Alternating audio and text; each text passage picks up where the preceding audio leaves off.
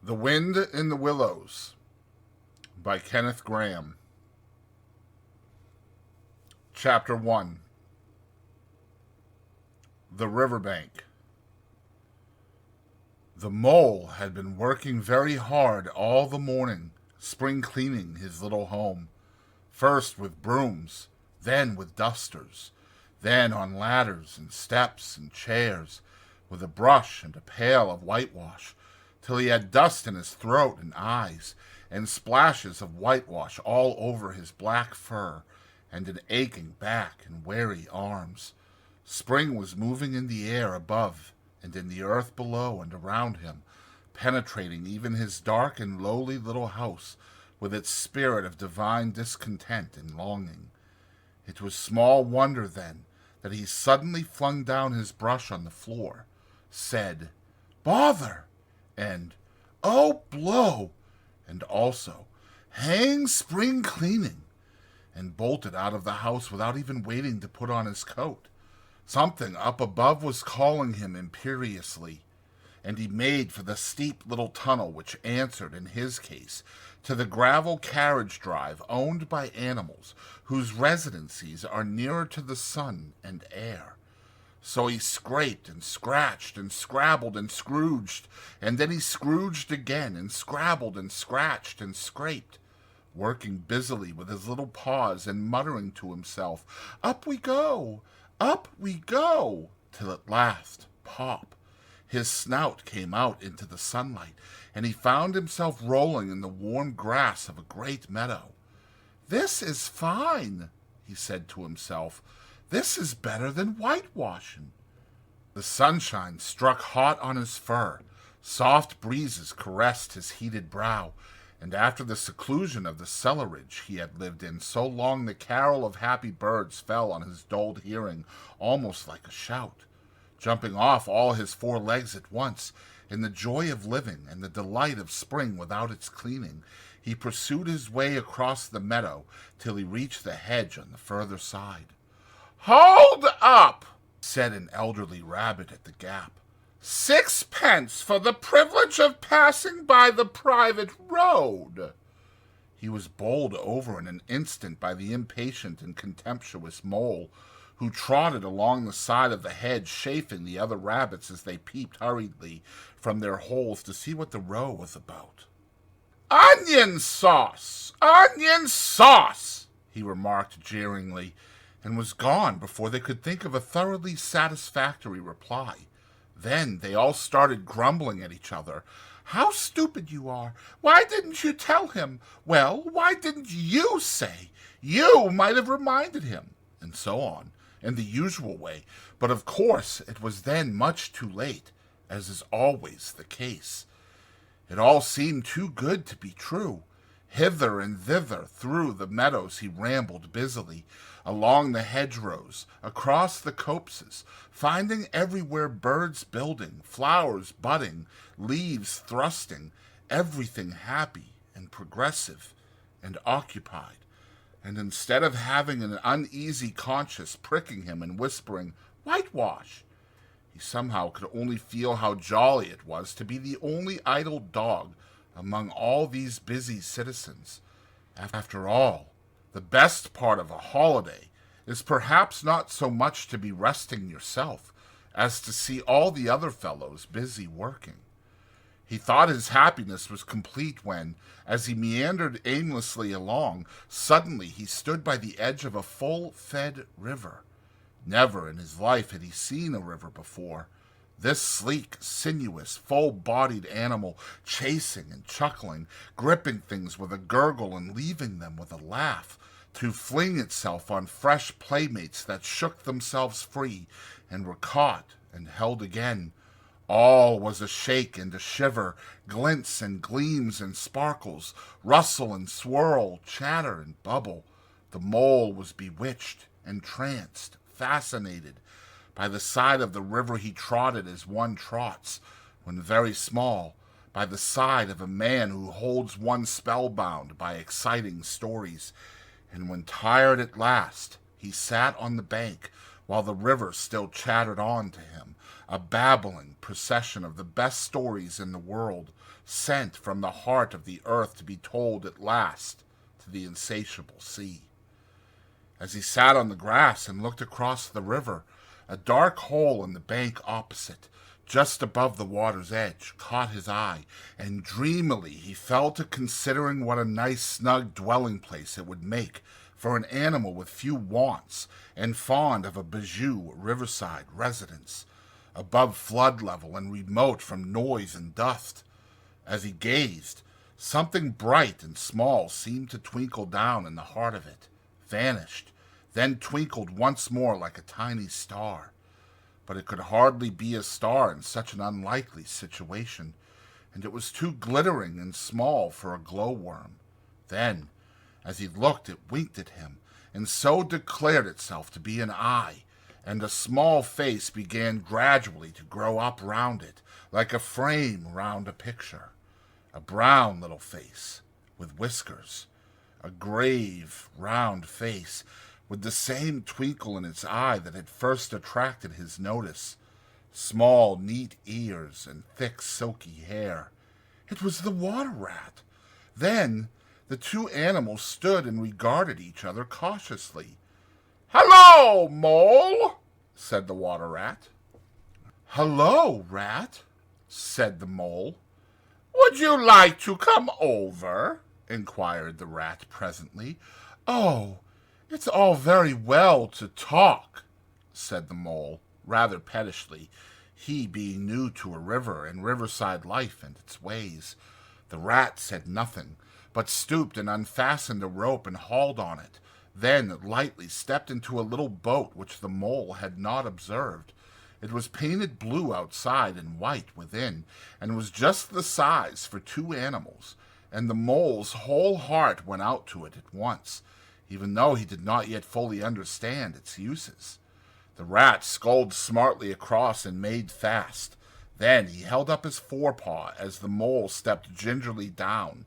"Lean on that," he said. "Now then, step lively." And the Mole, to his surprise and rapture, found himself actually seated in the stern of a real boat. "This has been a wonderful day," said he, as the rat shoved off and took to the sculls again. "Do you know, I've never been in a boat before in all my life." "What?" cried the rat, open-mouthed. "Never been in a... You never? Well, what have you been doing then?" "Is it so nice as all that?" asked the Mole shyly, though he was quite prepared to believe it as he leaned back in his seat and surveyed the cushions, the oars, the rowlocks, and all the fascinating fittings, and felt the boat sway lightly under him. "Nice? It's the only thing," said the water rat solemnly, as he leant forward for his stroke. "Believe me, my young friend, there is nothing, absolutely nothing, half so much worth doing as simply messing about in boats. Simply messing," he went on dreamily. "Messing about in boats. Messing." "Look ahead, Rat!" cried the Mole suddenly. It was too late. The boat struck the bank full tilt. The dreamer, the joyous oarsman, lay on his back at the bottom of the boat, his heels in the air. "About in boats, or with boats," the rat went on composedly, picking himself up with a pleasant laugh. "In or out of 'em, it doesn't matter. Nothing seems really to matter. That's the charm of it. Whether you get away or whether you don't, whether you arrive at your destination or whether you reach somewhere else, or whether you never get anywhere at all, you're always busy, and you never do anything in particular. And when you've done it, there's always something else to do. And you could do it if you like, but you'd much better not. Look here, if you've really nothing else on hand this morning, supposing we drop down the river together and have a long day of it."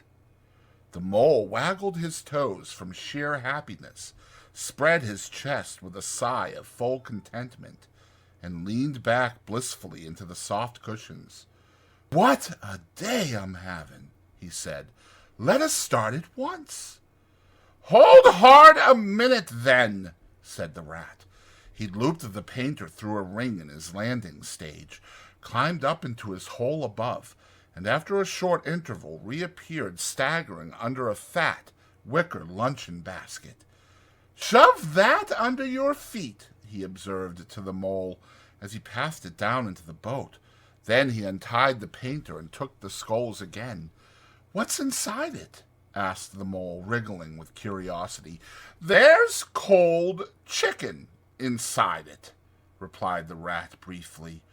"Cold tongue, cold ham, cold beef, pickled gherkins, salad, French rolls, cress sandwiches, potted meat, ginger beer, lemonade, soda water." "Oh, stop, stop," cried the mole in ecstasies. "This is too much." "Do you really think so?" inquired the rat seriously. "It's only what I always take on these little excursions, and the other animals are always telling me that I'm a mean beast and cut it very fine."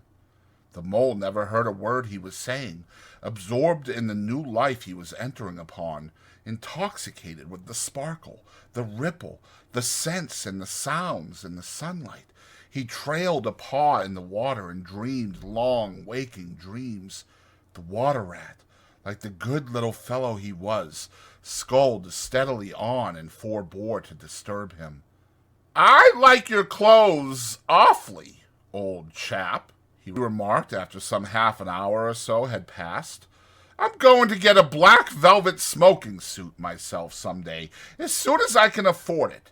"I beg your pardon," said the mole, pulling himself together with an effort. "You must think me very rude, but all this is so new to me. So this is a river?" "The river," corrected the rat. "And you really live by the river? What a jolly life!" "By it, and with it, and on it, and in it," said the rat.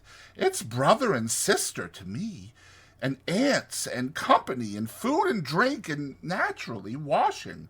It's my world, and I don't want any other. What it hasn't got is not worth having, and what it doesn't know is not worth knowing.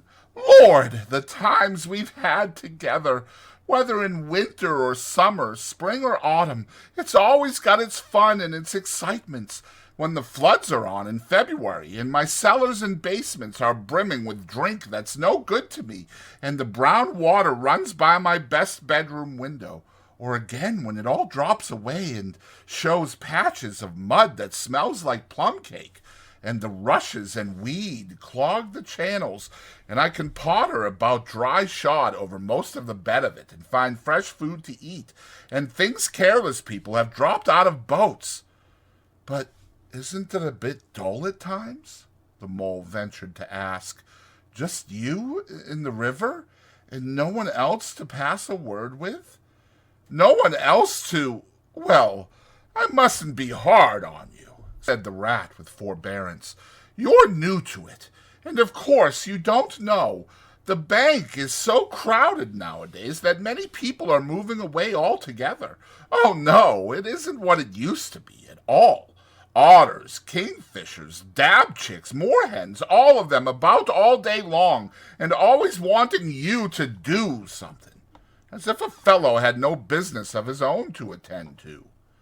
"What lies over there?" asked the mole, waving a paw towards a background of woodland that darkly framed the water meadows on one side of the river. "That? Oh, that's just the wildwood," said the rat shortly. "We don't go there very much, we river bankers." Aren't they very nice people in there?" said the mole, a trifle nervously. "Well," replied the rat, "let me see. The squirrels are all right, and the rabbits, some of them, but rabbits are a mixed lot. And then there's Badger, of course. He lives right in the heart of it. Wouldn't live anywhere else either if you paid him to do it. Dear old Badger! Nobody interferes with him.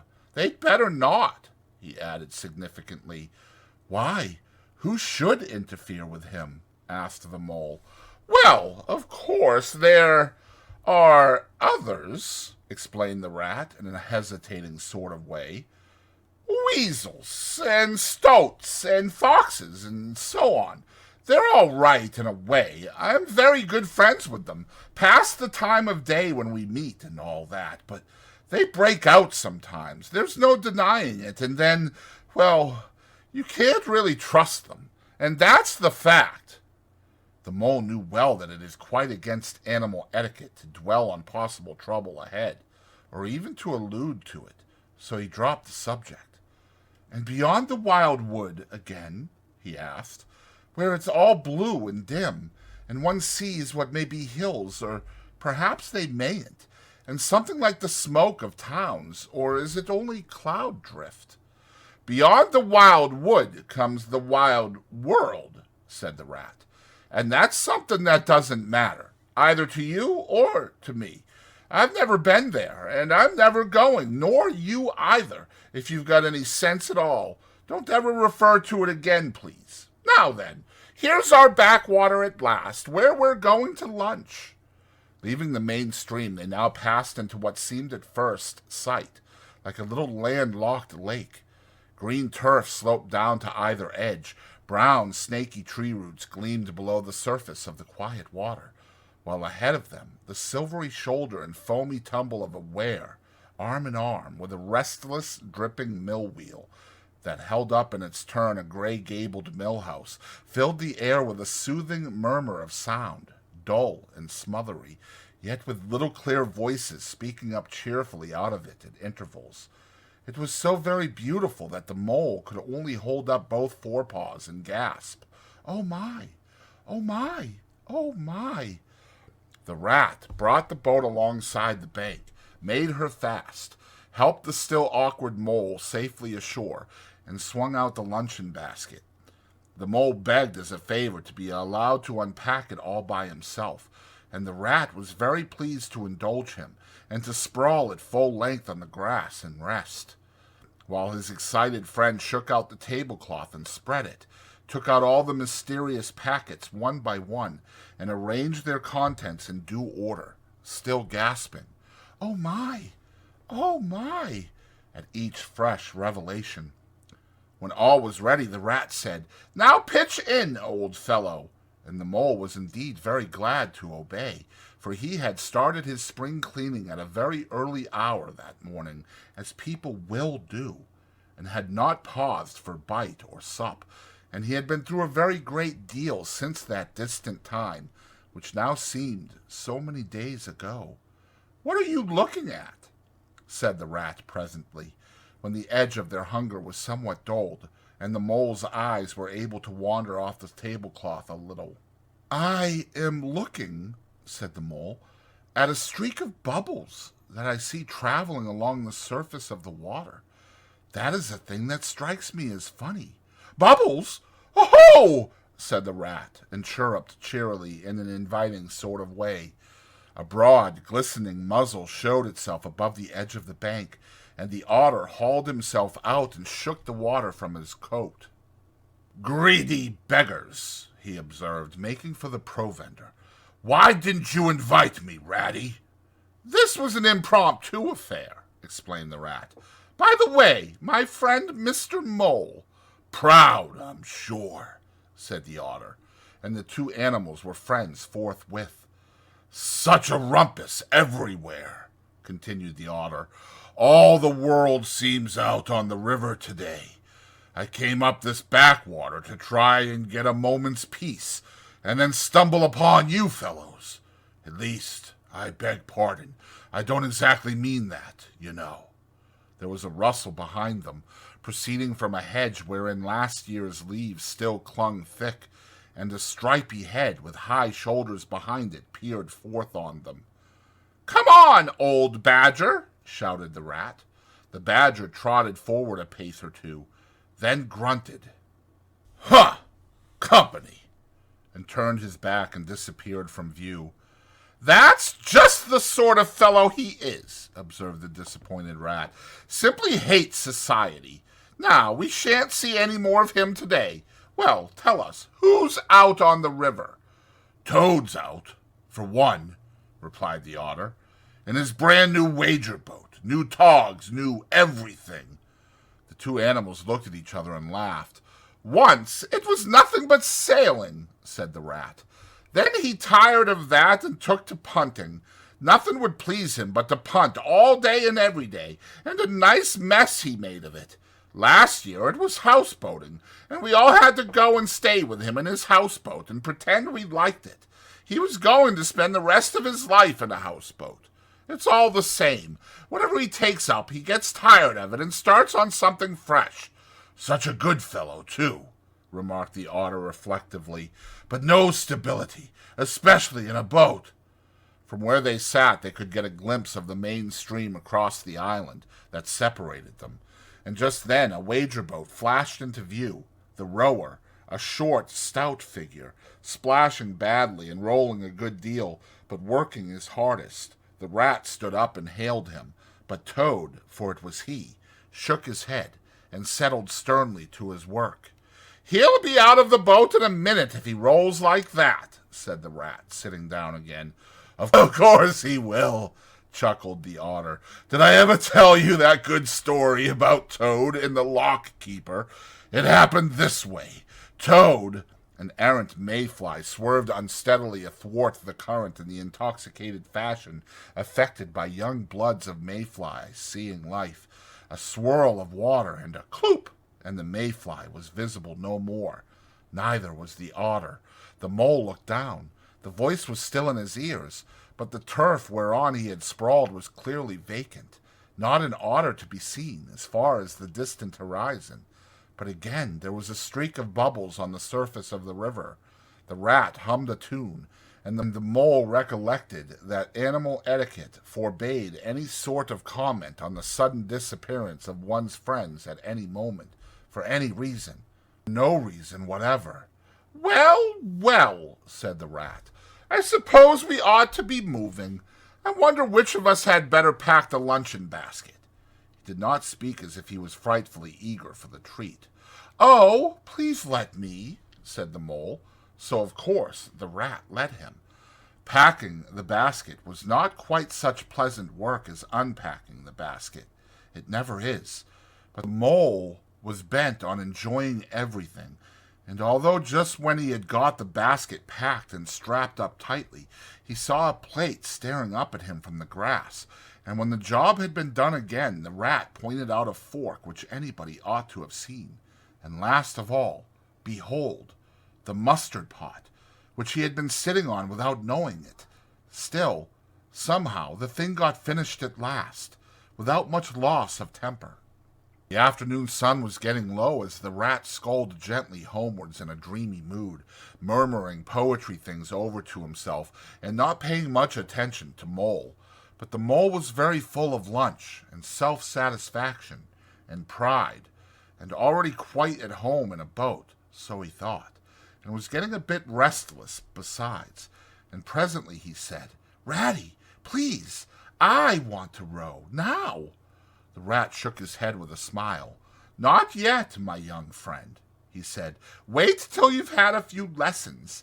It's not so easy as it looks.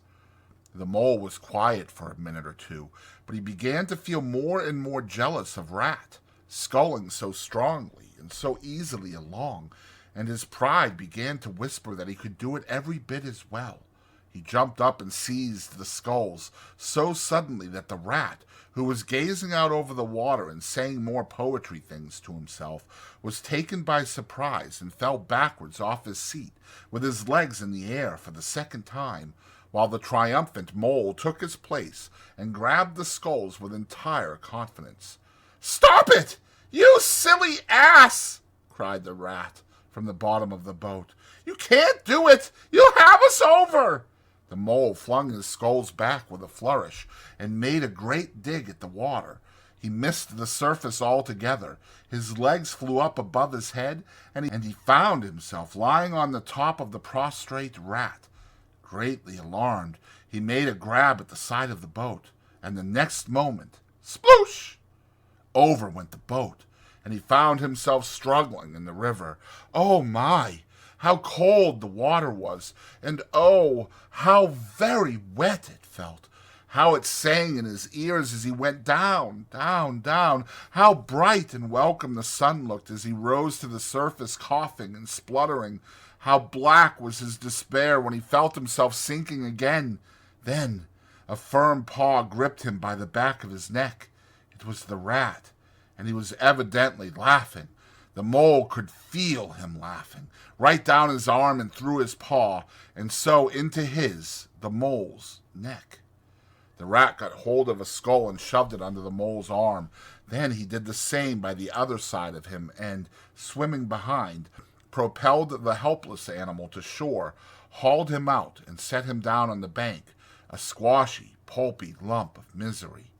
When the rat had rubbed him down a bit and wrung some of the wet out of him, he said, "Now then, old fellow, trot up and down the towing path as hard as you can, till you're warm and dry again, while I dive for the luncheon basket."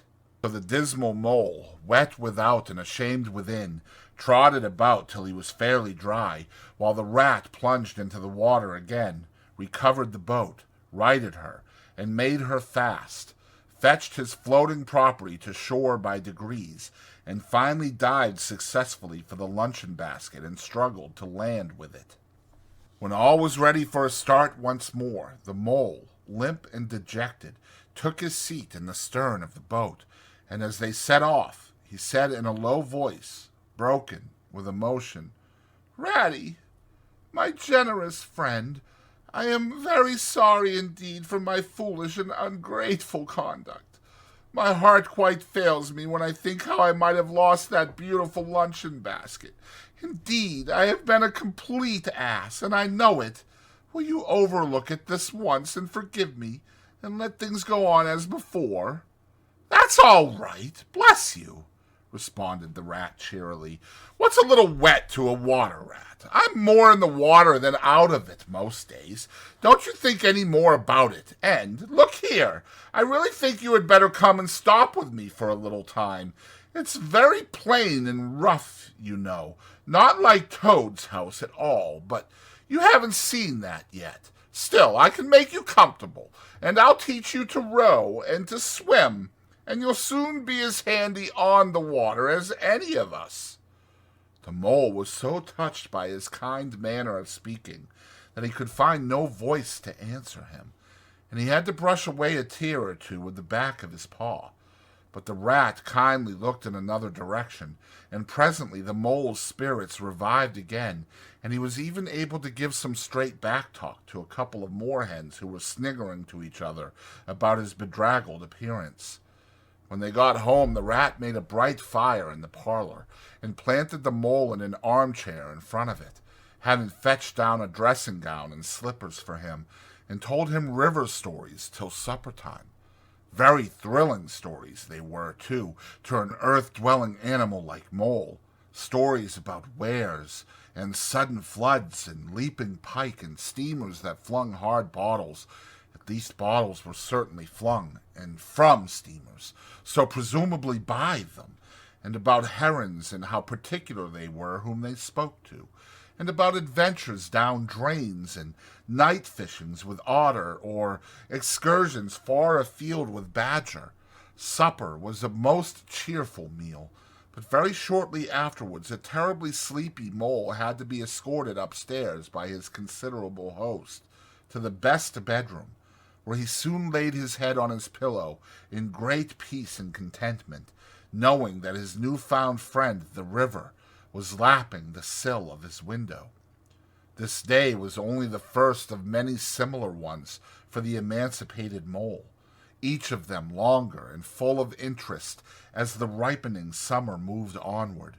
He learnt to swim and to row, and entered into the joy of running water, and with his ear to the reed stems he caught, at intervals, something of what the wind went whispering so constantly among them. Chapter 2. The Open Road. "Ratty," said the mole suddenly, one bright summer morning, "if you please, I want to ask you a favor." The rat was sitting on the riverbank singing a little song. He had just composed it himself, so he was very taken up with it, and would not pay proper attention to Mole or anything else.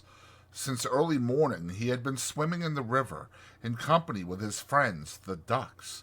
And when the ducks stood on their heads suddenly, as ducks will, he would dive down and tickle their necks, just under where their chins would be if ducks had chins, till they were forced to come to the surface again in a hurry, spluttering and angry and shaking their feathers at him, for it is impossible to say quite all you feel when your head is under water.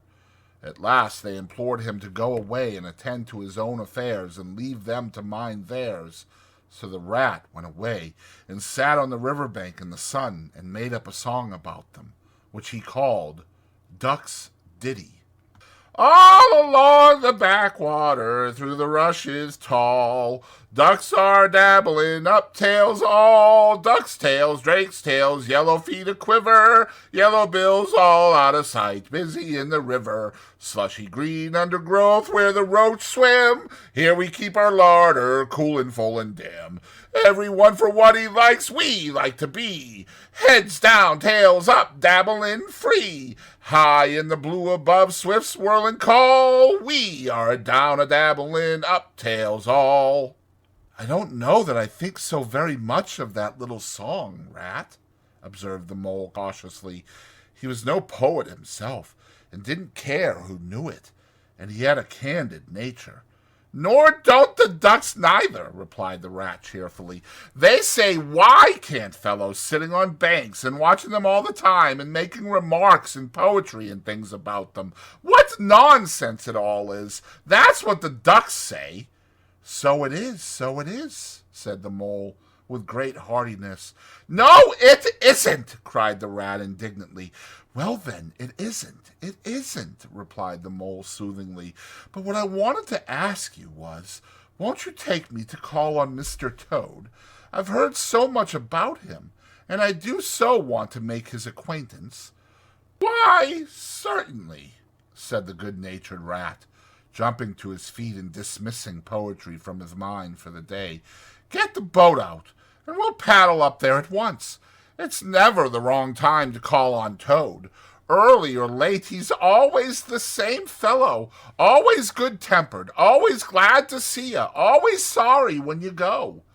He must be a very nice animal, observed the Mole as he got into the boat and took the sculls, while the rat settled himself comfortably in the stern. He is indeed the best of animals, replied Rat. So simple, so good-natured, and so affectionate. Perhaps he's not very clever. We can't all be geniuses, and it may be that he is both boastful and conceited, but he has got some great qualities, has Toady. Rounding a bend in the river, they came in sight of a handsome, dignified old house of mellowed red brick, with well-kept lawns reaching down to the water's edge. There's Toad Hall, said the rat. And that creek on the left where the notice board says private, no landing allowed, leads to his boathouse, where we'll leave the boat. The stables are over there to the right. That's the banqueting hall you're looking at now. Very old, that is. Toad is rather rich, you know, and this is really one of the nicest houses in these parts, though we never admit as much to Toad. They glided up the creek, and the Mole shipped his sculls as they passed into the shadow of a large boathouse. Here they saw many handsome boats, slung from the crossbeams or hauled up on a slip, but none in the water, and the place had an unused and a deserted air. The rat looked around him. I understand, said he.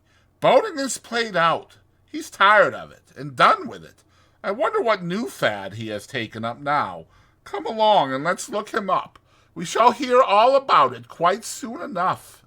They disembarked and strolled across the gay flower-decked lawns in search of Toad, whom they presently happened upon resting in a wicker garden chair, with a preoccupied expression of face, and a large map spread out on his knees. Hooray! He cried, jumping up on seeing them. This is splendid! He shook the paws of both of them warmly, never waiting for an introduction to the mole. "How kind of you," he went on, dancing round them. "I was just going to send a boat down the river for you, Ratty, with strict orders that you were to be fetched up here at once. Whatever you were doing, I want you badly, both of you. Now what will you take? Come inside and have something. You don't know how lucky it is you're turning up just now." "Let's sit quiet a bit today," said the rat, throwing himself into an easy chair, while the mole took another by the side of him and made some civil remark about Toad's delightful residence. "Finest house on the whole river," cried Toad boisterously. "Or anywhere else, for that matter," he could not help adding. Here the rat nudged the mole. Unfortunately, the toad saw him do it, and turned very red. There was a moment's painful silence. Then Toad burst out laughing. "Oh, right, Ratty," he said. "It's only my way, you know. And it's not such a very bad house, is it? You know, you rather like it yourself. Now look here. Let's be sensible. You are the very animals I wanted. You've got to help me. It's most important." "It's about your rowing, I suppose," said the rat with an innocent air. "You're getting on fairly well, though you splash a good bit still. With a great deal of patience and any quantity of coaching, you may—" "Oh, pooh, boating," interrupted the toad in great disgust. "Silly, boyish amusement. I've given that up long ago. Sheer waste of time. That's what it is. It makes me downright sorry to see you fellows, who ought to know better, spending all your energies in that aimless manner. No, I've discovered the real thing, the only genuine occupation for a lifetime. I propose to devote the remainder of mine to it, and can only regret the wasted years that lie behind me, squandered in trivialities. Come with me, dear Ratty, and your amiable friend also, if he will be so very good, just as far as the stable yard, and you shall see what you shall see." He led the way to the stable yard accordingly, the rat following with a most mistrustful expression. And there, drawn out of the coach-house into the open, they saw a gypsy caravan, shining with newness, painted a canary yellow, picked out with green and red wheels. "There you are!" cried the toad, straddling and expanding himself. "There's real life for you, embodied in that little cart. The open road, the dusty highway, the heath, the common, the hedgerows, the rolling downs, camps, villages, towns, cities. Here today, up and off somewhere else tomorrow. Travel, change, interest, excitement. The whole world before you, and a horizon that's always changing. And mind! This is the very finest cart of its sort that was ever built, without any exception. Come inside and look at the arrangements. Planned them all myself, I did." The mole was tremendously interested and excited, and followed him eagerly up the steps and into the interior of the caravan. The rat only snorted and thrust his hands deep into his pockets, remaining where he was. It was indeed very compact and comfortable. Little sleeping bunks, a little table that folded up against the wall, a cooking stove, lockers, bookshelves, a bird cage with a bird in it, and pots, pans, jugs, and kettles of every size and variety. "All complete," said the toad triumphantly, pulling open a locker. "You see, biscuits, potted lobster, sardines, everything you could possibly want. Soda water here, baccy there, letter paper, bacon, jam, cards and dominoes you'll find," he continued, as they descended the steps again. "You'll find find that nothing whatever has been forgotten when we make our start this afternoon. I beg your pardon, said the rat slowly, as he chewed a straw. But did I overhear you say something about we, and start, and this afternoon? Now, you dear good old ratty, said Toad imploringly, don't begin talking in that stiff and sniffy sort of way, because you know you've got to come. I can't possibly manage without you, so please consider it settled, and don't argue. It's the one thing I can't stand. You surely don't mean to stick to your dull, fusty old river all your life, and just live in a hole in a bank and boat. I want to show you the world. I'm going to make an animal of you, my boy. I don't care, said the rat doggedly. I'm not coming, and that's flat, and I am going to stick to my old river, and live in a hole, and boat, as I've always done. And what's more, Mole's going to stick to me and do as I do, aren't you, Mole? Of course I am, said the Mole loyally. I'll always stick to you, Rat, and what you say is to be has got to be. All the same, it sounds as if it might have been, well, rather fun, you know, he added wistfully. Poor Mole. The life adventurous was so new a thing to him, and so thrilling, and this fresh aspect of it was so tempting, and he had fallen in love at first sight with the canary-colored cart and all its little fitments. Rat saw what was passing in his mind and wavered.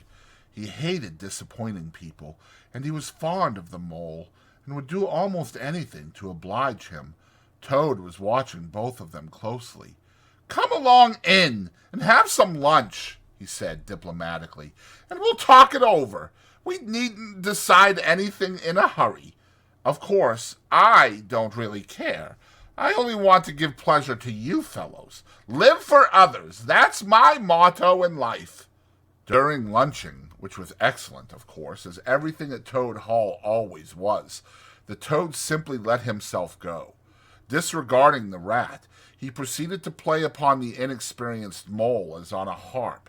Naturally a voluble animal, and always mastered by his imagination, he painted the prospects of the trip and the joys of the open life and the roadside in such glowing colors that the Mole could hardly sit in his chair for excitement. Somehow, it soon seemed taken for granted by all three of them that the trip was a settled thing, and the rat, though still unconvinced in his mind, allowed his good nature to override his personal objections. He could not bear to disappoint his two friends, who were already deep in schemes and anticipations, planning out each day's separate occupation for several weeks ahead. When they were quite ready, the now triumphant Toad led his companions to the paddock and set them to capture the old gray horse, who, without having been consulted, and to his own extreme annoyance, had been told off by Toad for the dustiest job in this dusty expedition. He frankly preferred the paddock, and took a deal of catchin'. Meantime, Toad packed the lockers still tighter with necessaries, and hung nose-bags, nets of onions, bundles of hay, and baskets from the bottom of the cart. At last the horse was caught and harnessed, and they set off, all talking at once, each animal either trudging by the side of the cart or sitting on the shaft, as the humor took him. It was a golden afternoon. The smell of the dust they kicked up was rich and satisfying. Out of thick orchards on either side the road, birds called and whistled to them cheerily. Good-natured wayfarers, passing them, gave them good day or stopped to say nice things about their beautiful cart. And rabbits, sitting at their front doors in the hedgerows, held up their forepaws and said, "Oh my, oh my, oh my." Late in the evening, tired and happy and miles from home, they drew up on a remote common far from habitations, turned the horse loose to graze, and ate their simple supper sitting on the grass by the side of the cart. Toad talked big about all he was going to do in the days to come, while stars grew fuller and larger all around them, and a yellow moon, appearing suddenly and silently from nowhere in particular, came to keep them company and listen to their talk. At last they turned into their little bunks in the cart, and Toad, kicking out his legs sleepily, said, "Well, good night, you fellows. This is the real life for a gentleman. Talk about your old river." "I don't talk about my river," replied the patient rat. "You know I don't, Toad, but I think about it," he added pathetically in a lower tone. "I think about it all the time." The mole reached out from under his blanket, felt for the rat's paw in the darkness, and gave it a squeeze. "I'll do whatever you like, Ratty," he whispered. "Shall we run away tomorrow morning, quite early, very early, and go back to our dear old hole on the river?" "No, no, we'll see it out," whispered back the rat. "Thanks awfully, but I ought to stick by Toad till this trip is ended. It wouldn't be safe for him to be left to himself. It won't take very long. His fads never do. Good night." The end was indeed nearer than even the rat suspected. After so much open air and excitement, the Toad slept very soundly, and no amount of shaking could rouse him out of bed next morning. So the mole and rat turned to, quietly and manfully, and while the rat saw to the horse and lit a fire and cleaned last night's cups and platters and got things ready for breakfast, the mole trudged off to the nearest village, a long way off, for milk and eggs and various necessaries the Toad had, of course, forgotten to provide. The hard work had all been done, and the two animals were resting, thoroughly exhausted, by the time Toad appeared on the scene, fresh and gay, remarking what a pleasant, easy life it was they were all leading now, after the cares and worries and fatigues of housekeeping at home. They had a pleasant ramble that day over grassy downs and along narrow by-lanes, and camped as before on a common, only this time the two guests took care that Toad should do his fair share of work. In consequence, when the time came for starting next morning, Toad was by no means so rapturous about the simplicity of the primitive life, and indeed attempted to resume his place in his bunk, whence he was hauled by force. Their way lay, as before, across country by narrow lanes, and it was not till the afternoon that they came out on the high road, their first high road, and there disaster, fleet and unforeseen, sprang out on them. This disaster momentous indeed to their expedition, but simply overwhelming in its effect on the after career of Toad. They were strolling along the high road easily, the mole by the horse's head, talking to him, since the horse had complained that he was being frightfully left out of it, and nobody considered him in the least. The Toad and the water rat walking behind the cart, talking together. At least Toad was talking, and Rat was saying at intervals, "Yes, precisely," and "What did you say to him?" and thinking all the time of something very different, when far behind them they heard a faint warning hum, like the drone of a distant bee. Glancing back, they saw a small cloud of dust with a dark center of energy advancing on them at incredible speed, while from out the dust a faint "poop, poop" wailed like an uneasy animal in pain.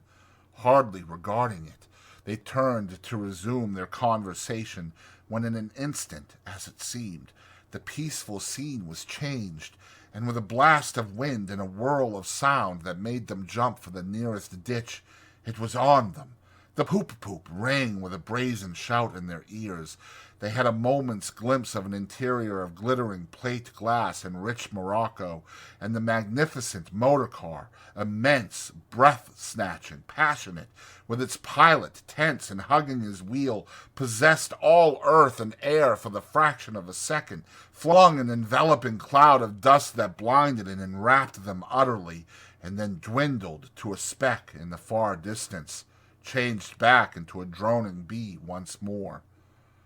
The old gray horse, dreaming, as he plodded along, of his quiet paddock in a new raw situation such as this, simply abandoned himself to his natural emotions, rearing, plunging, backing steadily in spite of all the mole's efforts at his head and all the mole's lively language directed at his better feelings. He drove the cart backwards towards the deep ditch at the side of the road.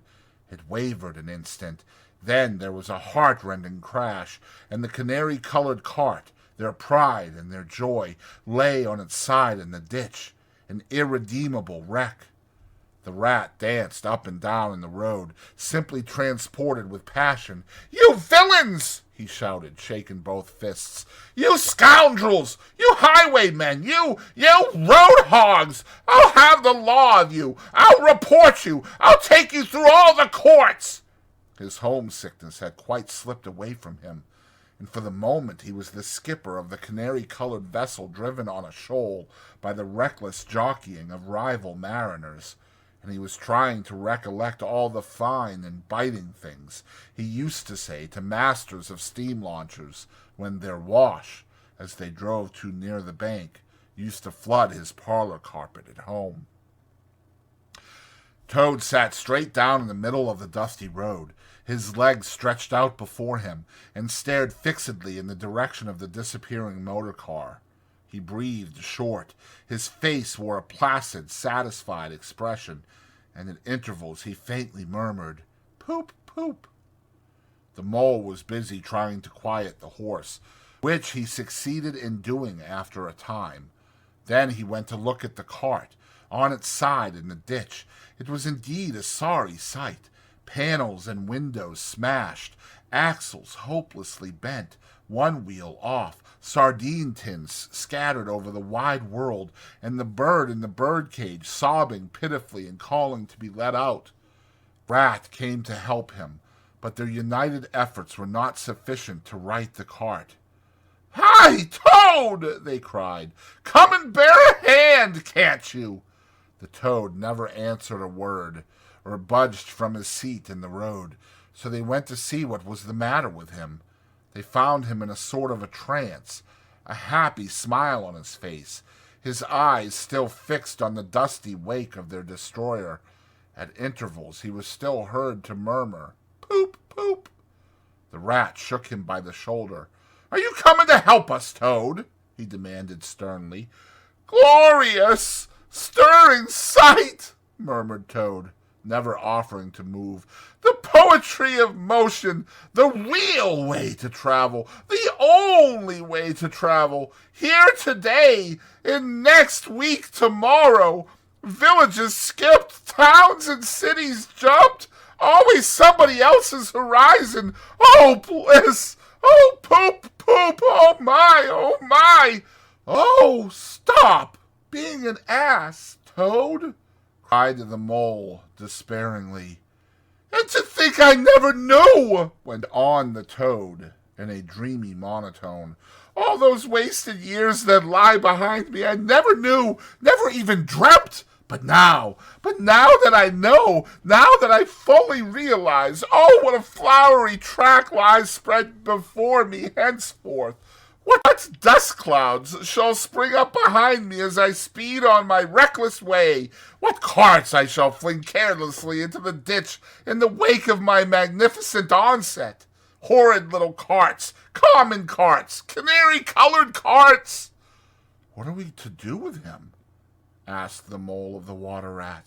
"Nothing at all," replied the rat firmly, "because there is really nothing to be done. You see, I know him from of old. He is now possessed. He has got a new craze, and it always takes him that way in its first stage. He'll continue like that for days now, like an animal walking in a happy dream, quite useless for all practical purposes. Never mind him. Let's go and see what there is to be done about the cart." A careful inspection showed them that, even if they succeeded in righting it by themselves, the cart would travel no longer. The axles were in a hopeless state, and the missing wheel was shattered into pieces. Rat knotted the horse's reins over his back and took him by the head, carrying the birdcage and its hysterical occupant in the other hand. "Come on," he said grimly to the mole. "It's 5 or 6 miles to the nearest town, and we shall just have to walk it. The sooner we make a start, the better." "But what about Toad?" asked the mole anxiously as they set off together. "We can't leave him here, sitting in the middle of the road by himself, in the distracted state he's in. It's not safe. Supposing another thing were to come along." "Oh, bother Toad," said the rat savagely. "I've done with him." They had not proceeded very far on their way, however, when there was a pattering of feet behind them, and Toad caught them up and thrust a paw inside the elbow of each of them, still breathing short and staring into vacancy. "Now look here, Toad," said the rat sharply. "As soon as we get to the town, you'll have to go straight to the police station and see if they know anything about that motor car and who it belongs to, and lodge a complaint against it. And then you'll have to go to a blacksmith's or a wheelwright's and arrange for the cart to be fetched and mended and put to rights. It'll take time, but it's not quite a hopeless smash. Meanwhile, the mole and I will go to an inn and find comfortable rooms where we can stay till the cart's ready, until your nerves have recovered their shock." "Police station? Complaint?" murmured Toad dreamily. "Me complain of that that heavenly vision that has been vouchsafed me? Mend the cart? I've done with carts forever. I never want to see the cart or to hear of it again. Oh, Ratty, you can't think how obliged I am to you for consenting to come on this trip. I wouldn't have gone without you, and then I might never have seen that swan, that sunbeam, that thunderbolt. I might never have heard that entrancing sound or smelt that bewitching smell. I owe it all to you, my best of friends." The rat turned from him in despair. "You see what it is," he said to the mole, addressing him across Toad's head. "He's quite hopeless. I give it up. When we get to the town, we'll go to the railway station, and with luck we may pick up a train there that'll get us back to Riverbank tonight. And if ever you catch me going a-pleasuring with this provoking animal again," he snorted, and during the rest of that weary trudge addressed his remarks exclusively to Mole. On reaching the town, they went straight to the station and deposited Toad in the second-class waiting room, giving a porter 2 pence to keep a strict eye on him. They then left the horse at an inn stable and gave what directions they could about the cart and its contents. Eventually, a slow train having landed them at a station not very far from Toad Hall, they escorted the spellbound, sleepwalking Toad to his door, put him inside it, and instructed his housekeeper to feed him, undress him, and put him to bed. Then they got out their boat from the boathouse, sculled down the river home, and at a very late hour sat down to supper in their own cozy riverside parlor, to the rat's great joy and contentment. The following evening the mole, who had risen late and taken things very easy all day, was sitting on the bank fishing, when the rat, who had been looking up his friends and gossiping, came strolling along to find him. "Heard the news?" he said. "There's nothing else being talked about all along the riverbank. Toad went up to town by an early train this morning, and he has ordered a large and very expensive motor car." Chapter 3. The Wild Wood. The mole had long wanted to make the acquaintance of the badger. He seemed, by all accounts, to be such an important personage and, though rarely visible, to make his unseen influence felt by everybody about the place. But whenever the mole mentioned his wish to the water rat, he always found himself put off. "It's all right," the rat would say. "Badger'll turn up some day or other. He's always turning up, and then I'll introduce you. The best of fellows, but you must not only take him as you find him, but when you find him." "Couldn't you ask him here dinner or something?" said the mole. "He wouldn't come," replied the rat simply. "Badger hates society, and invitations, and dinner, and all that sort of thing." "Well, then, supposing we go and call on him," suggested the mole.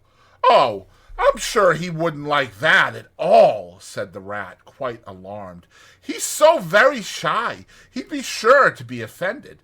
I've never even ventured to call on him at his own home myself, though I know him so well. Besides, we can't. It's quite out of the question, because he lives in the very middle of the wild wood."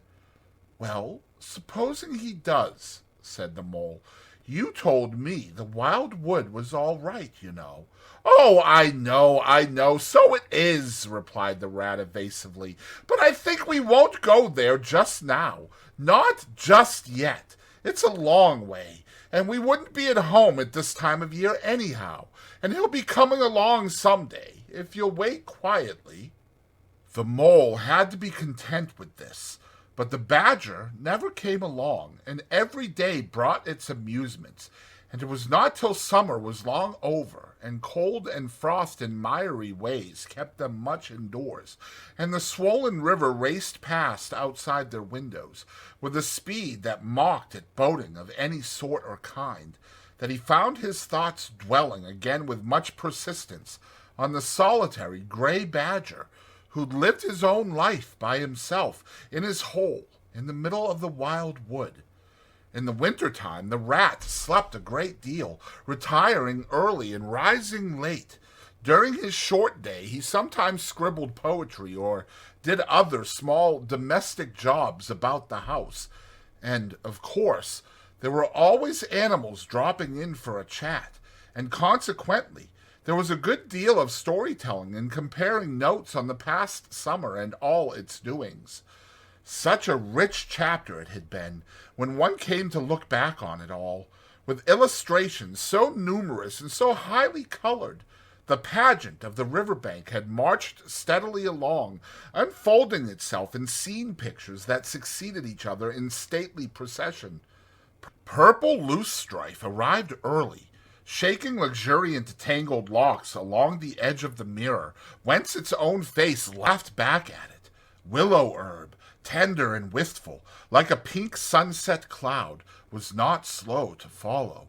Comfrey, the purple hand in hand with the white, crept forth to take its place in the line, and at last one morning the diffident and delaying Dog-Rose stepped delicately on the stage, and one knew, as if string music had announced it in stately chords that strayed into a gavotte, that June at last was here. One member of the company was still awaited, the shepherd boy for the nymphs to woo, the knight for whom the ladies waited at the window, the prince that was to kiss the sleeping summer back to life and love. But when Meadowsweet, debonair and odorous in amber jerkin, moved graciously to his place in the group, then the play was ready to begin.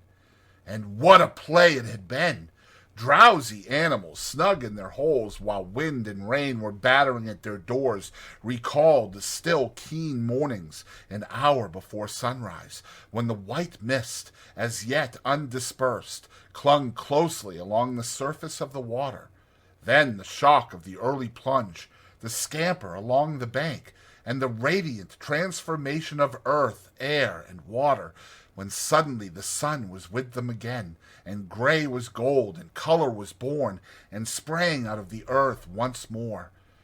They recalled the languorous siesta of hot midday, deep and green undergrowth, the sun striking through in tiny golden shafts and spots, the boating and bathing of the afternoon, the rambles along dusty lanes and through yellow cornfields, and the long, cool evening at last, when so many threads were gathered up, so many friendships rounded, and so many adventures planned for the morrow. There was plenty to talk about on those short winter days when the animals found themselves round the fire. Still, the mole had a good deal of spare time on his hands, and so one afternoon, when the rat in his armchair before the blaze was alternately dozing and trying over rhymes that wouldn't fit, he formed the resolution to go out by himself and explore the wild wood, and perhaps strike up an acquaintance with Mr. Badger. It was a cold, still afternoon, with a hard, steely sky overhead, when he slipped out of the warm parlor into the open air, The country lay bare and entirely leafless around him, and he thought that he had never seen so far and so intimately into the insides of things as on that winter day when nature was deep in her annual slumber and seemed to have kicked the clothes off. Copses, dells, quarries, and all hidden places, which had been mysterious mines for exploration in leafy summer, now exposed themselves and their secrets pathetically, and seemed to ask him to overlook their shabby poverty for a while, till they could riot in rich masquerade as before, and trick and entice him with the old deceptions. It was pitiful in a way, and yet cheering, even exhilarating.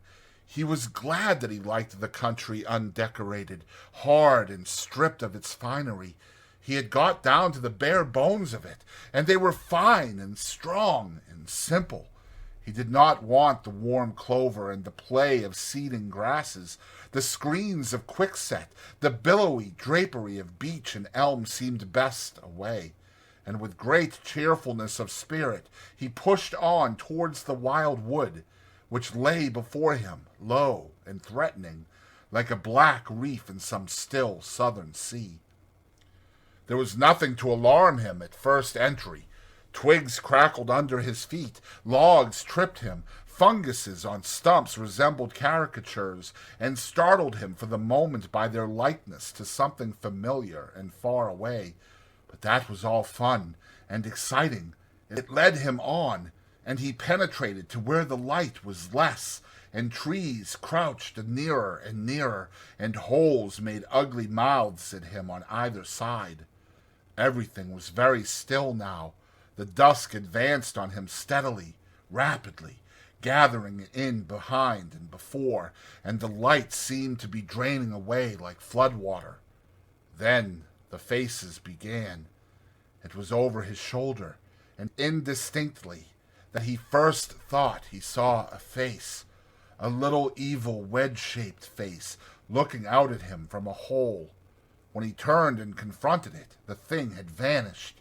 He quickened his pace, telling himself cheerfully not to begin imagining things, or there would be simply no end to it.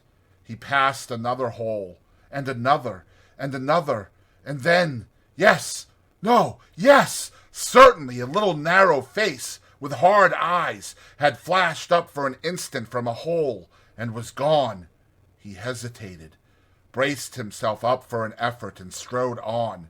Then suddenly, as if it had been so all the time, every hole, far and near, and there were hundreds of them, seemed to possess its face, coming and going rapidly, all fixing on him glances of malice and hatred, all hard-eyed and evil and sharp.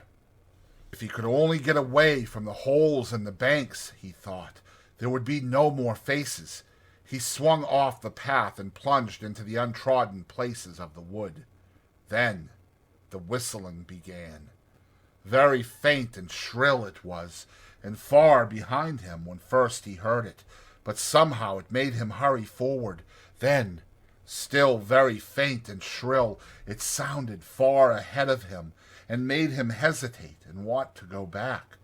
As he halted in indecision, it broke out on either side, and seemed to be caught up and passed on throughout the whole length of the wood to its farthest limit.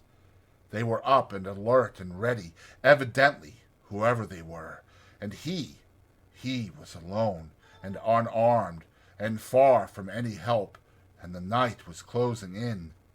Then the pattering began. He thought it was only falling leaves at first, so slight and delicate was the sound of it. Then, as it grew, it took a regular rhythm, and he knew it for nothing else but the pat, pat, pat of little feet, still a very long way off. Was it in front or behind? It seemed to be the first one, and then the other, then both. It grew and it multiplied, till from every quarter, as he listened anxiously, leaning this way and that, it seemed to be closing in on him. As he stood still to hearken, a rabbit came running hard towards him through the trees. He waited, expecting it to slacken pace, or to swerve from him into a different course. Instead, the animal almost brushed him as it dashed past, his face set and hard, his eyes staring. "Get out of this, you fool! Get out!" The mole heard him mutter as he swung round a stump and disappeared down a friendly burrow. The pattering increased, till it sounded like sudden hail on the dry leaf carpet spread round him. The whole wood seemed running now, running hard, hunting, chasing, closing in round something, or somebody. In panic he began to run too, aimlessly, he knew not whither. He ran up against things, he fell over things, and into things. He darted under things, and dodged round things. At last he took refuge in the deep, dark hollow of an old beech tree, which offered shelter, concealment, perhaps even safety, but who could tell? Anyhow, he was too tired to run any further, and could only snuggle down into the dry leaves which had drifted into the hollow, and hope he was safe for a time.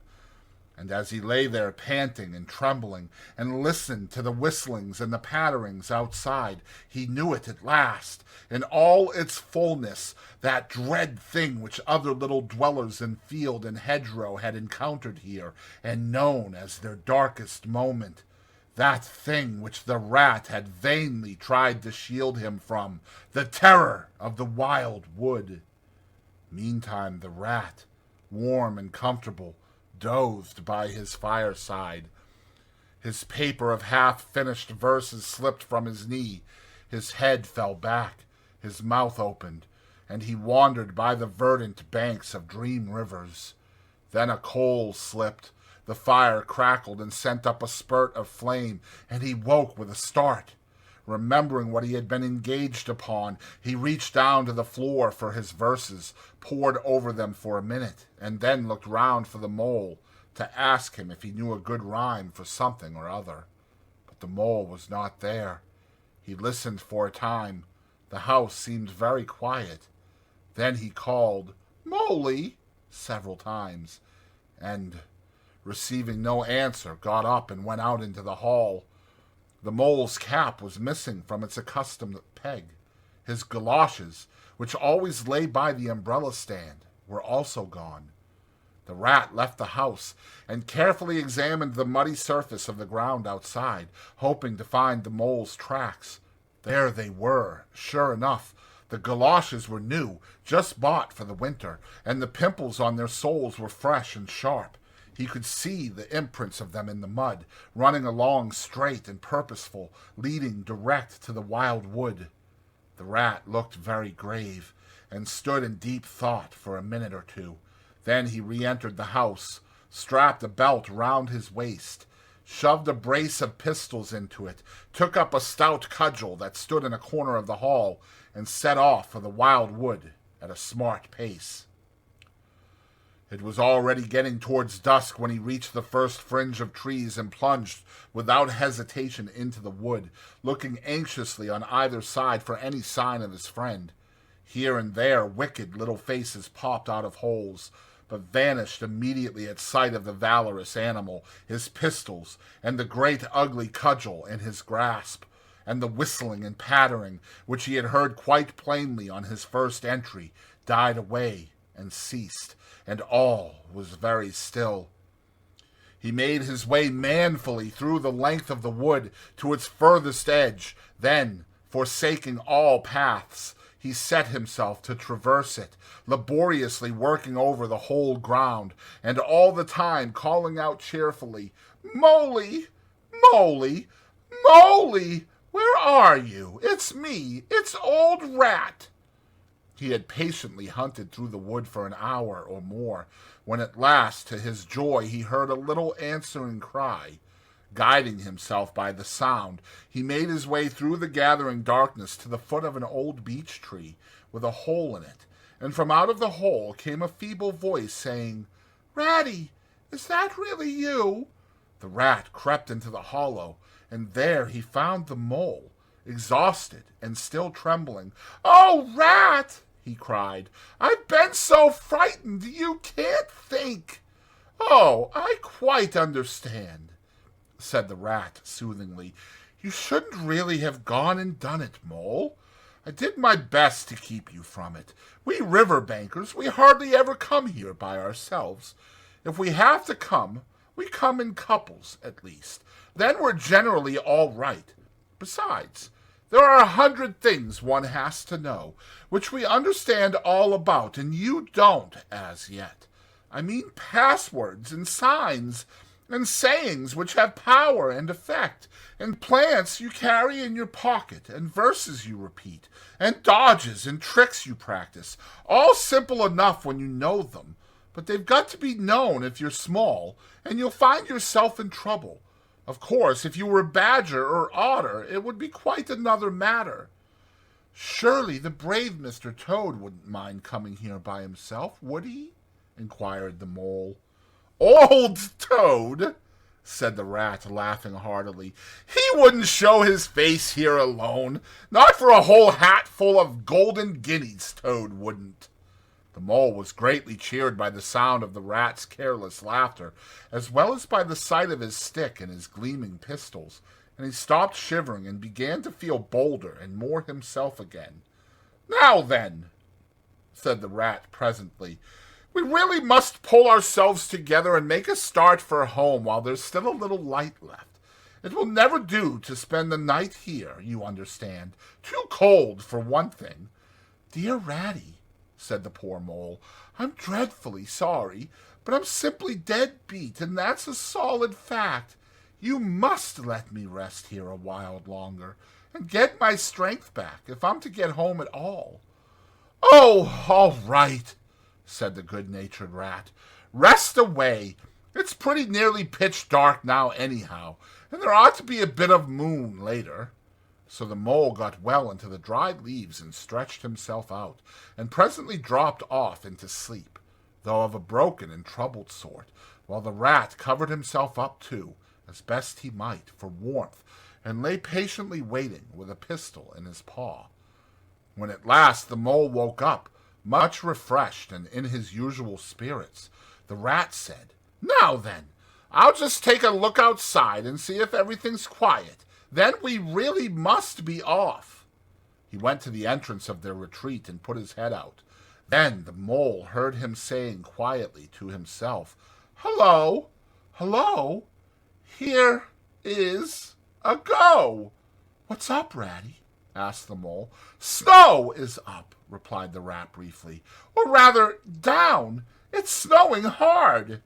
The mole came and crouched beside him, and looking out saw that the wood that had been so dreadful to him in quite a changed aspect, holes, hollows, pools, pitfalls, and other black menaces to the wayfarer were vanishing fast, and a gleaming carpet of fairy was springing up everywhere, that looked too delicate to be trodden upon by rough feet.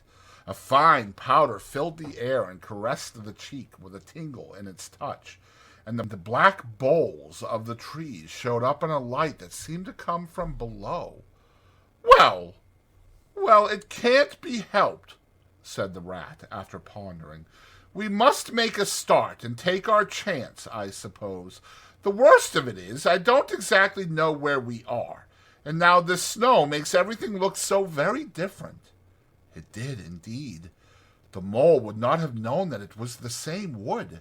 However, they set out bravely, and took the line that seemed most promising, holding on to each other and pretending with invincible cheerfulness that they recognized an old friend in every fresh tree that grimly and silently greeted them, or saw openings, gaps, or paths with a familiar turn in them, in the monotony of white space and black tree trunks that refused to vary. An hour or two later, they had lost all count of time. They pulled up, dispirited, weary, and hopelessly at sea, and sat down on a fallen tree trunk to recover their breath and consider what has to be done. They were aching with fatigue and bruised with tumbles. They had fallen into several holes and got wet through. The snow was getting so deep that they could hardly drag their little legs through it, and the trees were thicker and more like each other than ever. There seemed to be no end to this wood, and no beginning, and no difference in it, and worst of all, no way out. "We can't sit here very long," said the rat. We shall have to make another push for it and do something or other. The cold is too awful for anything, and the snow will soon be too deep for us to wade through." He peered about him and considered. "Look here," he went on. "This is what occurs to me.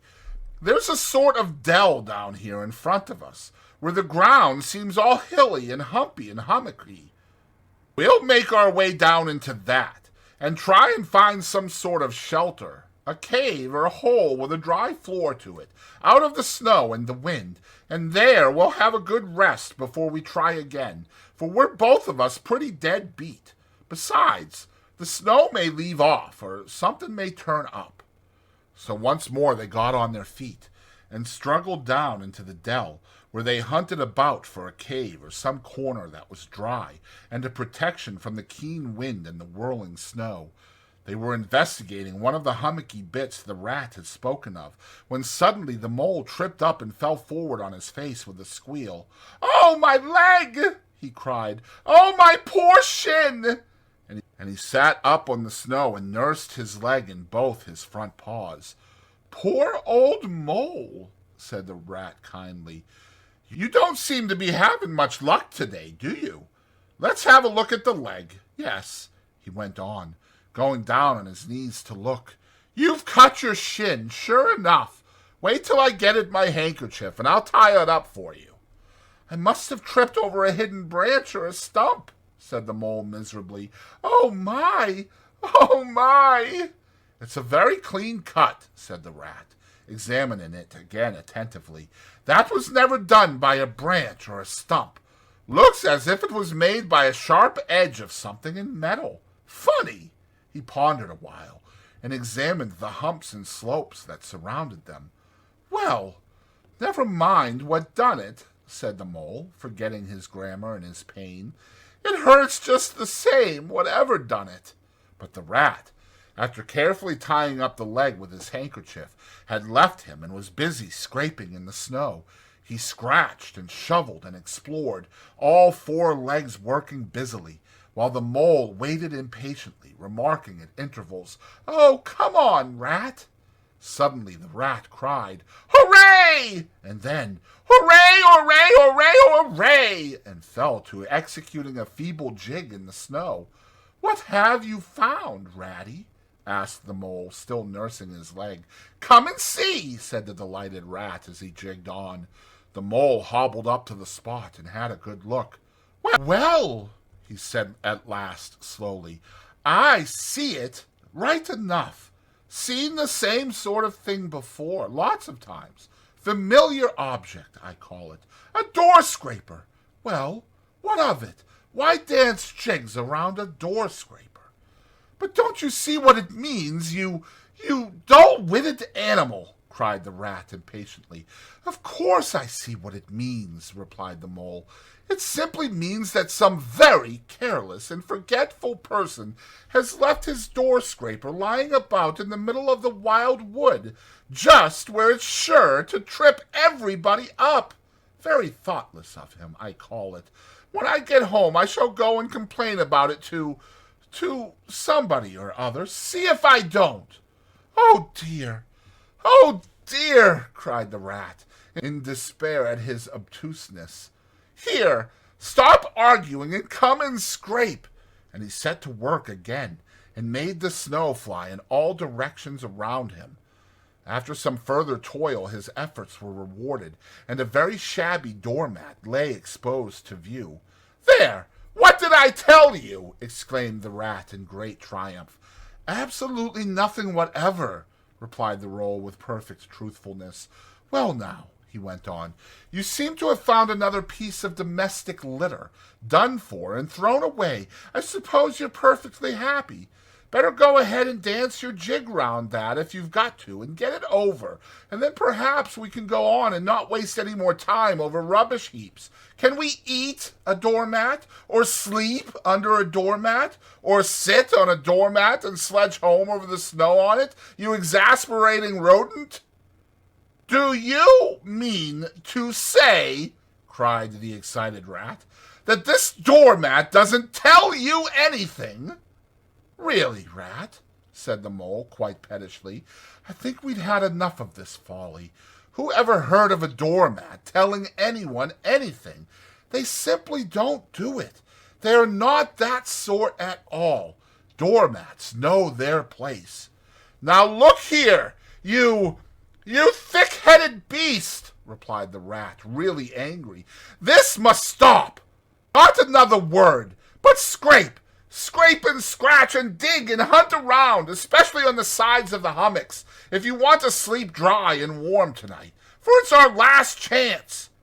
The rat attacked a snowbank beside him with ardor, probing with his cudgel everywhere and then digging with fury, and the mole scraped busily too, more to oblige the rat than for any other reason, for his opinion was that his friend was getting lightheaded. Some 10 minutes' hard work, and the point of the rat's cudgel struck something that sounded hollow. He worked till he could get a paw through and feel, then called the mole to come and help him. Hard at it went the two animals, till at last the result of their labors stood full in view of the astonished and hitherto incredulous mole. In the side of what seemed to be a snowbank stood a solid-looking little door, painted a dark green. An iron bell-pull hung by the side, and below it, on a small brass plate, neatly engraved in square capital letters, they could read by the aid of moonlight, "Mr. Badger." The mole fell backwards on the snow from sheer surprise and delight. "Rat!" he cried in penitence. "You're a wonder! A real wonder, that's what you are. I see it all now. You argued it out, step by step, in that wise head of yours, from the very moment that I fell and cut my shin, and you looked at the cut, and at once your majestic mind said to itself, 'Door scraper,' and then you turned to and found the very door scraper that done it. Did you stop there? No, and some people would have been quite satisfied, but not you. Your intellect went on working. 'Let me only just find a doormat,' says you to yourself, 'and my theory is proved.' And of course you found your doormat. You're so clever, I believe you could find anything you liked. 'Now,' says you, 'that door exists as plain as if I saw it. There's nothing else remains to be done but to find it.' Well, I've read about that sort of thing in books, but I've never come across it before in real life. You ought to go where you'll be properly appreciated. You're simply wasted here among us fellows. If I only had your head, Ratty." "But as you haven't," interrupted the rat, rather unkindly, "I suppose you're going to sit on the snow all night and talk. Get up at once and hang on to that bell-pull you see there, and ring hard, as hard as you can, while I hammer." While the rat attacked the door with his stick, the mole sprang up at the bell-pull, clutched it, and swung it there, both feet well off the ground, and from quite a long way off they could faintly hear a deep-toned bell respond. Chapter 4. Mr. Badger. They waited patiently for what seemed a very long time, stamping in the snow to keep their feet warm. At last they heard the sound of slow, shuffling footsteps approaching the door from the inside. It seemed, as the mole remarked to the rat, like someone walking in carpet slippers that were too large for him and down at heel, which was intelligent of Mole, because that was exactly what it was. There was the noise of a bolt shot back, and the door opened a few inches, enough to show a long snout and a pair of sleepy, blinking eyes. "Now, the very next time this happens," said a gruff and suspicious voice, "I shall be exceedingly angry. Who is it this time? Disturbing people on such a night. Speak up!" "Oh, Badger," cried the rat, "let us in, please. It's me, Rat, and my friend Mole, and we've lost our way in the snow." "What? Ratty, my dear little man!" exclaimed the Badger in quite a different voice. "Come along in, both of you at once. Why, you must be perished. Well, I never! Lost in the snow, and in the wild wood, too, and at this time of night. But come in with you." The two animals tumbled over each other in their eagerness to get inside, and heard the door shut behind them with great joy and relief. The badger, who wore a long dressing gown and whose slippers were indeed very down at heel, carried a flat candlestick in his paw, and had probably been on his way to bed when their summons sounded. He looked kindly down on them and patted both their heads. "This is not the sort of night for small animals to be out," he said paternally. "I'm afraid you've been up to some of your pranks again, Ratty. But come along, come into the kitchen. There's a first-rate fire there, and supper, and everything." He shuffled on in front of them, carrying the light, and they followed him, nudging each other in an anticipating sort of way, down a long, gloomy, and to tell the truth, decidedly shabby passage, into a sort of a central hall, out of which they could dimly see other long tunnel-like passages branching, passages mysterious and without apparent end. There were doors in the hall as well, stout, oaken, comfortable-looking doors. One of these the badger flung open, and at once they found themselves in all the glow and warmth of a large, fire-lit kitchen.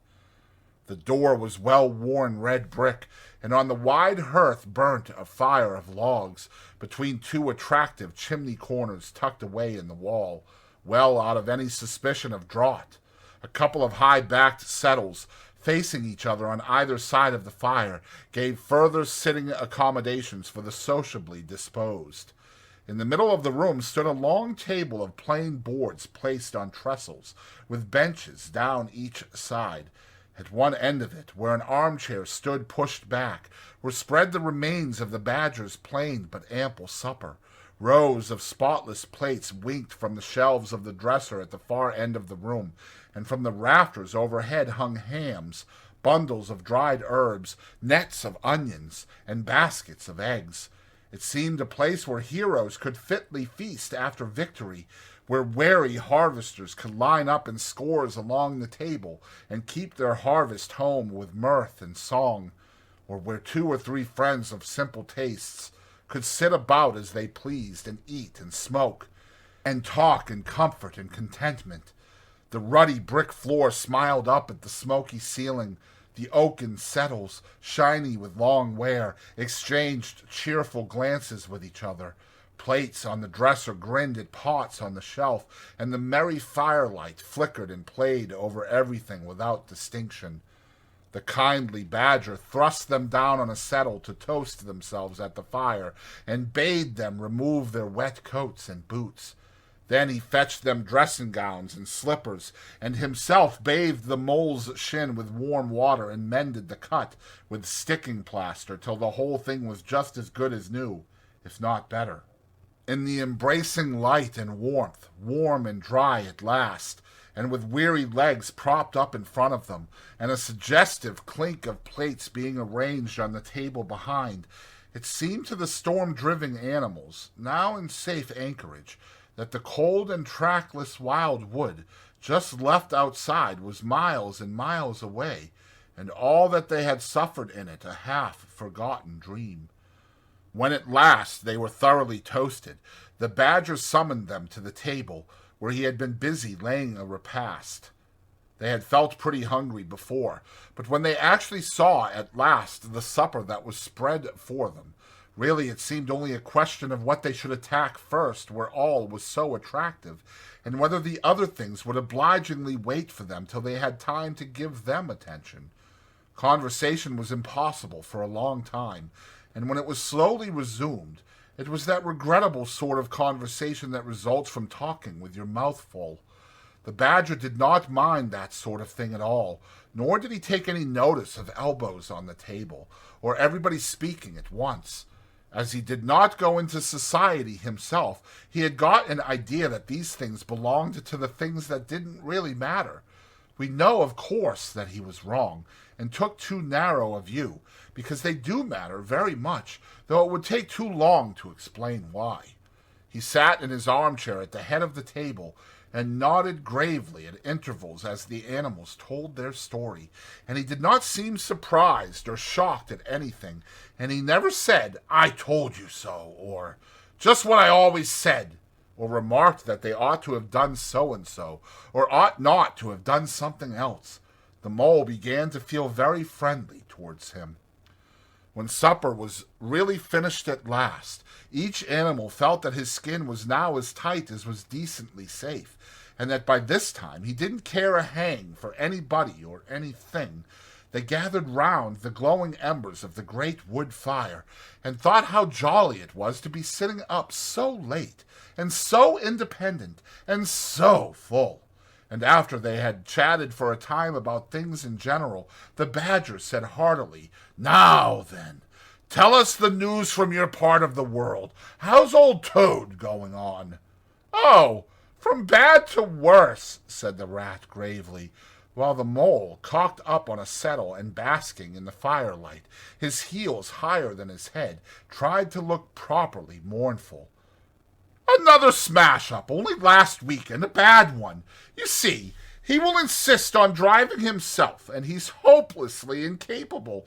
If he'd only employ a decent, steady, well-trained animal, pay him good wages, and leave everything to him, he'd get on all right. But no, he's convinced he's a heaven-born driver, and nobody can teach him anything, and all the rest follows." "How many has he had?" inquired the Badger gloomily. "Smashes or machines?" asked the Rat. "Oh, well, after all, it's the same thing with Toad. This is the 7th. As for the others, you know that coach house of his. Well, it's piled up, literally piled up to the roof, with fragments of motor cars, none of them bigger than your hat. That accounts for the other 6, so far as they can be accounted for." "He's been in the hospital 3 times, put in the Mole. "And as for the fines he's had to pay, it's simply awful to think of." "Yes, and that's part of the trouble," continued the Rat. "Toad's rich, we all know, but he's not a millionaire, and he's a hopelessly bad driver, and quite regardless of law and order. Killed or ruined, it's got to be one of the 2 things, sooner or later. Badger, we're his friends. Aren't we to do something?" The Badger went through a bit of hard thinking. "Now look here," he said at last, rather severely.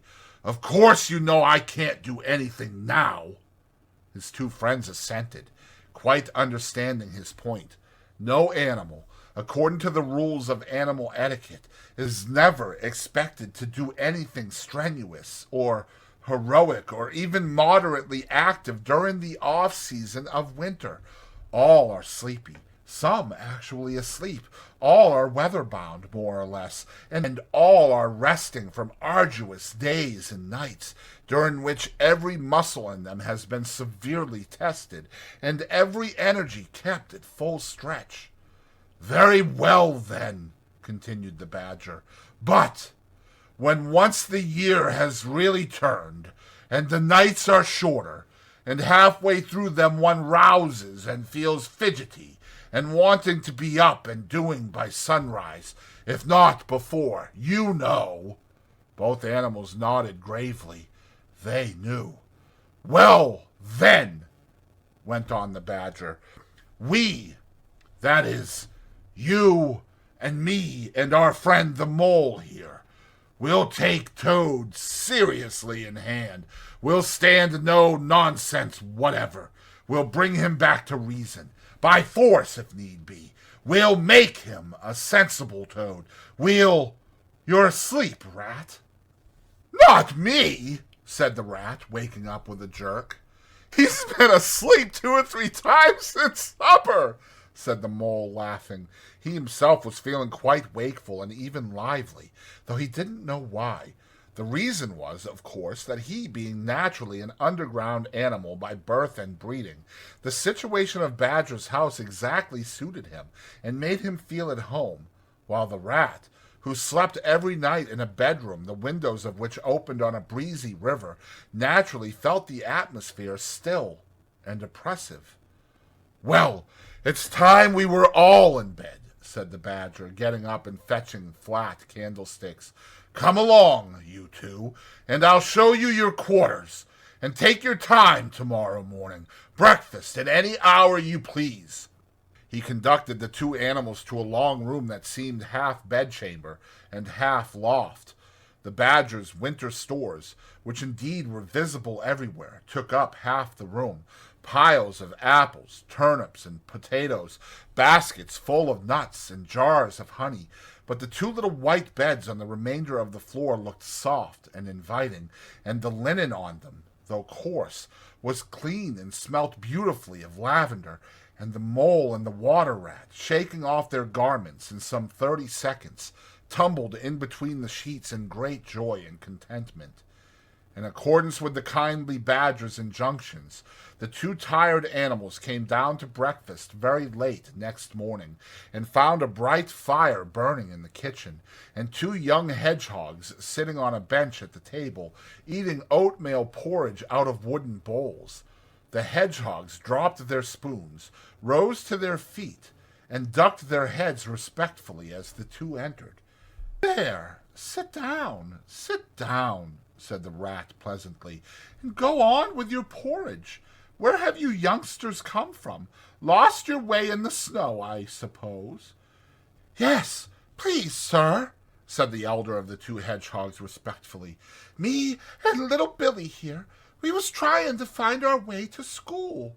Mother would have us go, was the weather ever so, and of course we lost ourselves, sir, and Billy he got frightened and took and cried, being young and faint-hearted, and at last we happened up against Mr. Badger's back door, and made so bold as to knock, sir, for Mr. Badger, he's a kind-hearted gentleman, as everyone knows." "I understand," said the rat, cutting himself some rashers from a side of bacon, while the mole dropped some eggs into a saucepan. "And what's the weather like outside? You needn't sir me quite so much," he added. "Oh, terrible bad, sir, terrible deep the snow is," said the hedgehog. "No getting out for the likes of you gentlemen today." "Where's Mr. Badger?" inquired the mole as he warmed the coffee pot before the fire. "The master's gone into his study, sir," replied the hedgehog, "and he said as how he was going to be particular busy this morning, and on no account was he to be disturbed." This explanation, of course, was thoroughly understood by everyone present. The fact is, as already set forth, when you live a life of intense activity for 6 months in the year, and of comparative or actual somnolence for the other 6, during the latter period you cannot be continually pleading sleepiness when there are people about or things to be done. The excuse gets monotonous. The animals well knew that Badger, having eaten a hearty breakfast, had retired to his study and settled himself into an armchair, with his legs up on another and a red cotton handkerchief over his face, and was being busy in the usual way at this time of the year. The front doorbell clanged loudly, and the rat, who was very greasy with buttered toast, sent Billy, the smaller hedgehog, to see who it might be. There was a sound of much stamping in the hall, and presently Billy returned in front of the otter, who threw himself on the rat with an embrace and a shout of affectionate greeting. "Get off!" spluttered the rat with his mouth full. "Thought I should find you here all right," said the otter cheerfully. "They were all in a great state of alarm along Riverbank when I arrived this morning. Rat never been home all night, nor mole either. Something dreadful must have happened, they said, and the snow had covered up all your tracks, of course. But I knew that when people were in any fix, they mostly went to Badger, or else Badger got to know of it somehow. So I came straight off here, through the wild wood in the snow. My, it was fine, coming through the snow as the red sun was rising and showing against the black tree trunks. As you went along in the stillness, every now and then masses of snow slid off the branches suddenly with a flop, making you jump and run for cover. Snow castles and snow caverns had sprung up out of nowhere in the night, and snow bridges, terraces, ramparts. I could have stayed and played with them for hours. Here and there great branches had been torn away by the sheer weight of the snow, and robins perched and hopped on them in their perky, conceited way, just as if they had done it themselves. A ragged string of wild geese passed overhead, high on the gray sky, and a few rooks whirled over the trees, inspected and flapped off homewards with a disgusted expression, but I met no sensible being to ask the news of. About halfway across, I came on a rabbit sitting on a stump, cleaning his silly face with his paws. He was a pretty scared animal when I crept up behind him and placed a heavy forepaw on his shoulder. I had to cuff his head once or twice to get any sense out of it at all. At last I managed to extract from him that Mole had been seen in the wild wood last night by one of them. It was the talk of the burrows, he said, how Mole, Mr. Rat's particular friend, was in a bad fix, how he had lost his way, and they were up and out hunting, and were chivying him round and round. Then why didn't any of you do something, I asked. You mayn't be blessed with brains, but there are hundreds and hundreds of you, big, stout fellows, as fat as butter, and your burrows running in all directions, and you could have taken him in and made him safe and comfortable, or tried to at all events. What, us, he merely said, do something, us rabbits. So I cuffed him again and left him. There was nothing else to be done. At any rate, I had learnt something, and if I had had the luck to meet any of them, I'd have learnt something more, or they would. Weren't you at all, nervous? Asked the Mole, some of yesterday's terror coming back to him at the mention of the wild wood. Nervous? The Otter showed a gleaming set of strong white teeth as he laughed. I'd give 'em nerves if any of them tried anything on with me. Here, Mole, fry me some slices of ham, like the good little chap you are. I'm frightfully hungry, and I've got any amount to say to Ratty here. Haven't seen him for an age. So the good-natured Mole, having cut some slices of ham, set the hedgehogs to fry it, and returned to his own breakfast, while the Otter and the Rat, their heads together, eagerly talked river shop, which is long shop, and talk that is endless, running on like the babbling river itself. Plate of fried ham had just been cleared and sent back for more, when the Badger entered, yawning and rubbing his eyes, and greeted them all in his quiet, simple way, with kind enquiries for everyone. It must be getting on for lunching time, he remarked to the Otter. Better stop and have it with us. You must be hungry this cold morning. Rather, replied the Otter, winking at the Mole, the sight of these greedy young hedgehogs stuffing themselves with fried ham makes me feel positively famished. The hedgehogs, who were just beginning to feel hungry again after their porridge, and after working so hard at their frying, looked timidly up at Mr. Badger, but were too shy to say anything. Here, you two youngsters be off home to your mother, said the Badger kindly. I'll send someone with you to show you the way. You won't want any dinner today, I'll be bound. He gave them 6 pence apiece and a pat on the head, and they went off with much respectful swinging of caps and touching of forelocks. Presently they all sat down to luncheon together. The Mole found himself placed next to Mr. Badger, and, as the other two were still deep in river gossip from which nothing could divert them, he took the opportunity to tell Badger how comfortable and homelike it all felt to him. Once well underground, he said, you know exactly where you are. Nothing can happen to you, and nothing can get at you. You're entirely your own master, and you don't have to consult anybody or mind what they say. Things go on all the same overhead, and you let them. And don't bother about 'em. When you want to, up you go, and there the things are, waiting for you. The Badger simply beamed on him. That's exactly what I say, he replied. There's no security or peace and tranquility except underground. And then, if your ideas get larger and you want to expand, why, a dig and a scrape and there you are. If you feel your house is a bit too big, you stop up a hole or two, and there you are again. No builders, no tradesmen, no remarks passed on you by fellows looking over your wall, and above all, no weather. Look at Rat now. A couple of feet of floodwater, and he's got to move into hired lodgings. Uncomfortable, inconveniently situated, and horribly expensive. But supposing a fire breaks out? Where's Toad? Supposing tiles are blown off, or walls sink or crack, or windows get broken? Where's Toad? Supposing the rooms are draughty. I hate a draught myself. Where's Toad? No, up and out of doors is good enough to roam about and get one's living in, but underground to come back to at last, that's my idea of home. The Mole assented heartily, and the Badger in consequence got very friendly with him. When lunch is over, he said, I'll take you all round this little place of mine. I can see you'll appreciate it. You understand what domestic architecture ought to be, you do. After luncheon, accordingly, when the other two had settled themselves into the chimney corner and had started a heated argument on the subject of eels, the Badger lighted a lantern and bade the Mole follow him.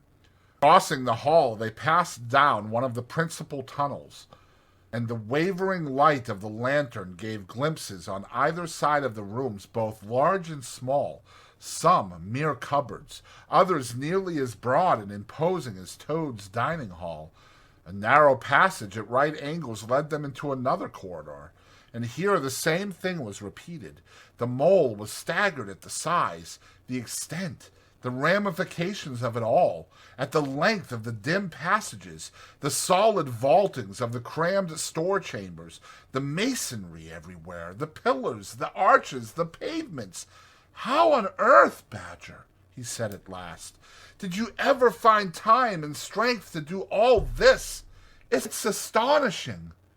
It would be astonishing indeed, said the Badger simply, if I had done it. But as a matter of fact, I did none of it, only cleaned out the passages and chambers as far as I had need of them. There's lots more of it, all round about. I see you don't understand, and I must explain it to you.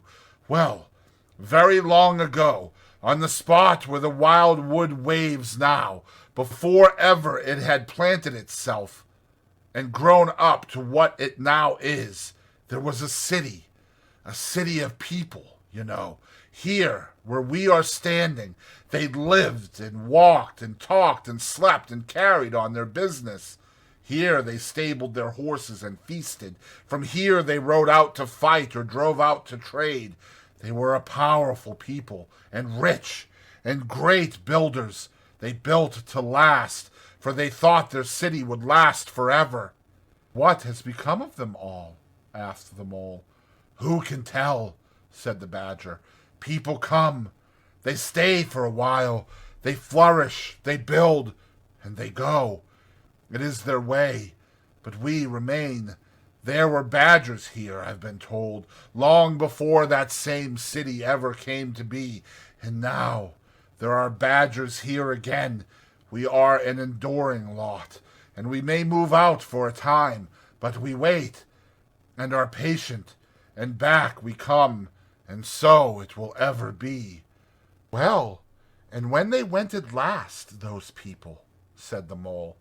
When they went, continued the Badger, the strong winds and persistent rains took the matter in hand, patiently, ceaselessly, year after year. Perhaps we Badgers, too, in our small way, helped a little. Who knows? It was all down, down, down, gradually, ruin and leveling and disappearance. Then it was all up, up, up, gradually, as seeds grew to saplings, and saplings to forest trees, and bramble and fern came creeping in to help. Leaf mold rose and obliterated. Streams in their winter freshets brought sand and soil to clog and to cover. And in course of time our home was ready for us again, and we moved in. Up above us, on the surface, the same thing happened. Animals arrived, liked the look of the place, took up their quarters, settled down, spread, and flourished. They didn't bother themselves about the past. They never do. They're too busy. The place was a bit humpy and hillocky, naturally, and full of holes, but that was rather an advantage, and they don't bother about the future either. The future when perhaps the people will move in again, for a time, as may very well be. The wild wood is pretty well populated by now, with all the usual lot, good, bad, and indifferent. I name no names. It takes all sorts to make a world, but I fancy you know something about them yourself by this time. I do indeed, said the mole, with a slight shiver. Well, well, said the badger, patting him on the shoulder. It was your first experience of them, you see. They're not so bad, really, and we must all live and let live. But I'll pass the word around tomorrow, and I think you'll have no further trouble. Any friend of mine walks where he likes in this country, or I'll know the reason why. When they got back to the kitchen again, they found the rat walking up and down, very restless. The underground atmosphere was oppressing him and getting on his nerves, and he seemed really to be afraid that the river would run away if he wasn't there to look after it. So he had his overcoat on, and his pistols thrust into his belt again. "Come along, Mole," he said anxiously, as soon as he caught sight of them. "We must get off while it's daylight. Don't want to spend another night in the wild wood again." "You'll be all right, my fine fellow," said the otter. "I'm coming along with you, and I know every path blindfold, and if there's a head that needs to be punched, you can confidently rely upon me to punch it." "You really needn't fret, Ratty," added the badger placidly. "My passages run further than you think, and I've bolt holes to the edge of the wood in several directions, though I don't care for everybody to know about them. When you really have to go, you shall leave by one of my shortcuts. Meantime, make yourself easy and sit down again." Rat was nevertheless still anxious to be off and attend to his river, so the badger, taking up his lantern again, led the way along a damp and airless tunnel that wound and dipped, part hewn through solid rock, for a weary distance that seemed to be miles. Last, daylight began to show itself confusedly through tangled growth overhanging the mouth of the passage, and the badger, bidding them a hasty goodbye, pushed them hurriedly through the opening, made everything look as natural as possible again, with creepers, brushwood, and dead leaves, and retreated. Found themselves standing on the very edge of the wildwood, rocks and brambles and tree roots behind them, confusedly heaped and tangled. In front, a great space of quiet fields, hemmed by lines of hedges black on the snow, and far ahead, a glint of the familiar old river, while the wintry sun hung red and low on the horizon. The otter, as knowing all the paths, took charge of the party, and they trailed out on a beeline for a distant stile. Pausing there a moment and looking back, they saw the whole mass of the wild wood, dense, menacing, compact, grimly set in vast white surroundings. Simultaneously they turned and made swiftly for home, for firelight and the familiar things it played on, for the voice, sounding cheerily outside their window, of the river that they knew and trusted in all its moods, that never made them afraid with any amazement. As he hurried along, eagerly anticipating the moment when he would be at home again among the things he knew and liked, the mole saw clearly that he was an animal of tilled field and hedgerow, linked to the ploughed furrow, the frequented pasture, the lane of evening lingerings, the cultivated garden plot. For others, the asperities, the stubborn endurance, or the clash of actual conflict that went with nature in the rough, he must be wise, must keep to the pleasant places in which his lines were laid, and which held adventure enough, in their way, to last for a lifetime. Chapter 5. Dulce Donum. The sheep ran huddling together against the hurdles, blowing out thin nostrils and stamping with delicate forefeet, their heads thrown back and a light steam rising from the crowded sheep pen into the frosty air, as the two animals hastened by in high spirits, with much chatter and laughter. They were returning across country after a long day's outing with Otter, hunting and exploring on the wide uplands where certain streams tributary to their own river had their first small beginnings, and the shades of the short winter day were closing in on them, and they had still some distance to go. Plodding at random across the plough, they had heard the sheep and had made for them, and now, leading from the sheep pen, they found a beaten track that made walking a lighter business, and responded, moreover, to that small inquiring something which all animals carry inside them, saying unmistakably, "Yes, quite right. This leads home." "It looks as if we're coming to a village," said the mole somewhat dubiously, slackening his pace, as the track, that had in time become a path, and then had developed into a lane, now handed them over to the charge of a well-metalled road. The animals did not hold with villages, and their own highways, thickly frequented as they were, took an independent course, regardless of church, post office, or public house. "Oh, never mind," said the rat. "At this season of the year they're all safe indoors by this time, sitting round the fire, men, women, and children, dogs and cats and all. We shall slip through all right, without any bother or unpleasantness, and we can have a look at them through their windows if you like, and see what they're doing." The rapid nightfall of mid-December had quite beset the little village as they approached it on soft feet over a first thin fall of powdery snow. Little was visible but squares of a dusky orange-red on either side of the street, where the firelight or lamplight of each cottage overflowed through the casements into the dark world without.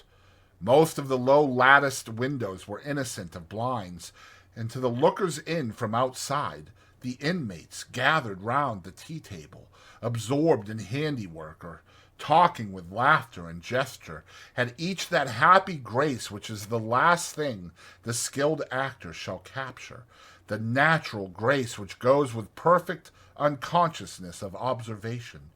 Moving at will from one theater to another, the two spectators, so far from home themselves, had something of wistfulness in their eyes as they watched a cat being stroked, a sleepy child picked up and huddled off to bed, or a tired man stretch and knock out his pipe on the end of a smoldering log. But it was from one little window, with its blind drawn down, a mere blank transparency on the night, that the sense of home and the little curtained world within walls, the larger, stressful world of outside nature shut out and forgotten, most pulsated. Close against the white blind hung a birdcage, clearly silhouetted, every wire, perch, and appurtenance distinct and recognizable, even to yesterday's dull-edged lump of sugar. On the middle perch the fluffy occupant, head tucked well into feathers, seemed so near to them as to be easily stroked had they tried, even the delicate tips of his plumped-out plumage penciled plainly on the illuminated screen.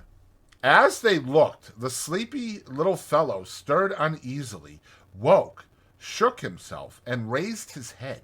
They could see the gape of his tiny beak as he yawned in a bored sort of way, looked round, and then settled his head into his back again, while the ruffled feathers gradually subsided into perfect stillness. Then a gust of bitter wind took them in the back of the neck. A small sting of frozen sleet on the skin woke them as from a dream, and they knew their toes to be cold and their legs tired, and their own home distant a weary way.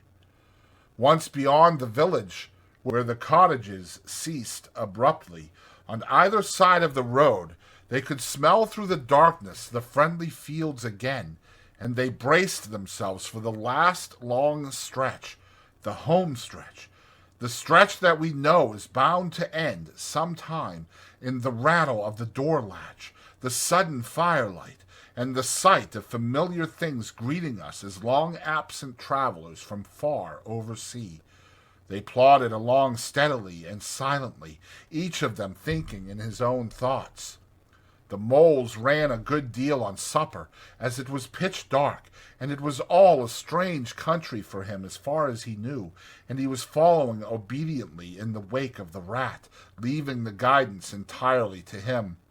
As for the rat, he was walking a little way ahead, as his habit was, his shoulders humped, his eyes fixed on the straight gray road in front of him, so he did not notice poor Mole, when suddenly the summons reached him and took him like an electric shock.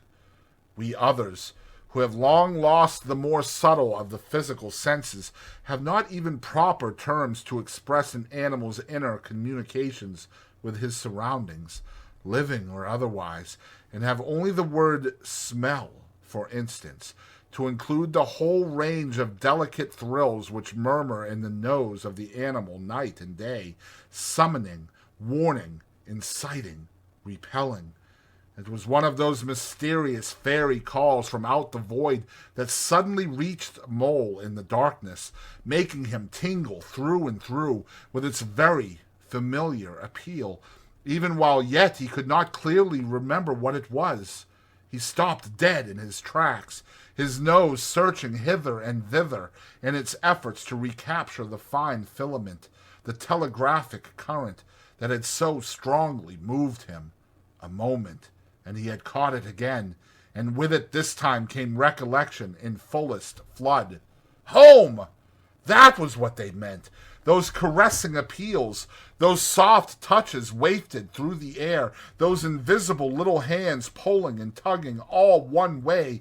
Why, it must be quite close by him at that moment, his old home that he had hurriedly forsaken and never sought again, that day when he first found the river. And now it was sending out its scouts and its messengers to capture him and bring him in. Since his escape on that bright morning he had hardly given it thought. So absorbed had he been in his new life, in all its pleasures, its surprises, its fresh and captivating experiences. Now, with a rush of old memories, how clearly it stood up before him in the darkness, shabby indeed, and small and poorly furnished, and yet his, the home he had made for himself, the home he had been so happy to get back to after his day's work.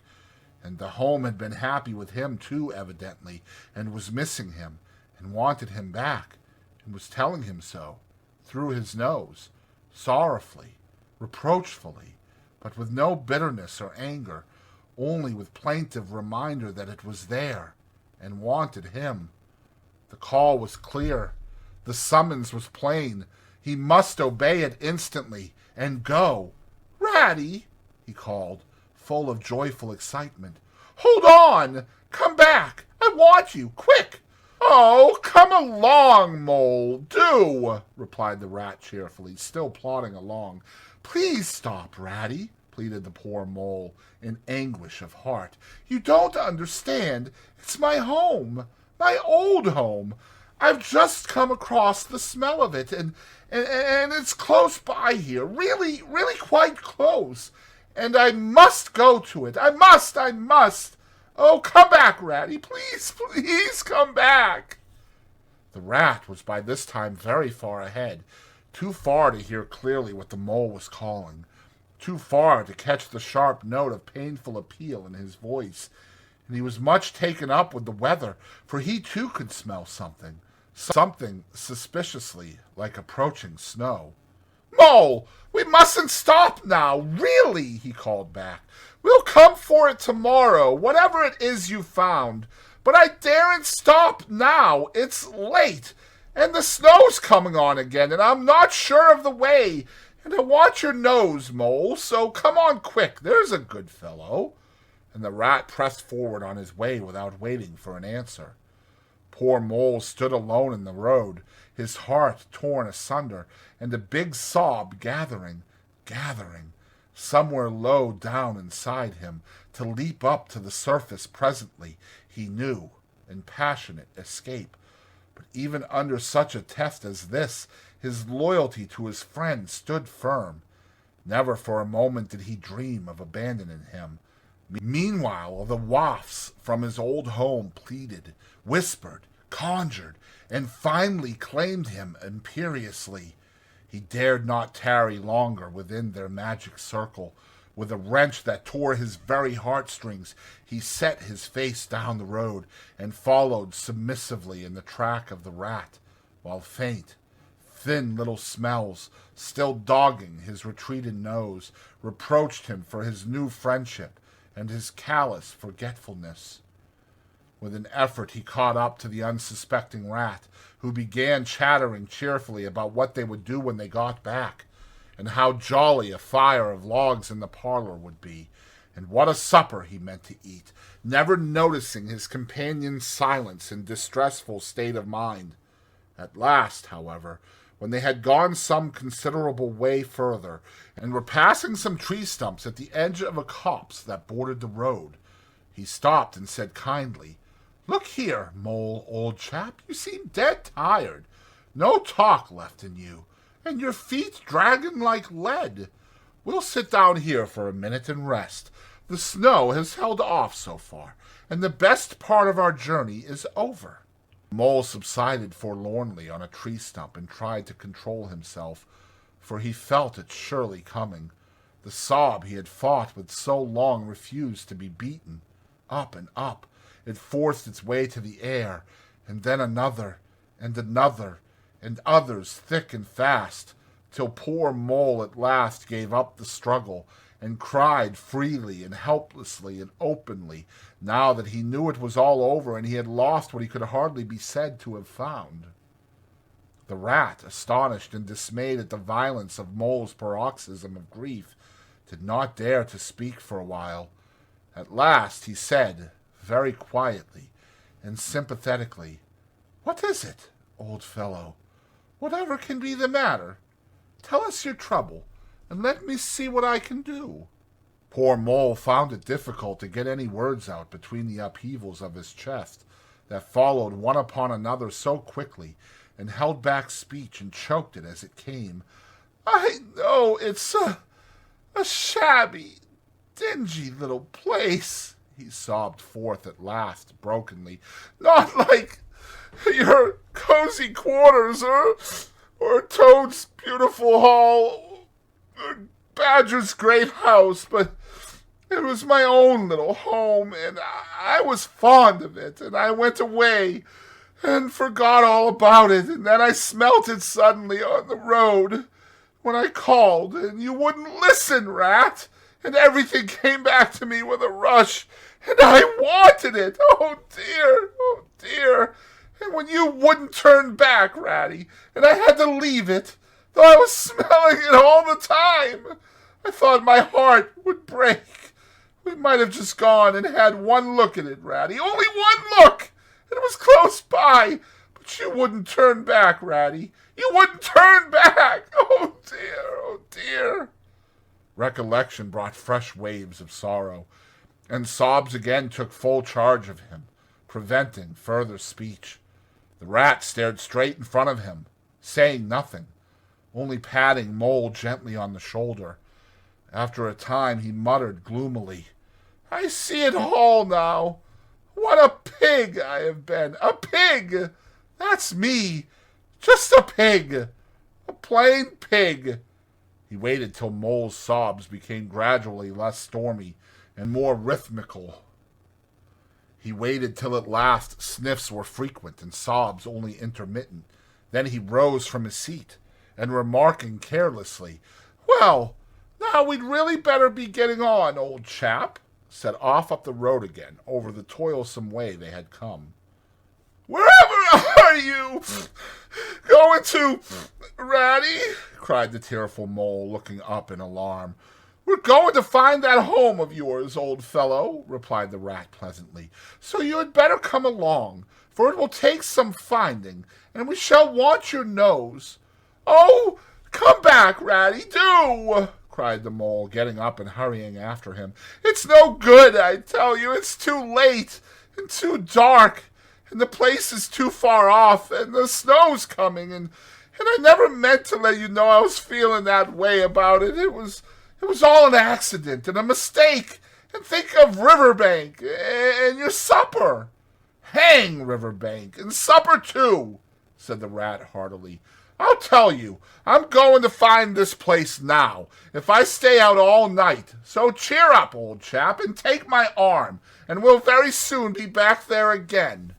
Still snuffling, pleading, and reluctant, Mole suffered himself to be dragged back along the road by his imperious companion, who by a flow of cheerful talk and anecdote endeavored to beguile his spirits back and make the weary way seem shorter.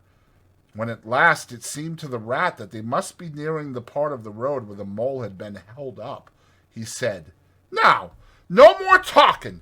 Business. Use your nose and give your mind to it. They moved on in silence for some little way, when suddenly the rat was conscious, through his arm that was linked in Mole's, of a faint sort of electric thrill that was passing down that animal's body. Instantly he disengaged himself, fell back a pace, and waited, all attention. The signals were coming through. Mole stood a moment rigid, while his uplifted nose, quivering slightly, felt the air. Then a short, quick run forward, a fault, a check, a try-back, and then a slow, steady, confident advance. The rat, much excited, kept close to his heels as the mole, with something of the air of a sleepwalker, crossed a dry ditch, scrambled through the hedge, and nosed his way over a field open and trackless and bare in the faint starlight. Suddenly, without giving warning, he dived, but the rat was on the alert and promptly followed him down the tunnel to which his unerring nose had faithfully led him.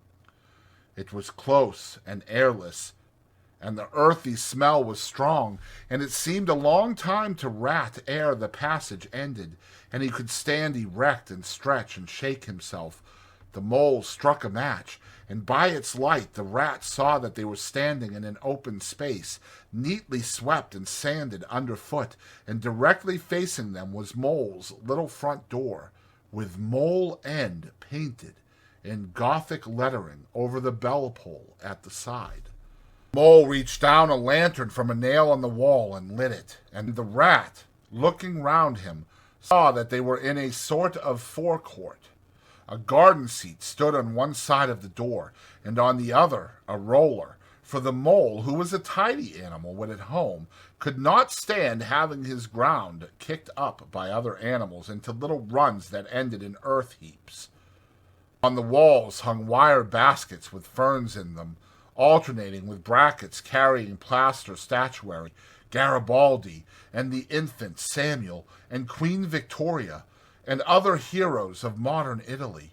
Down on one side of the forecourt ran a skittle alley, with benches along it and little wooden tables marked with rings that hinted at beer mugs. In the middle was a small round pond containing goldfish, and surrounded by a cockle-shell border. Out of the center of the pond rose a fanciful erection clothed in more cockle-shells and topped by a large silvered glass ball that reflected everything all wrong and had a very pleasing effect. Mole's face beamed at the sight of all these objects so dear to him, and he hurried Rat through the door, lit a lamp in the hall, and took one glance round his old home. He saw the dust lying thick on everything, saw the cheerless, deserted look of the long-neglected house, and its narrow, meager dimensions, its worn and shabby contents, and collapsed again on a hall chair, his nose to his paws. "Oh, Ratty!" he cried dismally. "Why ever did I do it?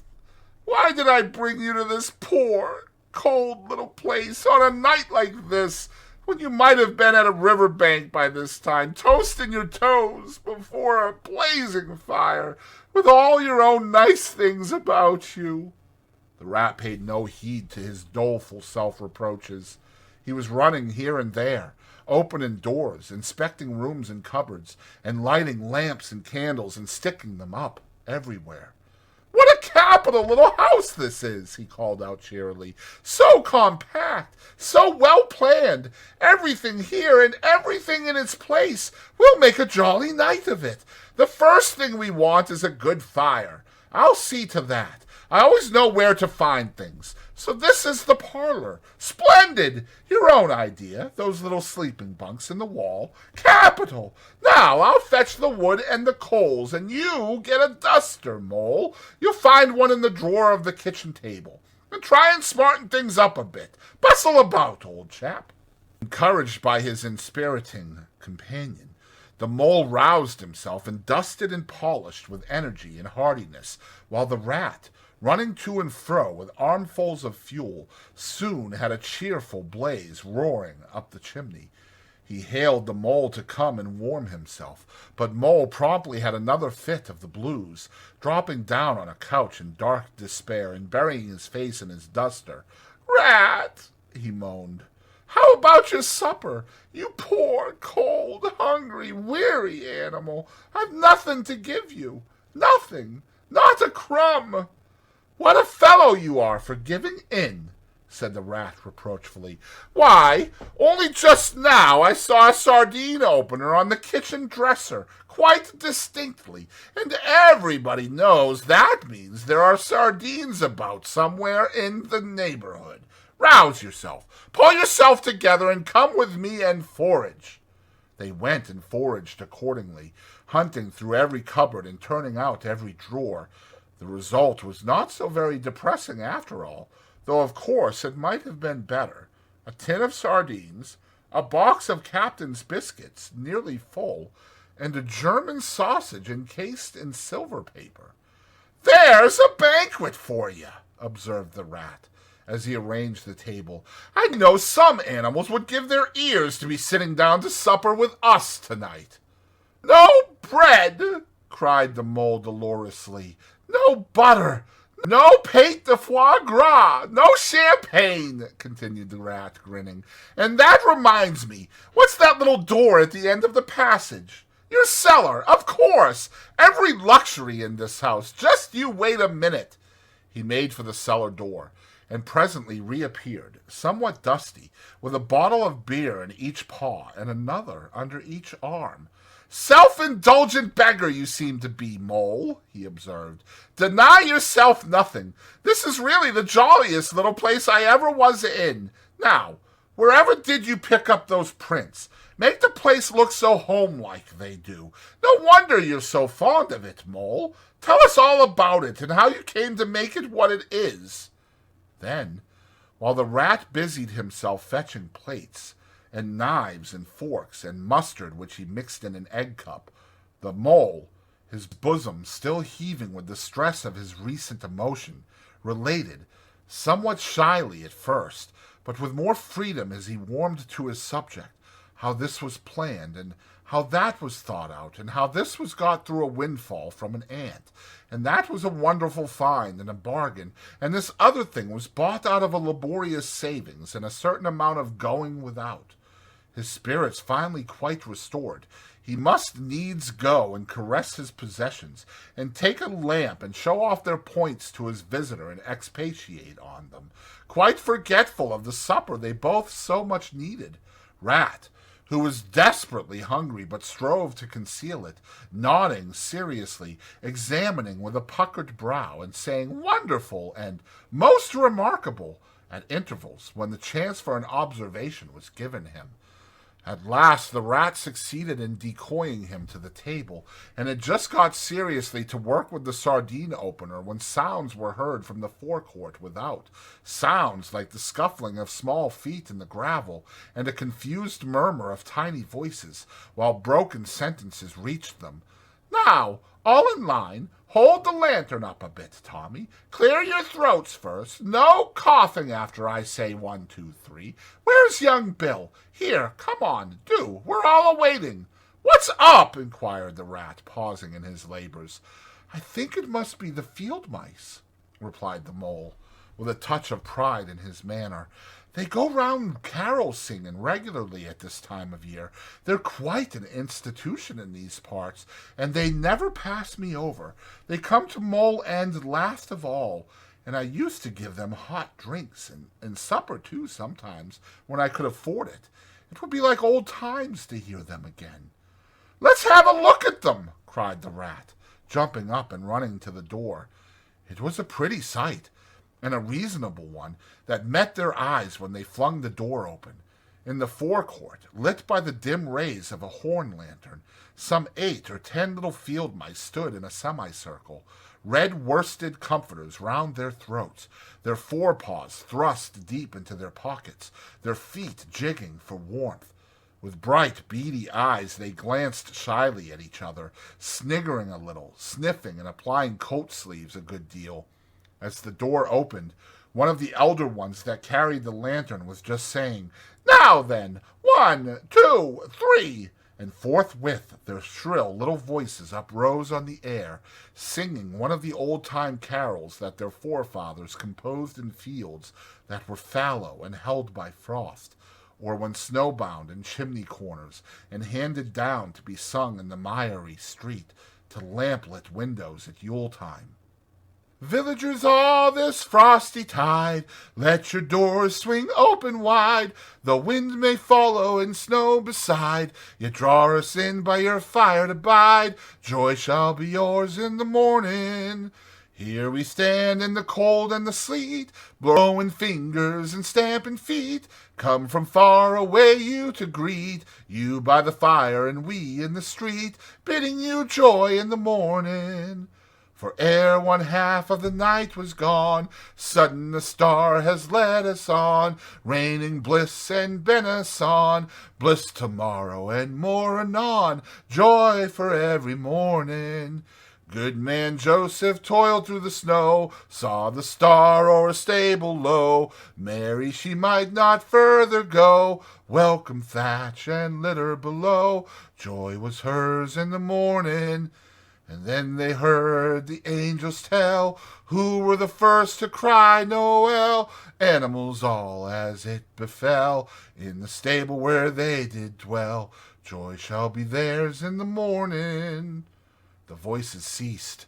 The singers, bashful but smiling, exchanged sidelong glances, and silence succeeded, but for a moment only. Then, from up above and far away, down the tunnel they had so lately traveled was borne to their ears, in a faint musical hum, the sound of distant bells ringing a joyful and clangorous peal. "Very well sung, boys!" cried the rat heartily. "And now come along in, all of you, and warm yourselves by the fire, and have something hot."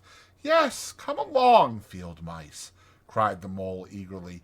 "This is quite like old times. Shut the door after you. Pull up that settle to the fire. Now, you just wait a minute while we— Oh, Ratty!" he cried in despair, plumping down on a seat, with tears impending. "Whatever are we doing? We've nothing to give them."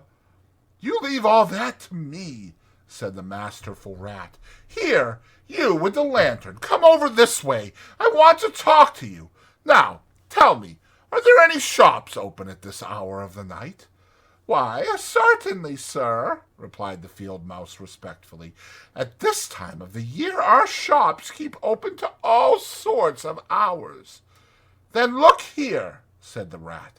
"You go off at once, you and your lantern, and you get me—" Here a much muttered conversation ensued, and the mole only heard bits of it, such as "Fresh mind! No, a pound of that will do. See you get Buggins, for I won't have any other. No, only the best. If you can't get it there, try somewhere else. Yes, of course, homemade. No tinned stuff. Well, then, do the best you can."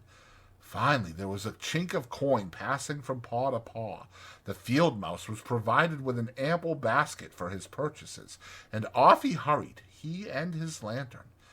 The rest of the field mice, perched in a row on the settle, their small legs swinging, gave themselves up to enjoyment of the fire, and toasted their chilblains till they tingled, while the mole, failing to draw them into easy conversation, plunged into family history and made each of them recite the names of his numerous brothers, who were too young, it appeared, to be allowed to go out a caroling this year, but looked forward very shortly to winning the parental consent. The rat, meanwhile, was busy examining the label on one of the beer bottles. "I perceive this to be old Burton," he remarked approvingly. "Sensible, Mole. The very thing. Now we shall be able to mull some ale. Get the things ready, Mole, while I draw the corks." It did not take long to prepare the brew, and thrust the tin heater well into the red heart of the fire, and soon every field mouse was sipping and coughing and choking, for a little mulled ale goes a long way, and wiping his eyes and laughing and forgetting he had ever been cold in all his life. "They act plays too, these fellows," the mole explained to the rat. "Make them up all by themselves and act them afterwards. And very well they do it, too. They gave us a capital one last year about a field mouse who was captured at sea by a Barbary corsair and made to row in a galley. And when he escaped and got home again, his lady love had gone into a convent. Here, you were in it, I remember. Get up and recite a bit." The field mouse addressed got up on his legs, giggled shyly, looked round the room, and remained absolutely tongue-tied. His comrades cheered him on, Mole coaxed and encouraged him, and the rat went so far as to take him by the shoulders and shake him, but nothing could overcome his stage fright. They were all busily engaged on him like watermen, applying the Royal Humane Society's regulations to a case of long submersion, when the latch clicked, the door opened, and the field mouse with the lantern reappeared, staggering under the weight of his basket. There was no more talk of play-acting once the very real and solid contents of the basket had been tumbled out on the table. Under the generalship of Rat, everybody was set to do something or to fetch something. In a very few minutes supper was ready, and Mole, as he took the head of the table in a sort of a dream, saw a lately barren board set thick with savory comforts, saw his little friends' faces brighten and beam as they fell to without delay, and then let himself loose, for he was famished indeed, on the provender so magically provided, thinking what a happy homecoming this had turned out, after all.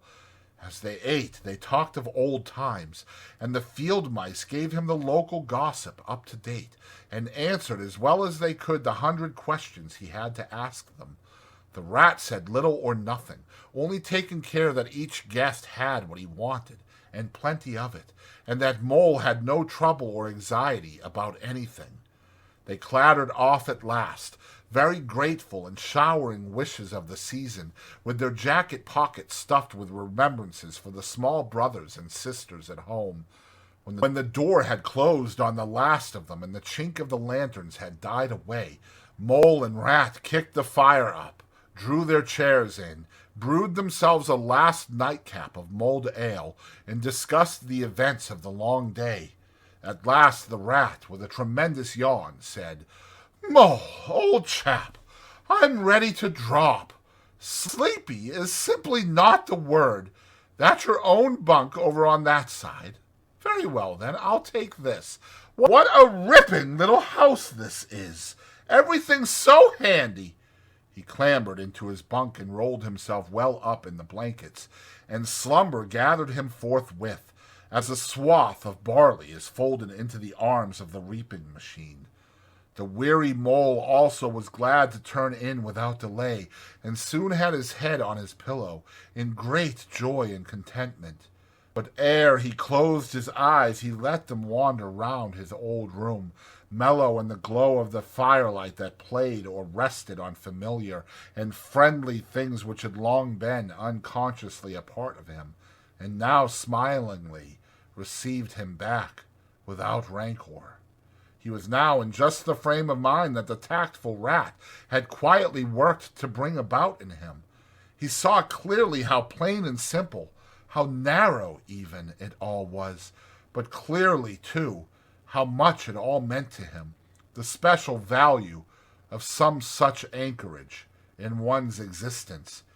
He did not at all want to abandon the new life and its splendid spaces, to turn his back on sun and air and all they offered him, and creep home and stay there.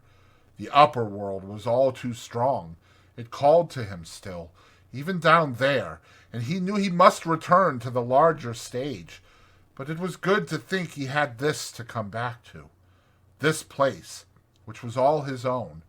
These things which were so glad to see him again, and could always be counted upon for the same simple welcome.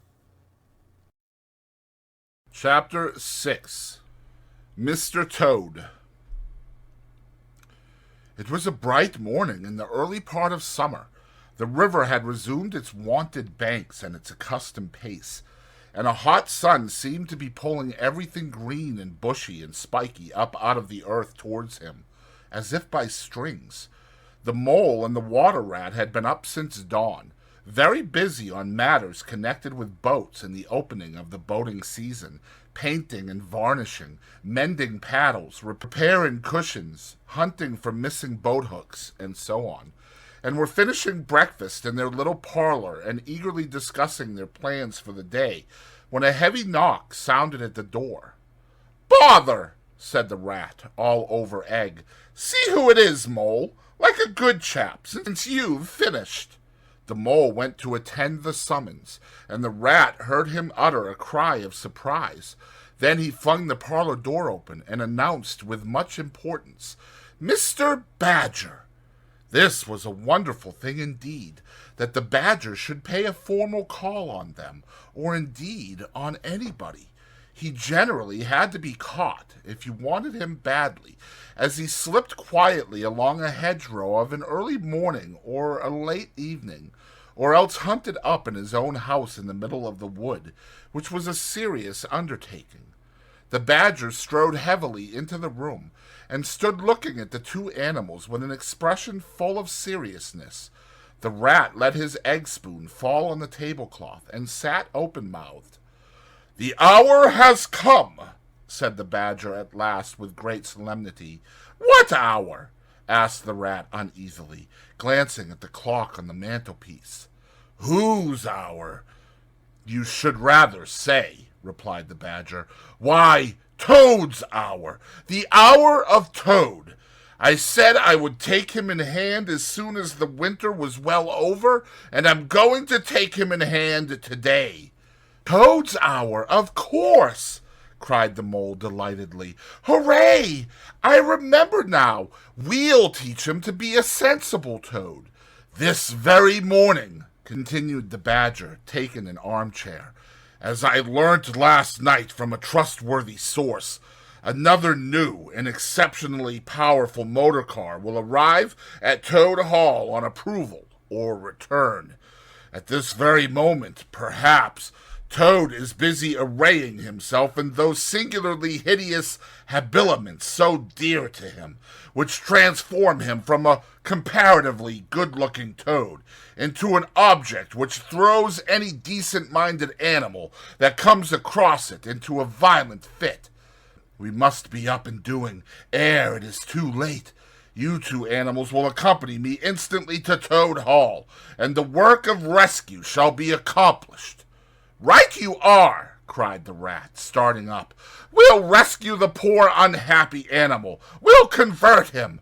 He'll be the most converted toad that ever was before we've done with him." They set off up the road on their mission of mercy, Badger leading the way. Animals, when in company, walk in a proper and sensible manner, in single file, instead of sprawling all across the road and being of no use or support to each other in case of sudden trouble or danger. They reached the carriage drive of Toad Hall to find, as the badger had anticipated, a shiny new motor car of great size, painted a bright red, Toad's favorite color, standing in front of the house. As they neared the door, it was flung open, and Mr. Toad, arrayed in goggles, cap, gaiters, and enormous overcoat, came swaggering down the steps, drawing on his gauntleted gloves. "Hullo! Come on, you fellows!" he cried cheerfully on catching sight of them. You're just in time to come with me for a jolly. To come for a jolly. Jolly. His hearty accents faltered and fell away as he noticed the stern, unbending look on the countenances of his silent friends, and his invitation remained unfinished. Badger strode up the steps. "Take him inside," he said sternly to his companions. Then, as Toad was hustled through the door, struggling and protesting, he turned to the chauffeur in charge of the new motor car. "I'm afraid you won't be wanted today," he said. "Mr. Toad has changed his mind. He will not require the car. Please understand that this is final. You needn't wait." Then he followed the others inside and shut the door. "Now then," he said to the Toad, when the four of them stood together in the hall. "First of all, take those ridiculous things off." "Shan't," replied Toad with great spirit. "What is the meaning of this gross outrage? I demand an instant explanation." "Take them off him, then, you two," ordered the Badger briefly. They had to lay Toad out on the floor, kicking and calling all sorts of names, before they could get to work properly. Then the Rat sat on him, and the Mole got his motor clothes off him bit by bit, and they stood him up on his legs again. A good deal of his blustering spirit seemed to have evaporated with the removal of his fine panoply. Now that he was merely Toad, and no longer the terror of the highway, he giggled feebly and looked from one to the other appealingly, seeming quite to understand the situation. "You knew it must come to this sooner or later, Toad," the Badger explained severely. "You've disregarded all the warnings we've given you. You've gone on squandering the money your father left you, and you're getting us animals a bad name in the district by your furious driving, and your smashes and your rows with the police. Independence is all very well, but we animals never allow our friends to make fools of themselves beyond a certain limit, and that limit you've reached. Now, you're a good fellow in many respects, and I don't want to be too hard on you. I'll make one more effort to bring you to reason. You will come with me into the smoking room, and there you will hear some facts about yourself, and we'll see whether you come out of that room the same Toad that you went in." He took Toad firmly by the arm, led him into the smoking room, and closed the door behind them.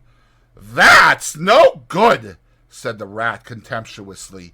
"Talking to Toad'll never cure him. He'll say anything." They made themselves comfortable in armchairs and waited patiently. Through the closed door they could just hear the long, continuous drone of the Badger's voice, rising and falling in waves of oratory, and presently they noticed that the sermon began to be punctuated at intervals by long-drawn sobs, evidently proceeding from the bosom of Toad, who was a soft-hearted and affectionate fellow, very easily converted, for the time being, to any point of view. After some 3/4 of an hour the door opened, and the Badger reappeared, solemnly leading by the paw a very limp and dejected Toad.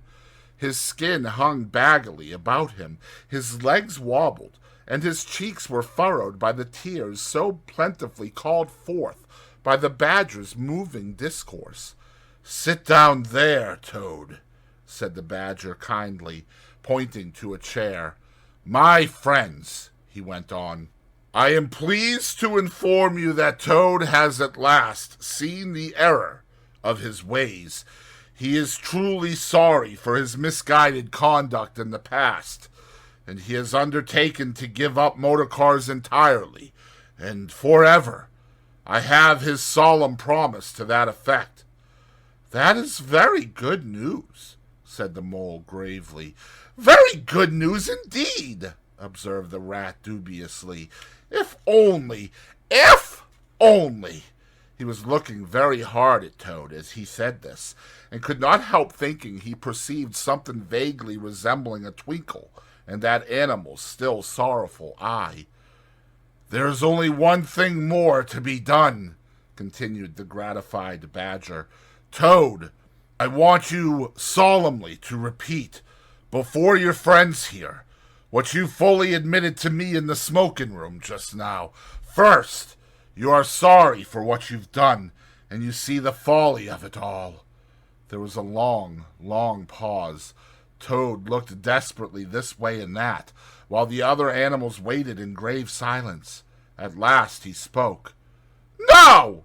he said, a little sullenly but stoutly. "I'm not sorry, and it wasn't folly at all. It was simply glorious."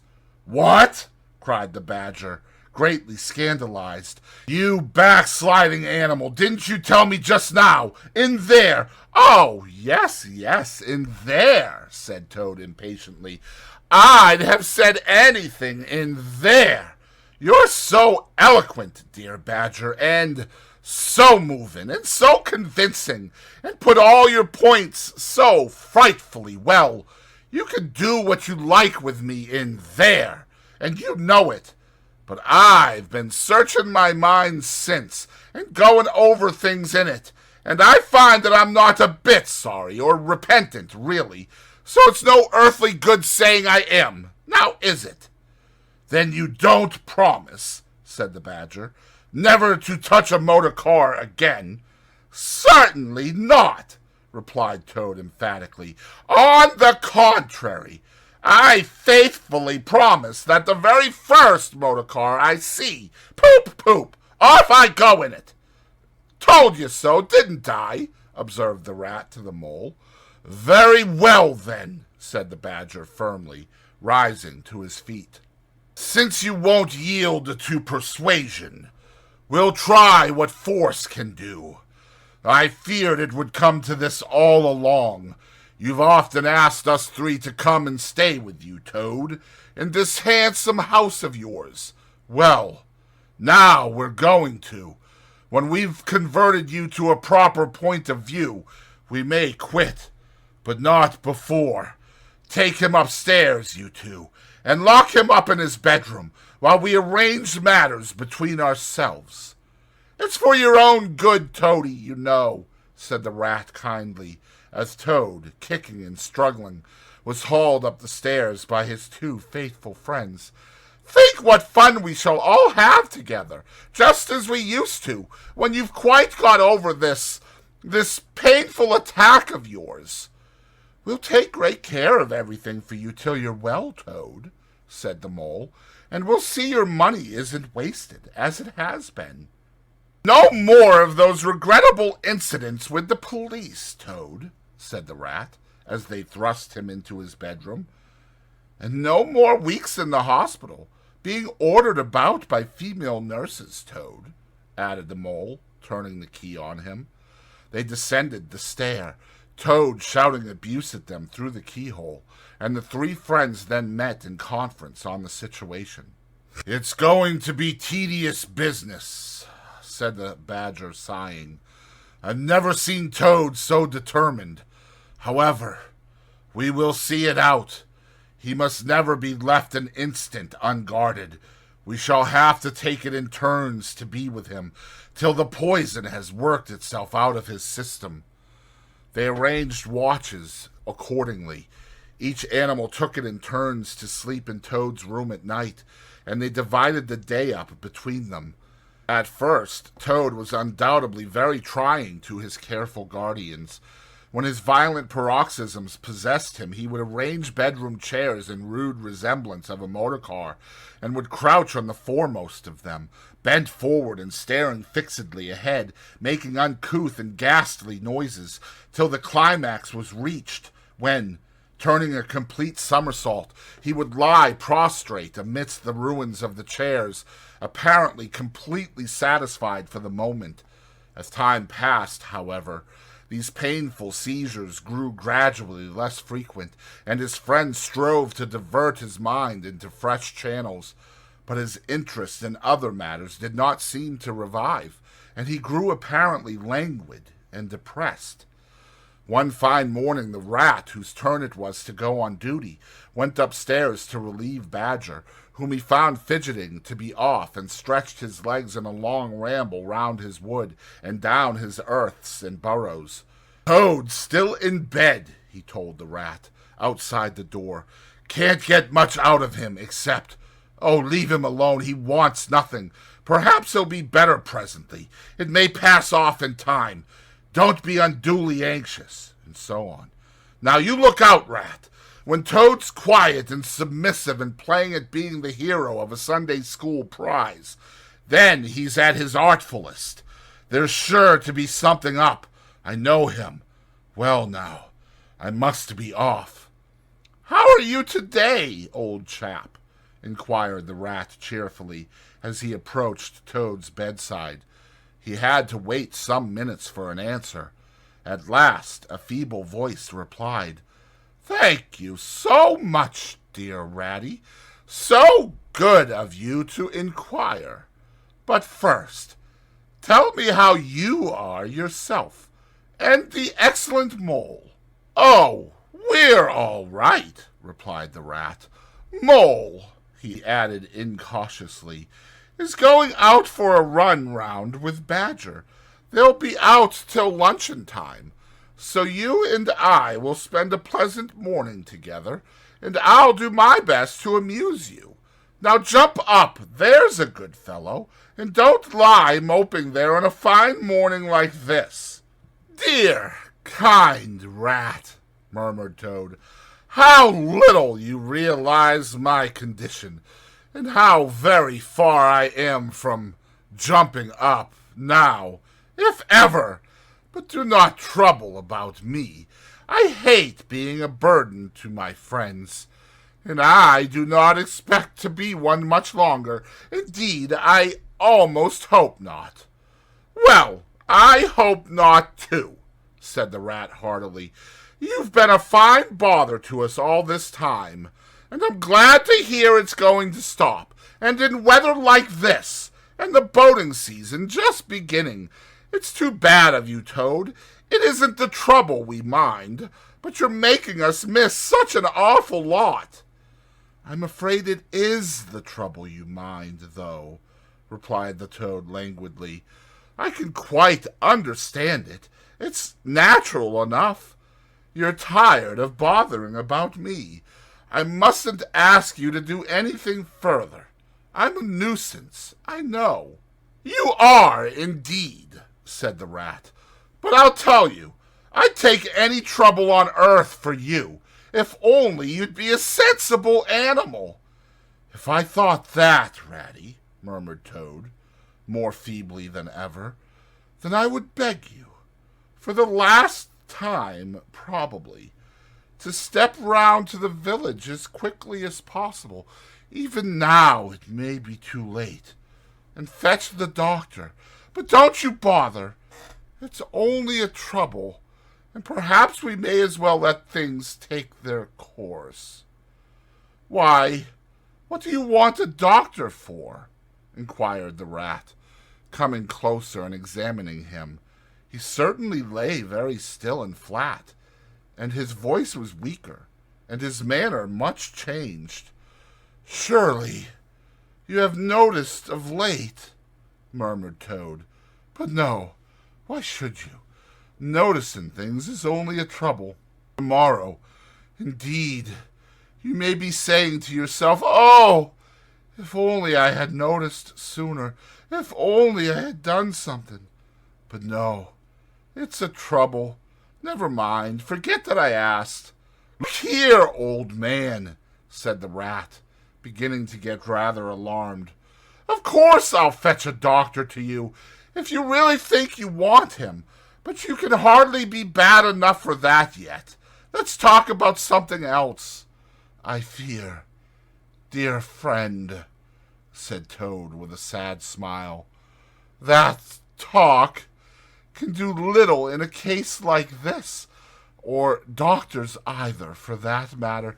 Still, one must grasp at the slightest straw. And, by the way, while you are about it, I hate to give you additional trouble, but I happen to remember that you will pass the door. Would you mind at the same time asking the lawyer to step up? It would be a convenience to me, and there are moments, perhaps I should say there is a moment, when one must face disagreeable tasks, at whatever cost to exhausted nature. A lawyer?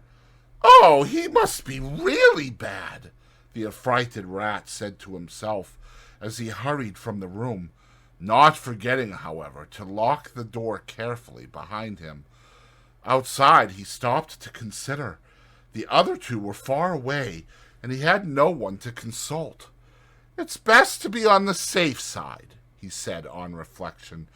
I've known Toad fancy himself frightfully bad before, without the slightest reason, but I've never heard him ask for a lawyer. If there's nothing really the matter, the doctor will tell him he's an old ass and cheer him up, and that will be something gained. I'd better humor him and go. It won't take very long. So he ran off to the village on his errand of mercy.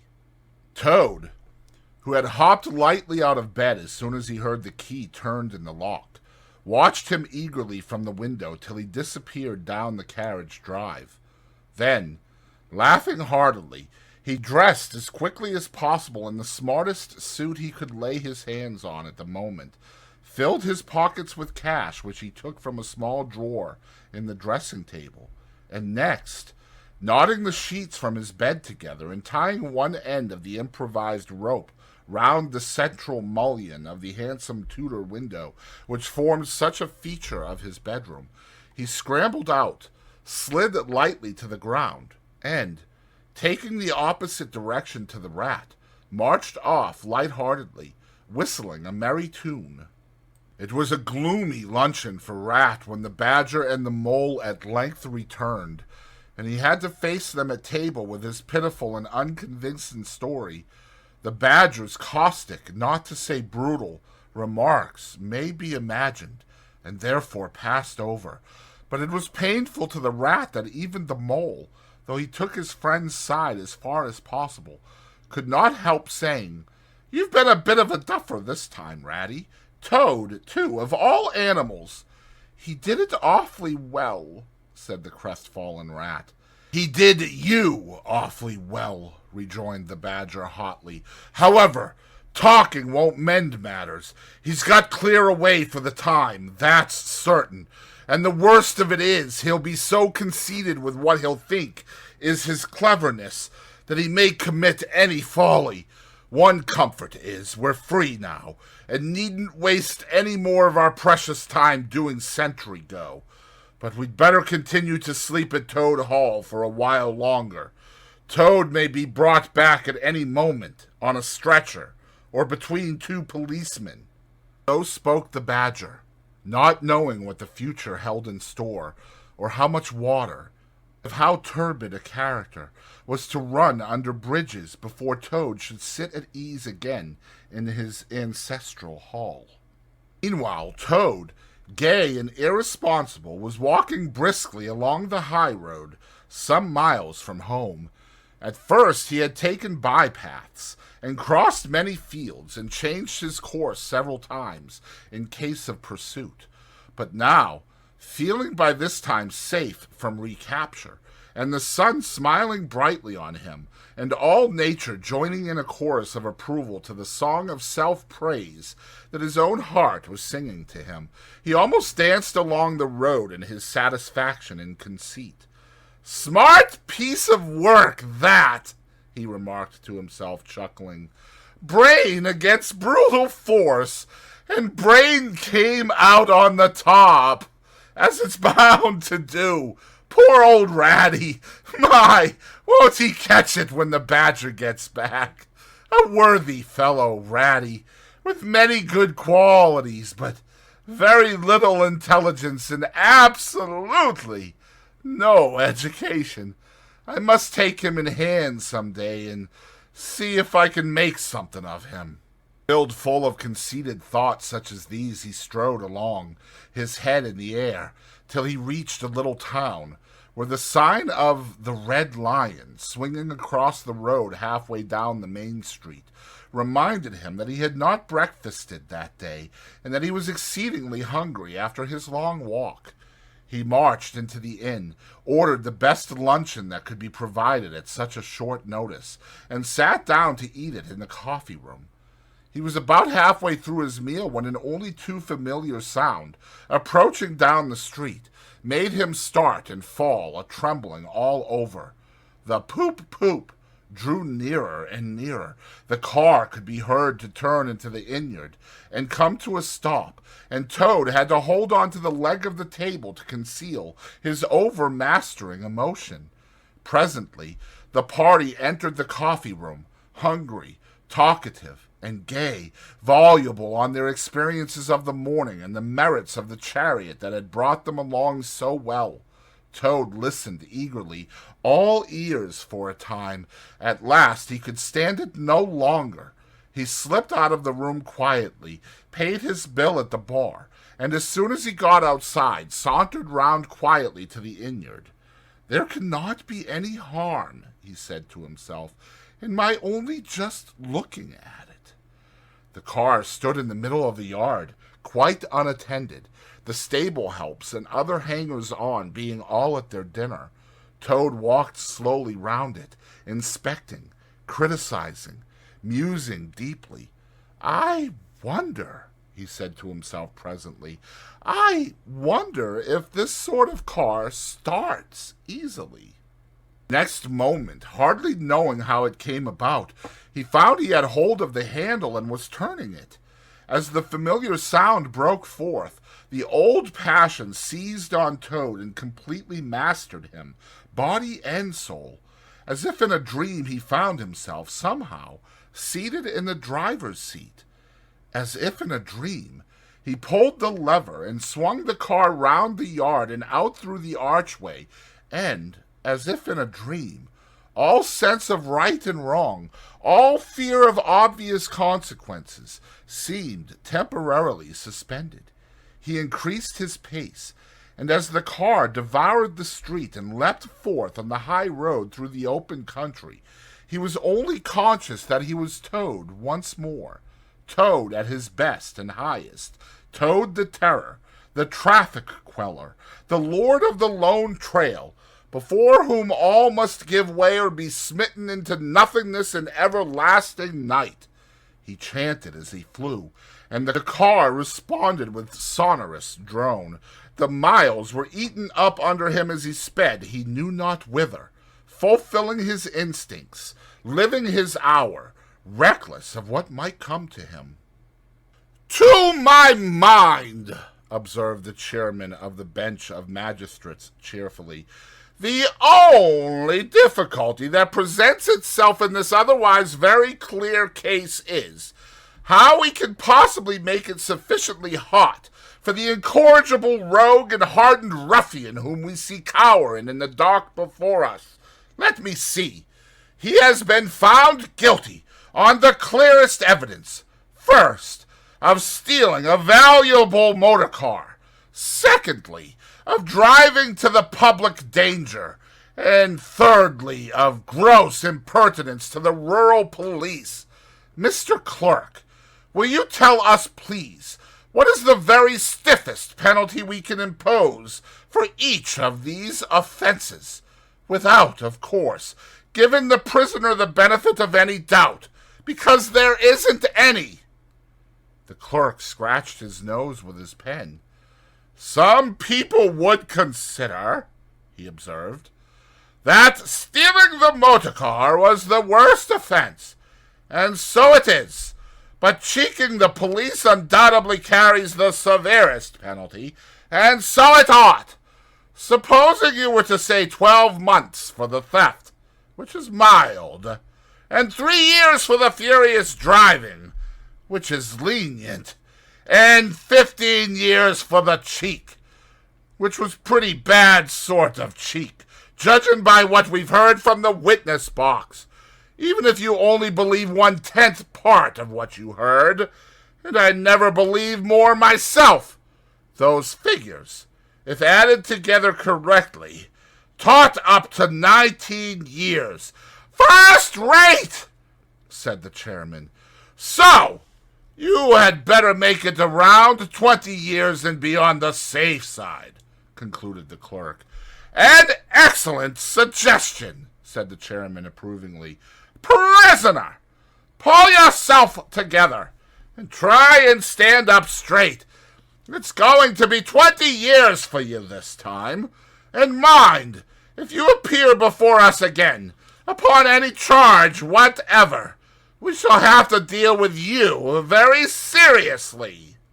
Then the brutal minions of the law fell upon the hapless Toad, loaded him with chains, and dragged him from the courthouse, shrieking, praying, protesting, across the marketplace, where the playful populace, always as severe upon detected crime as they are sympathetic and helpful when one is merely wanted, assailed him with jeers, carrots, and popular catchwords, past hooting schoolchildren, their innocent faces lit up with the pleasure they ever derived from the sight of a gentleman in difficulties, across the hollow-sounding drawbridge, below the spiky portcullis, under the frowning archway of the grim old castle, whose ancient towers soared high overhead, past guardrooms full of grinning soldiery off duty, past sentries who coughed in a horrid, sarcastic way, because that is as much as a sentry on his post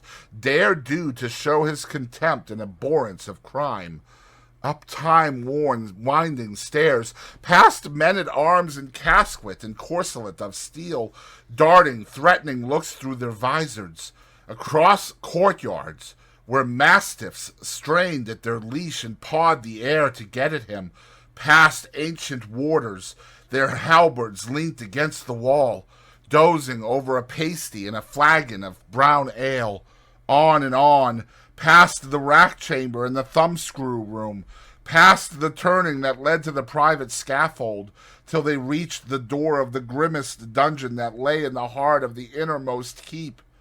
There at last they paused, where an ancient jailer sat fingering a bunch of mighty keys. "Odds bodikins!" said the sergeant of police, taking off his helmet and wiping his forehead. "Rouse thee, old loon, and take over from us this vile Toad, a criminal of deepest guilt and matchless artfulness and resource. Watch and ward him with all thy skill, and mark thee well, Greybeard, should aught untoward befall, thy old head shall answer for his, and a murrain on both of them." The jailer nodded grimly, laying his withered hand on the shoulder of the miserable Toad. The rusty key creaked in the lock, the great door clanged behind them, and Toad was a helpless prisoner in the remotest dungeon of the best-guarded keep of the stoutest castle in all the length and breadth of merry England. Chapter 7. The Piper at the Gates of Dawn. The willow wren was twittering his thin little song, hidden himself in the dark selvage of the river-bank. Though it was past 10 o'clock at night, the sky still clung to and retained some lingering skirts of light from the departed day, and the sullen heats of the torrid afternoon broke up and rolled away at the dispersing touch of the cool fingers of the short midsummer night. Mole lay stretched on the bank, still panting from the stress of the fierce day that had been cloudless from dawn to late sunset, and waited for his friend to return. He had been on the river with some companions, leaving the water-rat free to keep an engagement of long standing with Otter, and he had come back to find the house dark and deserted, and no sign of Rat, who was doubtless keeping it up late with his old comrade. It was still too hot to think of staying indoors, so he lay on some cool dock leaves, and thought over the past day and its doings, and how very good they all had been. The rat's light footfall was presently heard approaching over the parched grass. "Oh, the blessed coolness!" he said, and sat down, gazing thoughtfully into the river, silent and preoccupied. "You stayed to supper, of course," said the Mole presently. "Simply had to," said the Rat. "They wouldn't hear of my going before. You know how kind they always are, and they made things as jolly for me as ever they could, right up to the moment I left. But I felt a brute all the time, as it was clear to me they were very unhappy, though they tried to hide it. Mole, I'm afraid they're in trouble. Little Portly is missing again, and you know what a lot his father thinks of him, though he never says much about it." "What? That child?" said the Mole lightly. "Well, suppose he is. Why worry about it? He's always straying off and getting lost and turning up again. He's so adventurous, but no harm ever happens to him. Everybody hereabouts knows him and likes him, just as they do old Otter, and you may be sure some animal or other will come across him and bring him back again all right. Why, we found him ourselves miles from home, and quite self-possessed and cheerful." "Yes, but this time it's more serious," said the Rat gravely. "He's been missing for some days now, and the Otters have hunted everywhere, high and low, without finding the slightest trace. And they've asked every animal, too, for miles around, and no one knows anything about him. Otter's evidently more anxious than he'll admit. I got out of him that young Portly hasn't learned to swim very well yet, and I can see he's thinking of the where. There's a lot of water coming down still, considering the time of the year, and the place always had a fascination for the child. And then there are, well, traps and things, you know. Otter's not the fellow to be nervous about any son of his before it's time, and now he is nervous. When I left, he came out with me, said he wanted some air, and talked about stretching his legs. But I could see it wasn't that. So I drew him out and pumped him, and got it all from him at last. He was going to spend the night watching by the ford. You know the place where the old ford used to be, in bygone days before they built the bridge?" "I know it well," said the Mole. "But why should Otter choose to watch there?" "Well, it seems that it was there he gave Portly his first swimming lesson," continued the Rat. "From that shallow, gravelly spit near the bank, and it was there he used to teach him fishing, and there young Portly caught his first fish, of which he was so very proud. The child loved the spot, and Otter thinks that if he came wandering back from wherever he is, if he is anywhere by this time, poor little chap, he might make for the ford he was so fond of, or if he came across it, he'd remember it well, and stop there and play perhaps. So Otter goes there every night and watches, on the chance, you know, just on the chance." They were silent for a time, both thinking of the same thing, the lonely, heart-sore animal, crouched by the ford, watching and waiting, the long night through, on the chance. "Well, well," said the Rat presently, "I suppose we ought to be thinking about turning in." But he never offered to move. "Rat," said the Mole, "I simply can't go and turn in, and go to sleep, and do nothing, even though there doesn't seem to be anything to be done. We'll get the boat out and paddle upstream. The moon will be up in an hour or so, and then we will search as well as we can. Anyhow, it will be better than going to bed and doing nothing." "Just what I was thinking myself," said the Rat. "It's not the sort of night for bed anyhow, and daybreak is not so very far off, and then we may pick up some news of him from early risers as we go along." They got the boat out, and the Rat took the sculls, paddling with caution. Out in midstream there was a clear, narrow track that faintly reflected the sky, but wherever shadows fell on the water from bank, bush, or tree, they were as solid to all appearance as the banks themselves, and the Mole had to steer with judgment accordingly. Dark and deserted as it was, the night was full of small noises, song and chatter and rustling, telling of the busy little population who were up and about, plying their trades and vocations through the night till sunshine should fall on them at last and send them off to their well-earned repose. The water's own noises, too, were more apparent than by day, its gurglings and cloops more unexpected and near at hand, and constantly they started at what seemed a sudden clear call from an actual articulate voice.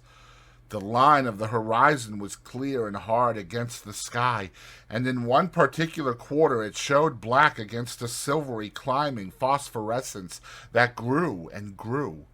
At last, over the rim of the waiting earth the moon lifted with slow majesty till it swung clear of the horizon and rode off, free of moorings, and once more they began to see surfaces, meadows widespread, and quiet gardens, and the river itself from bank to bank, all softly disclosed, all washed clean of mystery and terror, all radiant again as by day, but with a difference that was tremendous. Their old haunts greeted them again in other raiment, as if they had slipped away and put on this pure new apparel, and come quietly back, smiling as they shyly waited to see if they would be recognized again under it. Fastening their boat to a willow, the friends landed in this silent silver kingdom, and patiently explored the hedges, the hollow trees, the runnels and the little culverts, the ditches and dry waterways. Embarking again and crossing over, they worked their way up the stream in this manner, while the moon, serene and detached in a cloudless sky, did what she could, though so far off, to help them in their quest, till her hour came and she sank earthwards reluctantly and left them, and mystery once more held field and river. Then a change began slowly to declare itself. The horizon became clearer, field and tree came more into sight, and somehow with a different look. The mystery began to drop away from them. A bird piped suddenly and was still, and a light breeze sprang up and set the reeds and bulrushes rustling. Rat, who was in the stern of the boat, while Mole sculled, sat up suddenly and listened with a passionate intentness. Mole, who with gentle strokes was just keeping the boat moving while he scanned the banks with care, looked at him with curiosity. "It's gone," sighed the rat, sinking back in his seat again. "So beautiful and strange and new. Since it was to end so soon, I almost wish I had never heard it, for it has roused a longing in me that is pain, and nothing seems worth while but just to hear that sound once more, and go on listening to it forever. No, there it is again," he cried, alert once more. Entranced, he was silent for a long space, spellbound. "Now it passes on, and I begin to lose it," he said presently. "Oh, Mole, the beauty of it! The merry bubble and joy, the thin, clear, happy call of the distant piping. Such music I never dreamed of, and the call in it is stronger even than the music is sweet. Row on, Mole, row, for the music and the call must be for us." The Mole, greatly wondering, obeyed. "I hear nothing myself," he said, "but the wind playing in the reeds and rushes and osiers." The rat never answered, if indeed he heard. Rapt, transported, trembling, he was possessed in all his senses by this new divine thing that caught up his helpless soul and swung and dandled it, a powerless but happy infant in a strong, sustaining grasp. In silence, Mole rowed steadily, and soon they came to a point where the river divided, a long backwater branching off to one side. With slight movement of his head, Rat, who had long dropped the rudder lines, directed the rower to take the backwater. The creeping tide of light gained and gained, and now they could see the color of the flowers that gemmed the water's edge. "Clearer and nearer still!" cried the rat joyously. "Now you must surely hear it. Ah, at last I see you do."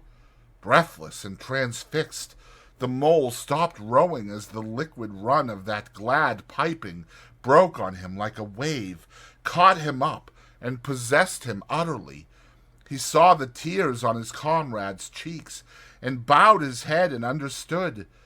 For a space they hung there, brushed by the purple loose strife that fringed the bank. Then the clear imperious summons that marched hand in hand with the intoxicating melody imposed its will on Mole, and mechanically he bent to his oars again, and the light grew steadily stronger, but no birds sang as they were wont to do at the approach of dawn, and but for the heavenly music all was marvelously still. On either side of them, as they glided onwards, the rich meadow grass seemed that morning of a freshness and a greenness unsurpassable. Never had they noticed the roses so vivid, the willow herb so riotous, the meadow sweet so odorous and pervading. Then the murmur of the approaching ware began to hold the air, and they felt a consciousness that they were nearing the end, whatever it might be, that surely awaited their expedition. Wide half-circle of foam and glinting lights and shining shoulders of green water, the great ware closed the backwater from bank to bank, troubled all the quiet surface with twirling eddies and floating foam streaks, and deadened all other sounds with its solemn and soothing rumble. In midmost of the stream, embraced in the ware's shimmering arm spread, a small island lay anchored, fringed close with willow and silver birch and alder, reserved, shy, but full of significance. It hid whatever it might hold behind a veil, keeping it till the hour should come, and, with the hour, those who were called and chosen. Slowly, but with no doubt or hesitation whatever, and in something of a solemn expectancy, the two animals passed through the broken tumultuous water and moored their boat at the flowery margin of the island. In silence they landed, and pushed through the blossom and scented herbage and undergrowth that led up to the level ground, till they stood on a little lawn of a marvelous green, set round with nature's own orchard trees, crab-apple, wild cherry, and sloe. "This is the place of my song-dream, the place the music played to me," whispered the rat, as if in a trance. "Here, in this holy place, here, if anywhere, surely we shall find him." Then suddenly the mole felt a great awe fall upon him, an awe that turned his muscles to water, bowed his head, and rooted his feet to the ground. It was no panic terror. Indeed, he felt wonderfully at peace and happy, but it was an awe that smote and held him, and, without seeing, he knew it could only mean that some august presence was very, very near. With difficulty he turned to look for his friend, and saw him at his side, cowed, stricken, and trembling violently, and still there was utter silence in the populous bird-haunted branches around them, and still the light grew and grew. Perhaps he would never have dared to raise his eyes, but that, though the piping was now hushed, the call and the summons seemed still dominant and imperious. He might not refuse, were death himself waiting to strike him instantly, once he had looked with mortal eye on things rightly kept hidden. Trembling he obeyed, and raised his humble head, and then, in that utter clearness of the imminent dawn, while nature, flushed with fullness of incredible color, seemed to hold her breath for the event, he looked in the very eyes of the friend and helper, saw the backward sweep of the curved horns gleaming in the growing daylight, saw the stern, hooked nose between the kindly eyes that were looking down on them humorously, while the bearded mouth broke into a half-smile at the corners, saw the rippling muscles on the arm that lay across the broad chest, the long, supple hand still holding the panpipes only just fallen away from the parted lips, saw the splendid curves of the shaggy limbs disposed in majestic ease on the sward, saw, last of all, nestling between his very hooves, sleeping soundly in entire peace and contentment, the little, round, podgy, childish form of the baby otter. All this he saw, for one moment breathless and intense, vivid on the morning sky, and still, as he looked, he lived, and still, as he lived, he wondered. "Rat," he found breath to whisper, shaking. Are you afraid?" "Afraid?"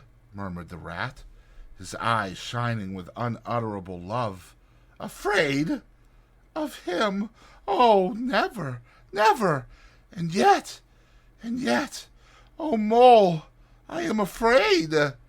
Then the two animals, crouching to the earth, bowed their heads and did worship. Sudden and magnificent, the sun's broad, golden disk showed itself over the horizon facing them, and the first rays, shooting across the level water meadows, took the animals full in the eyes and dazzled them. When they were able to look once more, the vision had vanished, and the air was full of the carol of birds that hailed the dawn.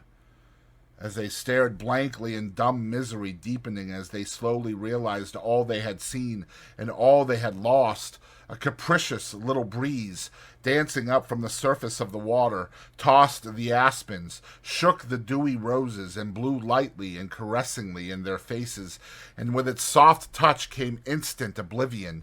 For this is the last, best gift that the kindly demigod is careful to bestow on those to whom he has revealed himself in their helping, the gift of forgetfulness.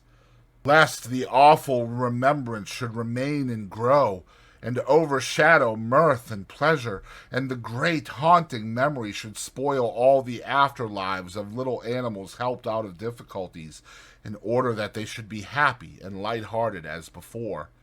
Mole rubbed his eyes and stared at Rat, who was looking about him in a puzzled sort of way. "I beg your pardon. What did you say, Rat?" he asked. "I think I was only remarking." No, slowly. "I think I was only remarking," said Rat slowly, "that this was the right sort of place, and that here, if anywhere, we should find him. And look! Why, there he is, the little fellow." And with a cry of delight he ran towards the slumbering Portly. But Mole stood still a moment, held in thought, as one wakened suddenly from a beautiful dream, who struggles to recall it, and can recapture nothing but a dim sense of the beauty of it. The beauty, till that, too, fades away in its turn, and the dreamer bitterly accepts the hard, cold waking in all its penalties. So Mole, after struggling with his memory for a brief space, shook his head sadly and followed the rat. Portly woke up with a joyous squeak and wriggled with pleasure at the sight of his father's friends, who had played with him so often in past days. In a moment, however, his face grew blank, and he fell to hunting round in a circle with pleading whine, as a child that has fallen happily asleep in its nurse's arms, and wakes to find itself alone and laid in a strange place, and searches corners and cupboards, and runs from room to room, despair growing silently in its heart. Even so Portly searched the island and searched, dogged and unwearying, till at last the black moment came for giving it up, and sitting down and crying bitterly. The Mole ran quickly to comfort the little animal, but Rat, lingering, looked long and doubtfully at certain hoof marks deep in the sward. Great animal has been here," he murmured slowly and thoughtfully, and stood musing, his mind strangely stirred. "Come along, Rat," called the Mole. "Think of poor Otter, waiting up there by the ford."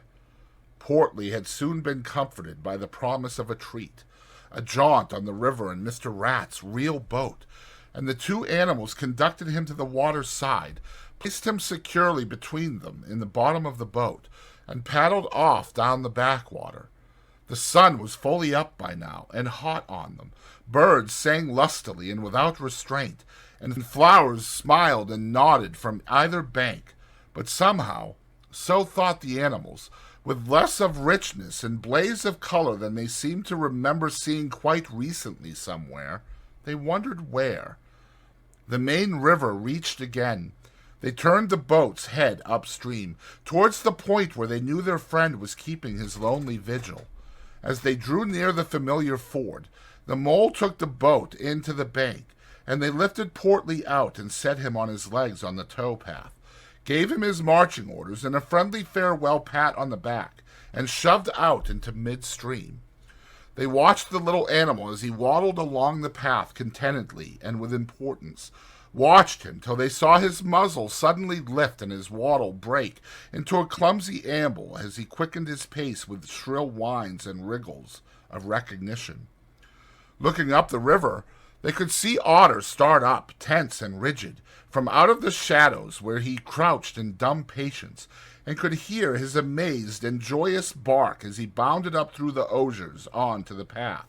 Then the mole, with a strong pull on one oar, swung the boat round and let the full stream bear them down again whither it would, their quest now happily ended. "I feel strangely tired, Rat," said the mole, leaning warily over his oars as the boat drifted. "It's being up all night, you'll say, perhaps, but that's nothing. We do as much half the nights of the week at this time of year. No, I feel as if I had been through something very exciting and rather terrible, and it was just over, and yet nothing particular has happened." "Or something very surprising and splendid and beautiful," murmured the rat, leaning back and closing his eyes. "I feel just as you do, Mole, simply dead tired, though not body tired. It's lucky we've got the stream with us to take us home. Isn't it jolly to feel the sun again, soaking into one's bones, and hark to the wind playing in the reeds? It's like music, far-away music," said the mole, nodding drowsily. "So I was thinking," murmured the rat, dreamful and languid. "Dance music, the lilting sort that runs on without a stop, but with words in it, too. It passes into words and out of them again. I catch them at intervals. Then it is dance music once more, and then nothing but the reeds' soft, thin whispering." "You hear better than I," said the mole sadly. "I could not catch the words." "Let me try and give you them," said the rat softly, his eyes still closed.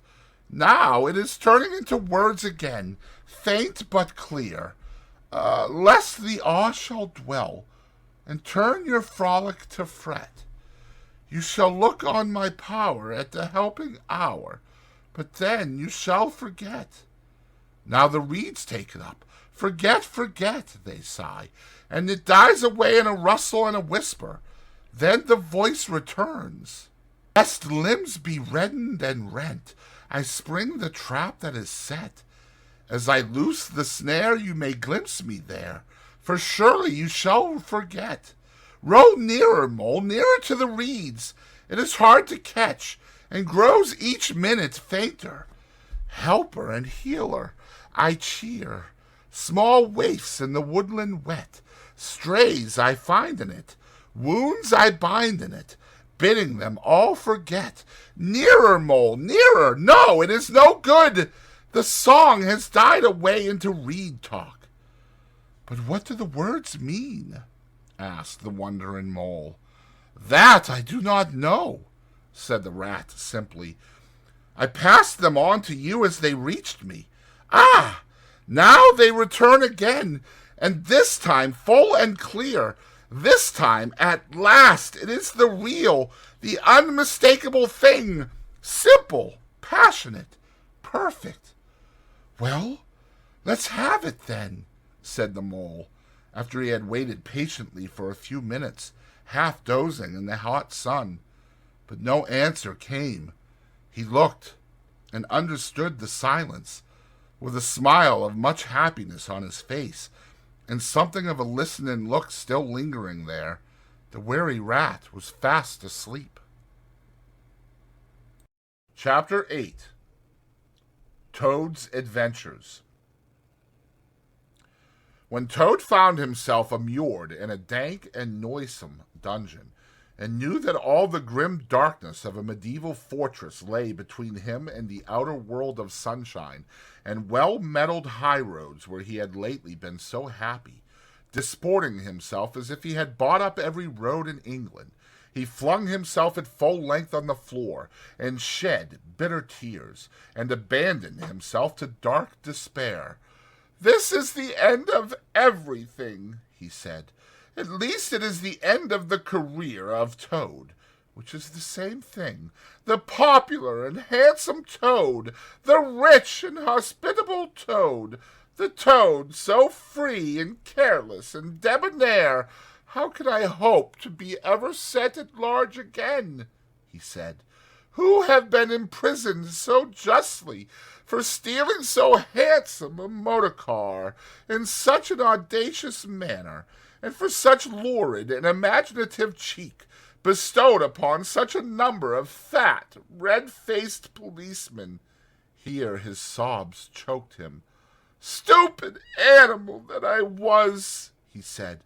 "Now I must languish in this dungeon till people who were proud to say they knew me have forgotten the very name of Toad. Oh, wise old badger," he said. "Oh, clever, intelligent rat and sensible mole. What sound judgments, what a knowledge of men and matters you possess. Oh, unhappy and forsaken Toad!" With lamentations such as these, he passed his days and nights for several weeks, refusing his meals or intermediate light refreshments, though the grim and ancient jailer, knowing that Toad's pockets were well lined, frequently pointed out that many comforts, and indeed luxuries, could by arrangement be sent in at a price from outside. Now the jailer had a daughter, a pleasant wench and good-hearted, who assisted her father in the lighter duties of his post. He was particularly fond of animals, and besides her canary, whose cage hung on a nail on the massive wall of the keep by day, to the great annoyance of prisoners who relished an after-dinner nap, and was shrouded in an antimacassar on the parlor table at night, she kept several piebald mice and a restless revolving squirrel. This kind-hearted girl, pitying the misery of Toad, said to her father one day, "Father, I can't bear to see that poor beast so unhappy and getting so thin. You let me have the managing of him. You know how fond of animals I am.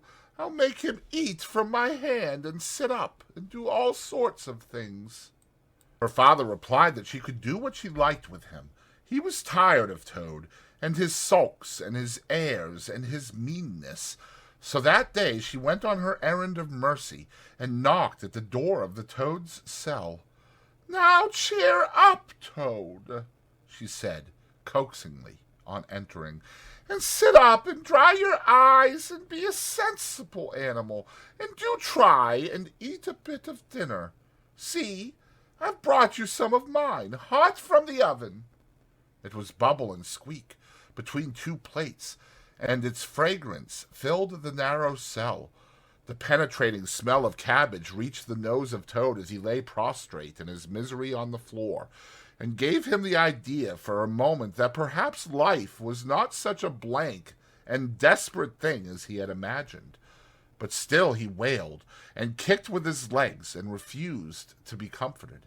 So the wise girl retired for the time, but, of course, a good deal of the smell of hot cabbage remained behind, as it will do, and Toad, between his sobs, sniffed and reflected, and gradually began to think new and inspiring thoughts of chivalry and poetry and deeds still to be done, of broad meadows and cattle browsing in them, raked by sun and wind, of kitchen gardens and straight herb borders, and warm snapdragon beset by bees, and of the comforting clink of dishes set down on the table at Toad Hall, and the scrape of chair legs on the floor as everyone pulled himself close up to his work. The air of the narrow cell took a rosy tinge.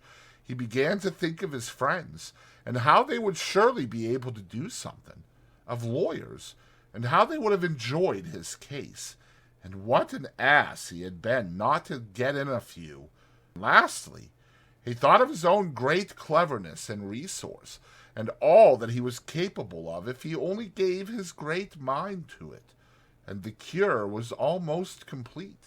When the girl returned some hours later, she carried a tray with a cup of fragrant tea steaming on it, and a plate piled up with very hot buttered toast, cut thick, very brown on both sides, with the butter running through the holes in it in great golden drops, like honey from the honeycomb.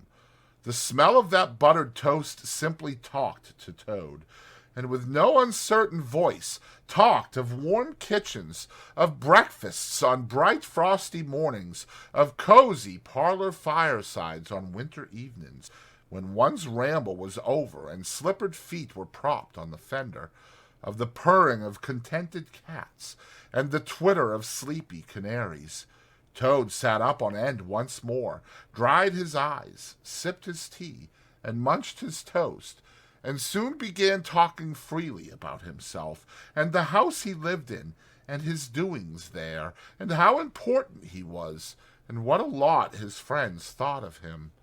The jailer's daughter saw that the topic was doing him as much good as the tea, as indeed it was, and encouraged him to go on.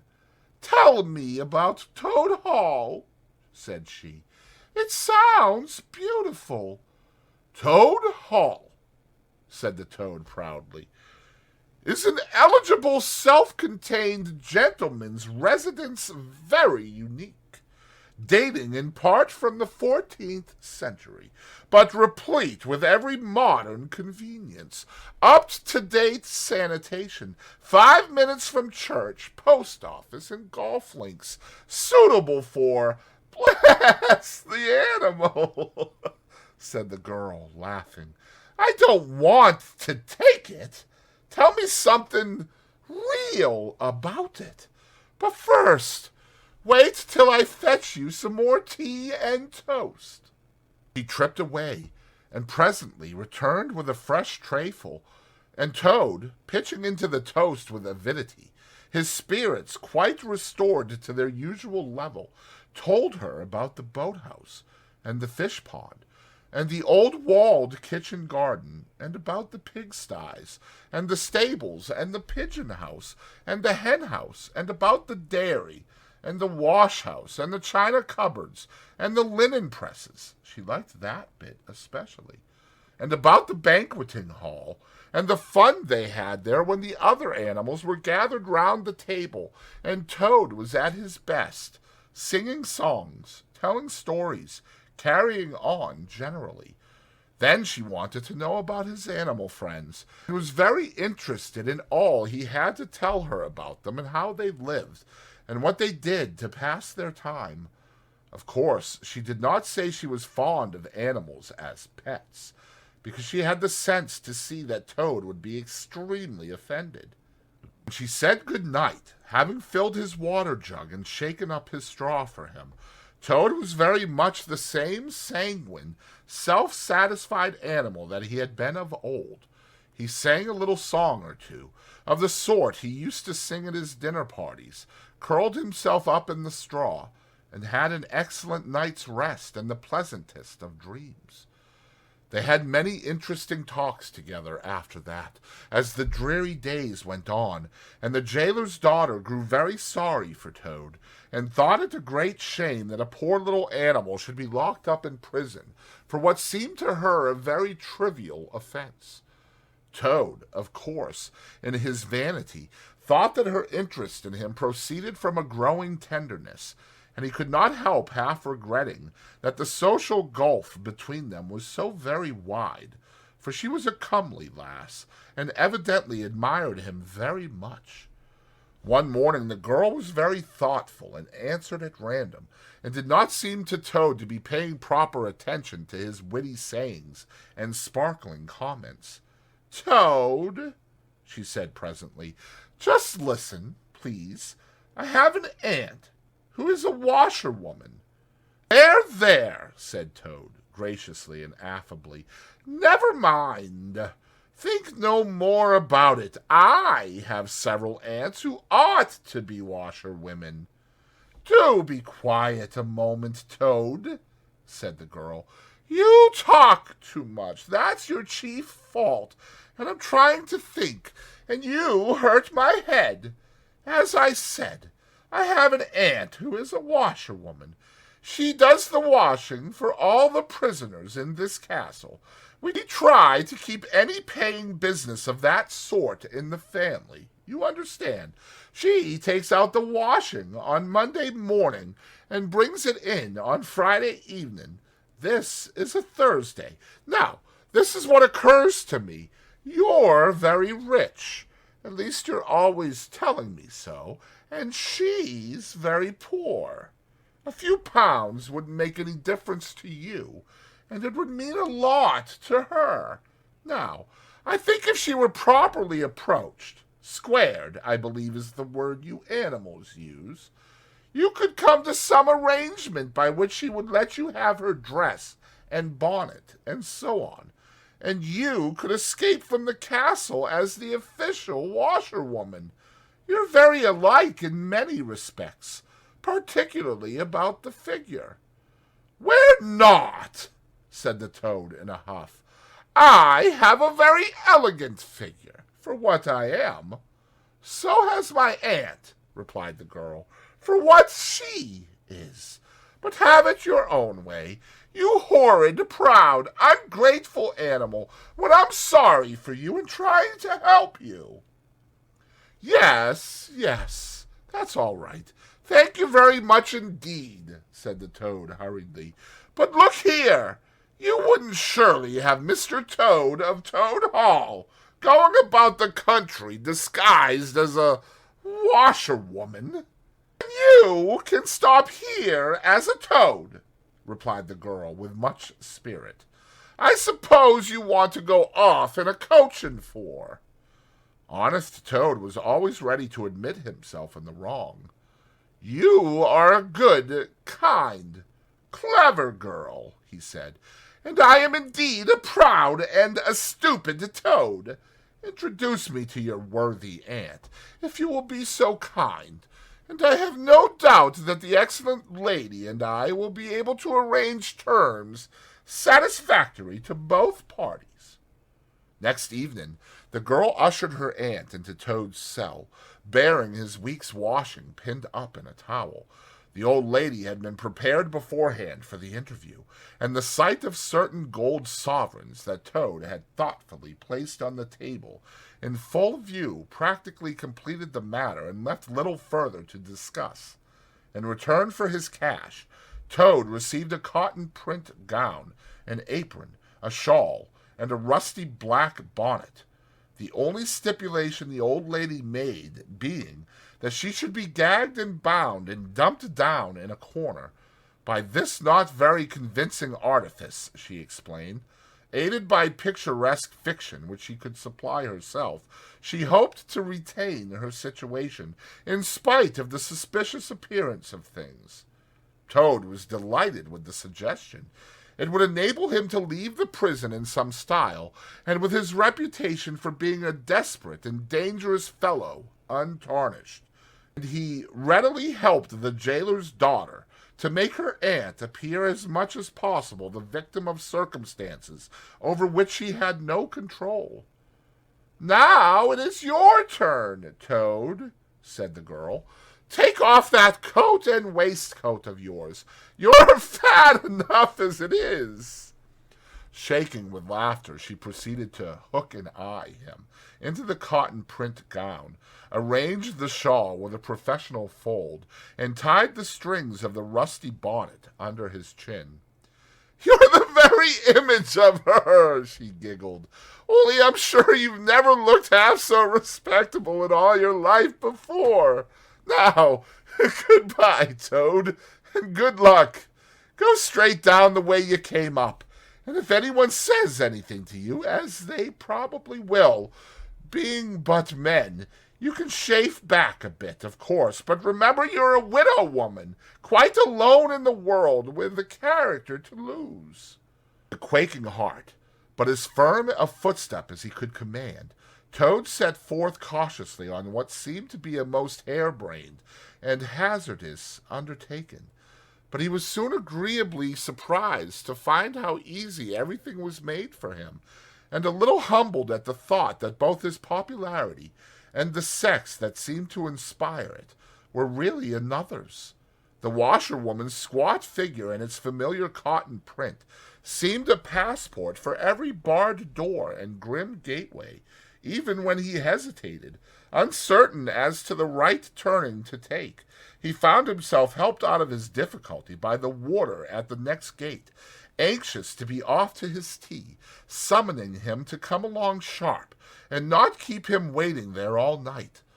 Chaff and the humorous sallies to which he was subjected, and to which, of course, he had to provide prompt and effective reply, formed indeed his chief danger, for Toad was an animal with a strong sense of his own dignity, and the chaff was mostly, he thought, poor and clumsy, and the humor of the sallies entirely lacking.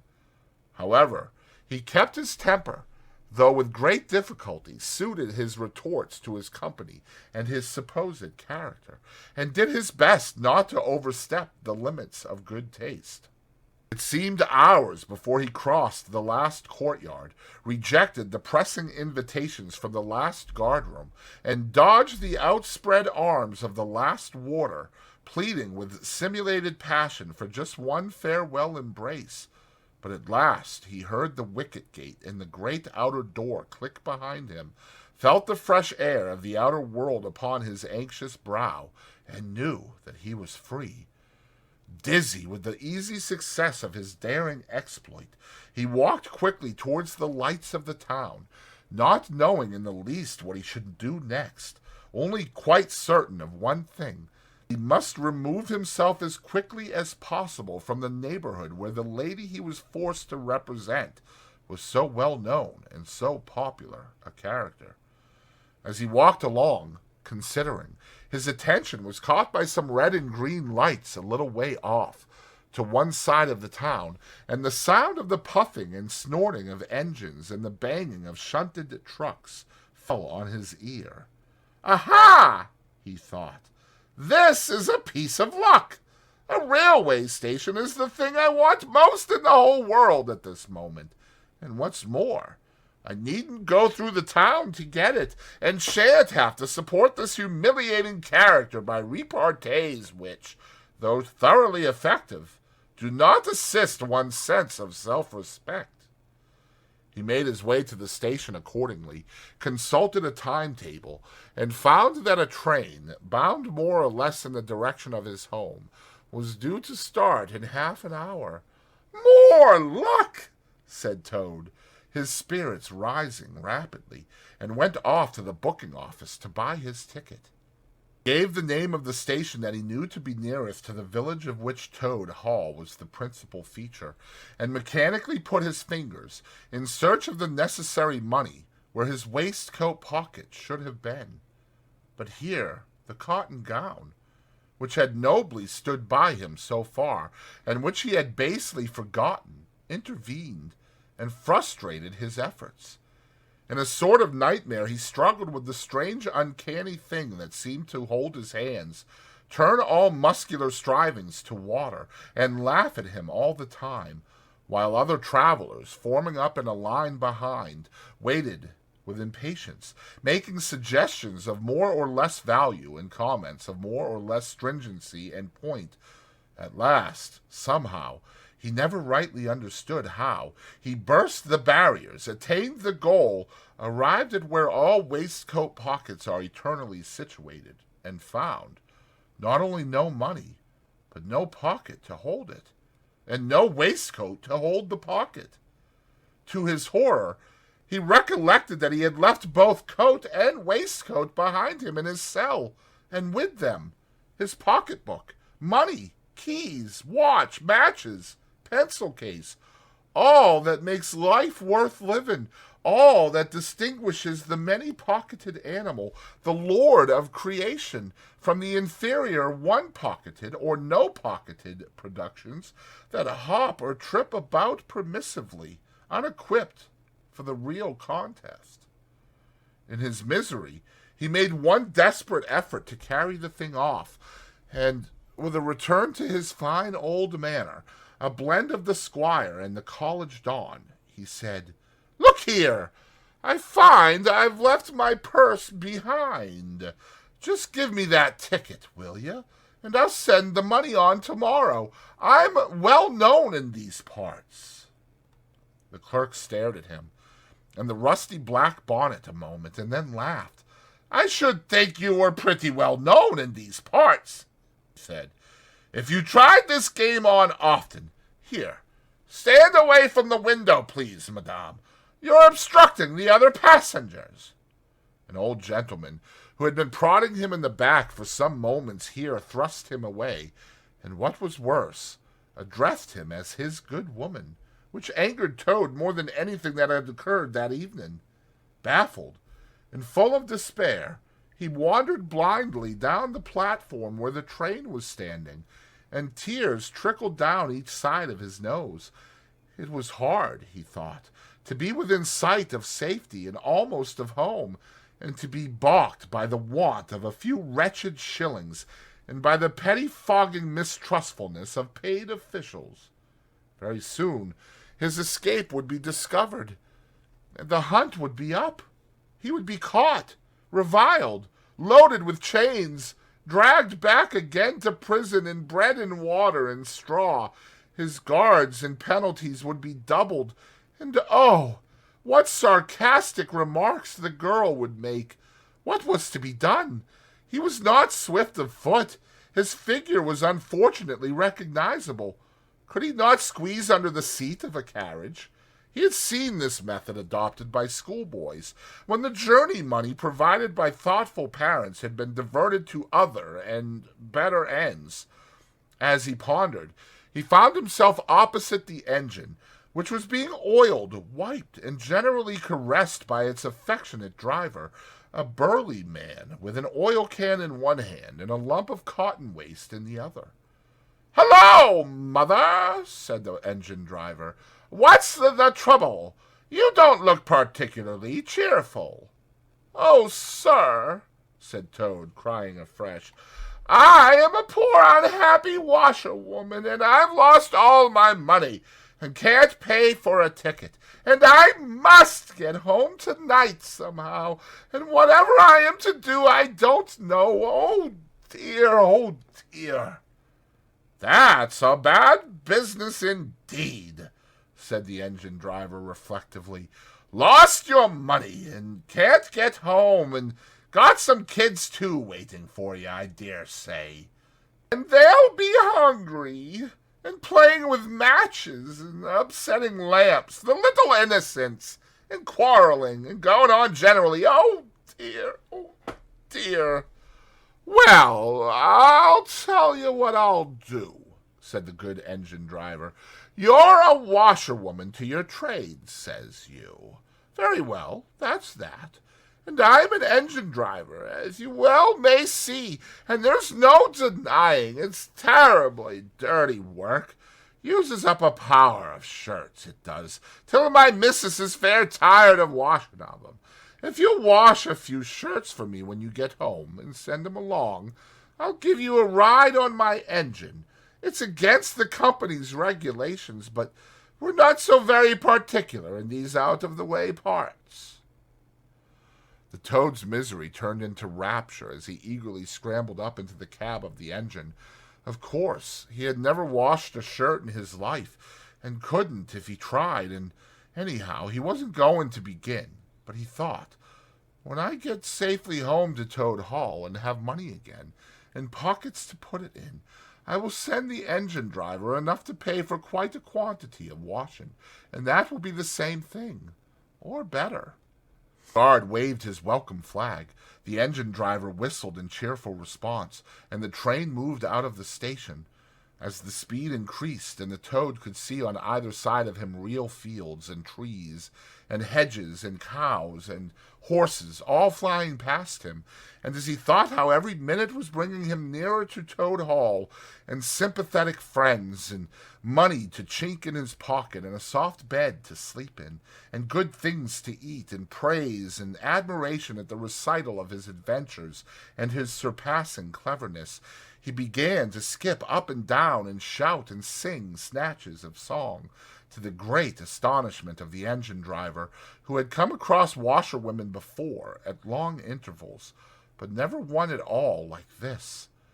They had covered many and many a mile, and Toad was already considering what he would have for supper as soon as he got home, when he noticed that the engine driver, with a puzzled expression on his face, was leaning over the side of the engine and listening hard. Then he saw him climb onto the coals and gaze out over the top of the train. Then he returned and said to Toad, "It's very strange. We're the last train running in this direction tonight. Yet I could be sworn that I heard another following us." Toad ceased his frivolous antics at once. He became grave and depressed, and the dull pain in the lower part of his spine, communicating itself to his legs, made him want to sit down and try desperately not to think of all the possibilities. By this time the moon was shining brightly, and the engine driver, steadying himself on the coal, could command a view of the line behind them for a long distance. Presently he called out, "I can see it clearly now. It is an engine on our rails, coming along at a great pace. It looks as if we were being pursued." The miserable Toad, crouching in the coal dust, tried hard to think of something to do, with dismal want of success. "They are gaining on us fast!" cried the engine driver, "and the engine is crowded with the queerest lot of people. Men like ancient warders, waving halberds, policemen in their helmets, waving truncheons, and shabbily dressed men in pot hats, obvious and unmistakable plain-clothes detectives, even at this distance, waving revolvers and walking sticks, all waving and all shouting the same thing, 'Stop! Stop! Stop!'" And Toad fell on his knees among the coals, and, raising his clasped paws in supplication, cried, "Save me! Only save me, dear kind Mr. Engine Driver, and I will confess everything. I am not the simple washerwoman I seem to be. I have no children waiting for me, innocent or otherwise. I am a Toad, the well-known and popular Mr. Toad, a landed proprietor. I have just escaped, by my great daring and cleverness, from a loathsome dungeon into which my enemies had flung me, and if those fellows on that engine recapture me, it will be chains and bread and water and straw and misery once more for poor, unhappy, innocent Toad." The engine driver looked down upon him very sternly and said, "Now tell the truth. What were you put in prison for?" "It was nothing very much," said poor Toad, coloring deeply. "I only borrowed a motor car while the owners were at lunch. They had no need of it at the time. I didn't mean to steal it, really, but people, especially magistrates, take such harsh views of thoughtless and high-spirited actions." The engine driver looked very grave and said, "I fear that you have been indeed a wicked Toad, and by rights I ought to give you up to offended justice. But you are evidently in sore trouble and distress, so I will not desert you. I don't hold with motor cars, for one thing, and I don't hold with being ordered about by policemen when I'm on my own engine, for another. and the sight of an animal in tears always makes me feel queer and soft-hearted. So cheer up, Toad. I'll do my best, and we may beat them yet." They piled on more coals, shoveling furiously.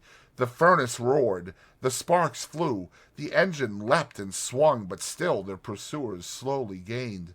The engine driver, with a sigh, wiped his brow with a handful of cotton waste and said, "I'm afraid it's no good, Toad. You see, they are running light and they have the better engine. There's just one thing left for us to do, and it's your only chance, so attend very carefully to what I tell you. A short way ahead of us is a long tunnel, and on the other side of that the line passes through a thick wood. Now, I will put on all the speed I can while we are running through the tunnel, but the other fellows will slow down a bit, naturally, for fear of an accident. When we are through, I will shut off steam and put on brakes as hard as I can, and the moment it's safe to do so, you must jump and hide in the wood before they get through the tunnel and see you.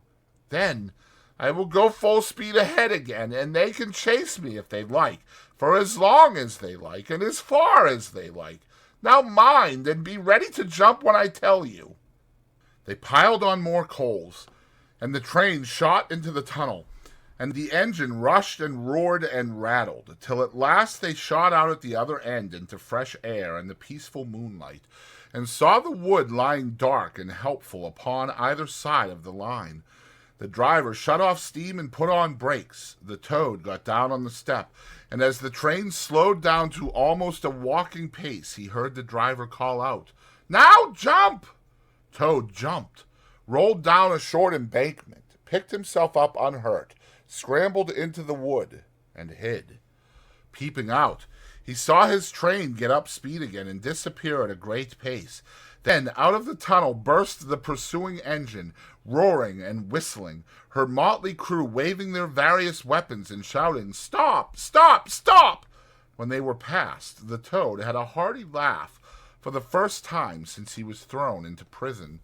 But he soon stopped laughing when he came to consider that it was now very late and dark and cold, and he was in an unknown wood with no money and no chance of supper, and still far from friends and home, and the dead silence of everything, after the roar and rattle of the train, was something of a shock. He dared not leave the shelter of the trees, so he struck into the wood, the idea of leaving the railway as far as possible behind him.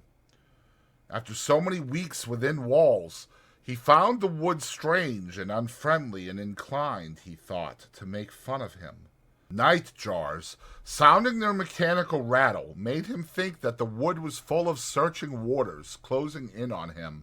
An owl, swooping noiselessly towards him, brushed his shoulder with its wing, making him jump with the horrid certainty that it was a hand, then flitted off, moth-like, laughing its low ho-ho-ho, which Toad thought in very poor taste.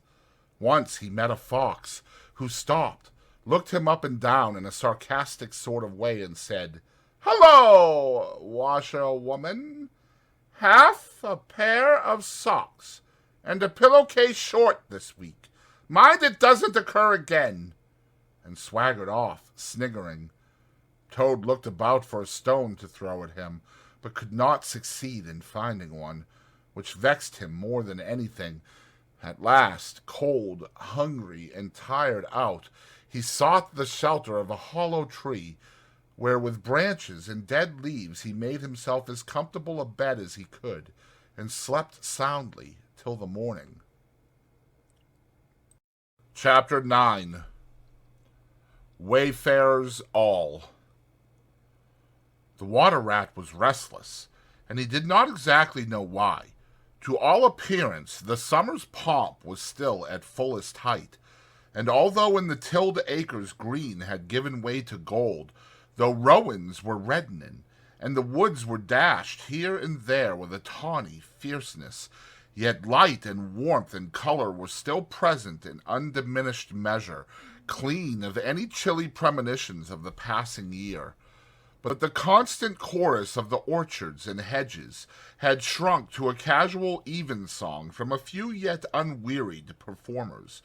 The robin was beginning to assert himself once more, and there was a feeling in the air of change and departure. The cuckoo, of course, had long been silent, but many other feathered friend, for months a part of the familiar landscape and its small society, was missing too, and it seemed that the ranks thinned steadily day by day. Rat, ever observant of all winged movement, saw that it was taking daily a southing tendency, and even as he lay in bed at night he thought he could make out, passing in the darkness overhead, the beat and quiver of impatient pinions, obedient to peremptory call. Nature's grand hotel has its season, like the others, as the guests one by one pack, pay, and depart, and the seats at the table d'hôte shrink pitifully at each succeeding meal, as suites of rooms are closed, carpets taken up, and waiters sent away. Those boarders who are staying on, en pension, until the next year's full reopening, cannot help being somewhat affected by all these flittings and farewells, this eager discussion of plans, routes, and fresh quarters, this daily shrinkage in the stream of comradeship.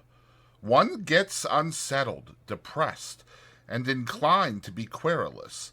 Why this craving for change? Why not stay on quietly here, like us, and be jolly?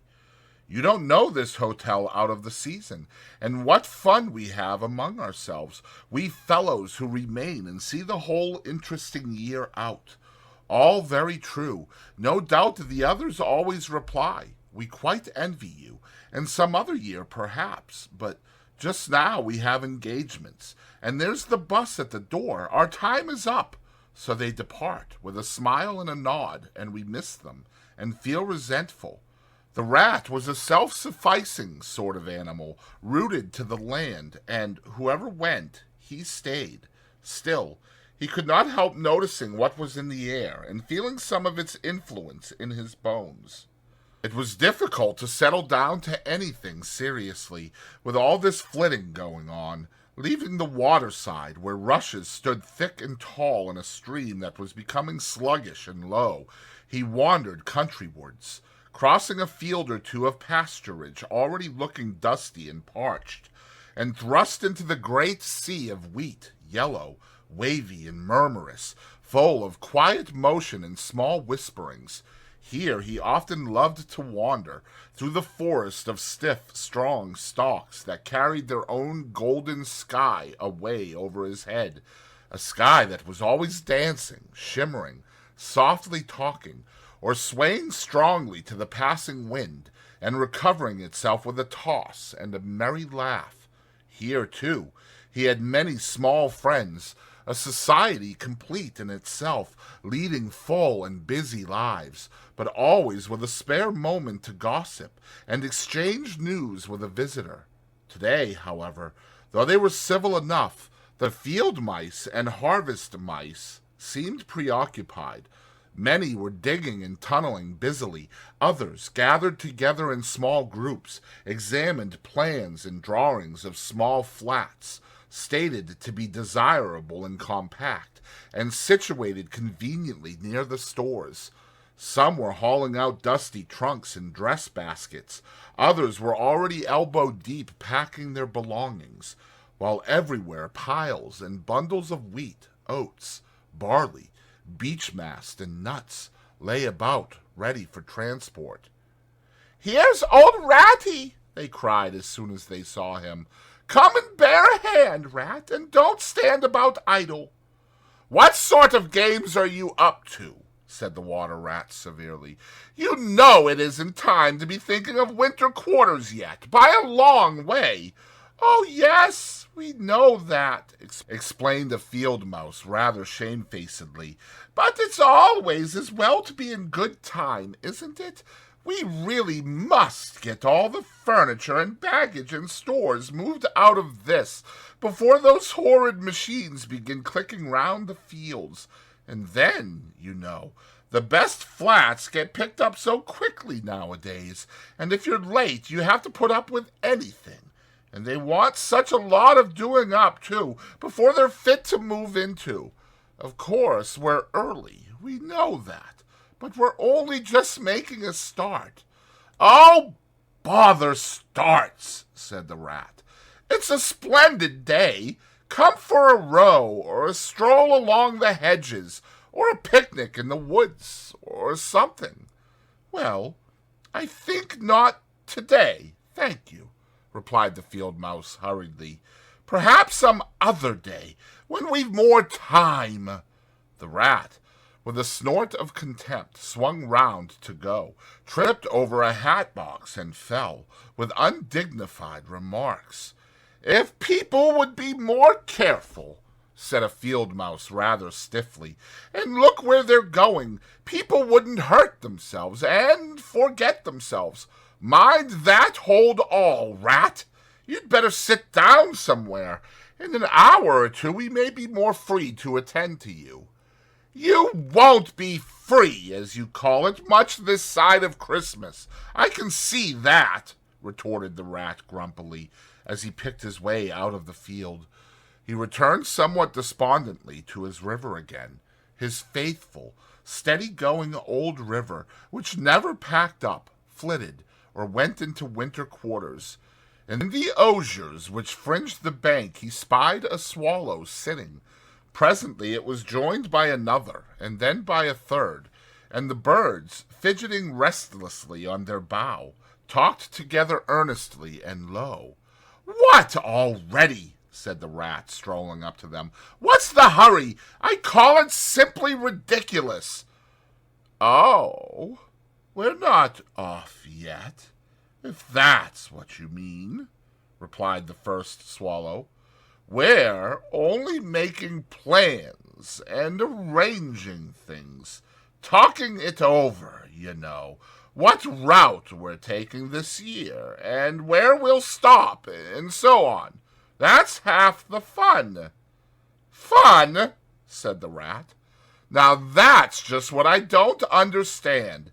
If you've got to leave this pleasant place, and your friends who will miss you, and your snug homes that you've just settled into, why, when the hour strikes, I've no doubt you'll go bravely and face all the trouble and discomfort and change and newness, and make believe that you're not very unhappy, but to want to talk about it, or even think about it, till you really need. No, you don't understand naturally," said the second swallow. "First, we feel it stirring within us, a sweet unrest. Then, back come the recollections one by one, like homing pigeons. They flutter through our dreams at night. They fly with us in our wheelings and circlings by day. We hunger to inquire of each other, to compare notes and assure ourselves that it was all really true, as one by one the scents and sounds and names of long-forgotten places come gradually back and beckon to us." "Couldn't you stop on for just this year?" suggested the water rat wistfully. "We'll all do our best to make you feel at home. You've no idea what good times we have here, while you are far away." "I tried stopping on one year," said the third swallow. "I had grown so fond of the place that when the time came I hung back and let the others go on without me. For a few weeks it was all well enough, but afterwards, oh, the weary length of the nights, the shivering sunless days, the air so clammy and chill, and not an insect in an acre of it. No, it was no good. My courage broke down, and one cold, stormy night I took wing, flying well inland on account of the strong easterly gales. It was snowing hard as I beat through the passes of the great mountains, and I had a stiff fight to win through, but never shall I forget the blissful feeling of the hot sun again on my back as I sped down to the lakes that lay so blue and placid below me, and the taste of my first fat insect. The past was like a bad dream. The future was all happy holiday as I moved southwards week by week, easily, lazily, lingering as long as I dared, but always heeding the call. No, I had had my warning. Never again did I think of disobedience. "Ah, yes, the call of the South, twittered the other two dreamily. "Its songs, its hues, its radiant air, oh, do you remember?" And, forgetting the rat, they slid into passionate reminiscence, while he listened fascinated, and his heart burned within him. In himself, too, he knew that it was vibrating at last, that chord hitherto dormant and unsuspected, the mere chatter of these southern-bound birds. Their pale and second-hand reports had yet power to awaken this wild and new sensation and thrill him through and through with it. What would one moment of the real thing work in him? One passionate touch of the real southern sun, one waft of the authentic odor. With closed eyes he dared to dream a moment in full abandonment. And when he looked again, the river seemed steely and chill, the green fields gray and lightless. Then his loyal heart seemed to cry out on his weaker self for its treachery. "Why do you ever come back, then, at all?" he demanded of the swallows jealously. "What do you find to attract you in this poor, drab little country?" "Do you think," said the first swallow, "that the other call is not for us too, in its due season? The call of lush meadow grass, wet orchards, warm, insect-haunted ponds, of browsing cattle, of haymaking, and all the farm buildings clustering round the house of the perfect eaves?" "Do you suppose," asked the second one, "that you are the only living thing that craves with a hungry longing to hear the cuckoo's note again?" "In due time," said the third, "we shall be homesick once more for quiet water lilies swaying on the surface of an English stream. But today, all that seems pale and thin and very far away, just now our blood dances to other music." They fell a-twittering among themselves once more, and this time their intoxicating babble was of violet seas, tawny sands, and lizard-haunted walls. Restlessly the rat wandered off once more, climbed the slope that rose gently from the north bank of the river, and lay looking out towards the great ring of downs that barred his vision further southwards, his simple horizon hitherto, his mountains of the moon, his limit behind which lay nothing he had cared to see or to know. Today, to him, gazing south with a new-born need stirring in his heart, the clear sky over their long, low outline seemed to pulsate with promise. Today, the unseen was everything, the unknown the only real fact of life. On this side of the hills was now the real blank. On the other lay the crowded and colored panorama that his inner eye was seeing so clearly. What seas lay beyond, green, leaping, and crested? What sun-bathed coasts, along which the white villas glittered against the olive woods? What quiet harbors, thronged with gallant shipping bound for purple islands of wine and spice, islands set low in languorous waters? He rose and descended riverwards once more, then changed his mind and sought the side of the dusty lane.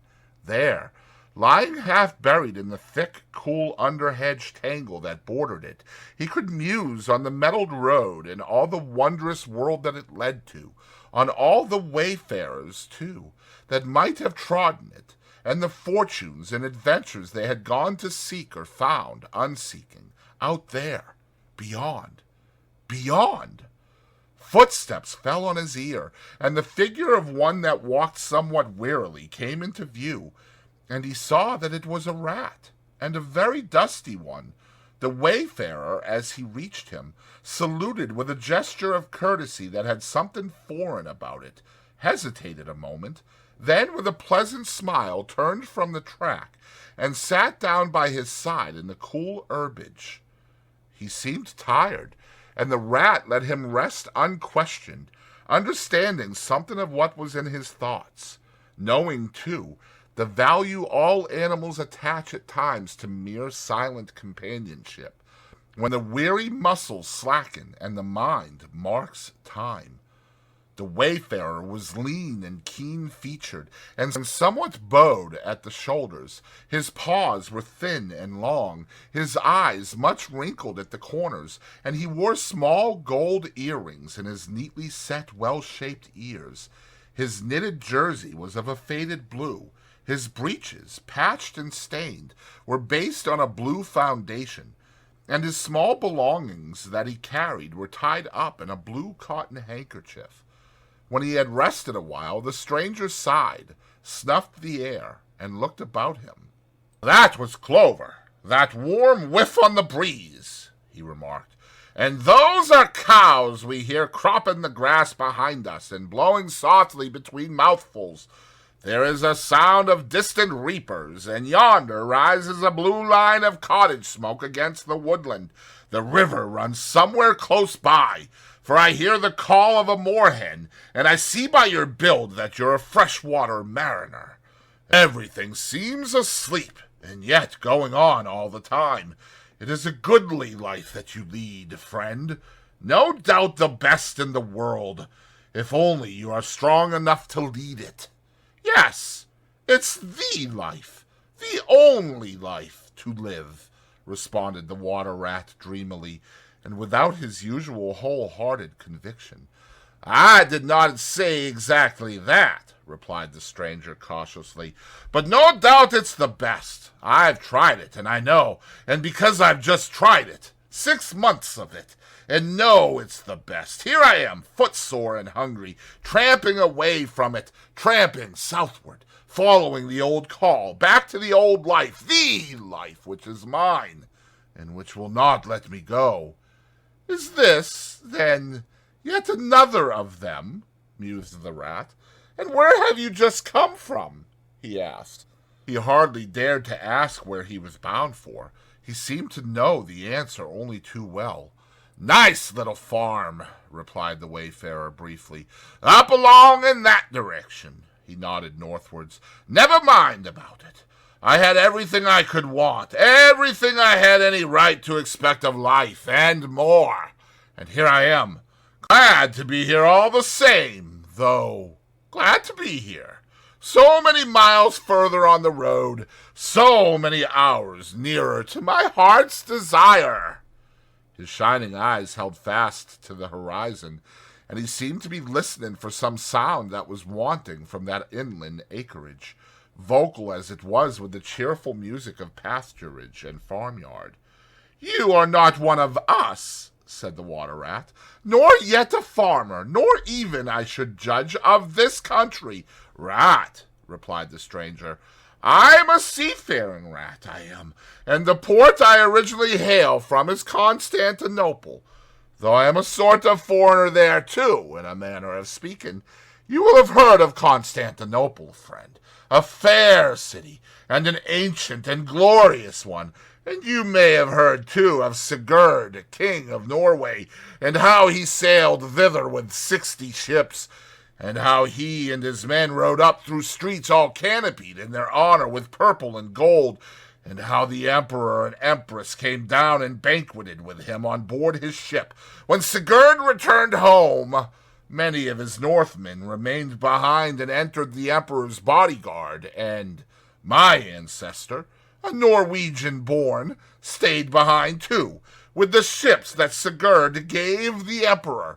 Seafarers we have ever been, and no wonder. As for me, the city of my birth is no more my home than any pleasant port between there and the London River. I know them all, and they know me, set me down on any of their quays or foreshores, and I am home again.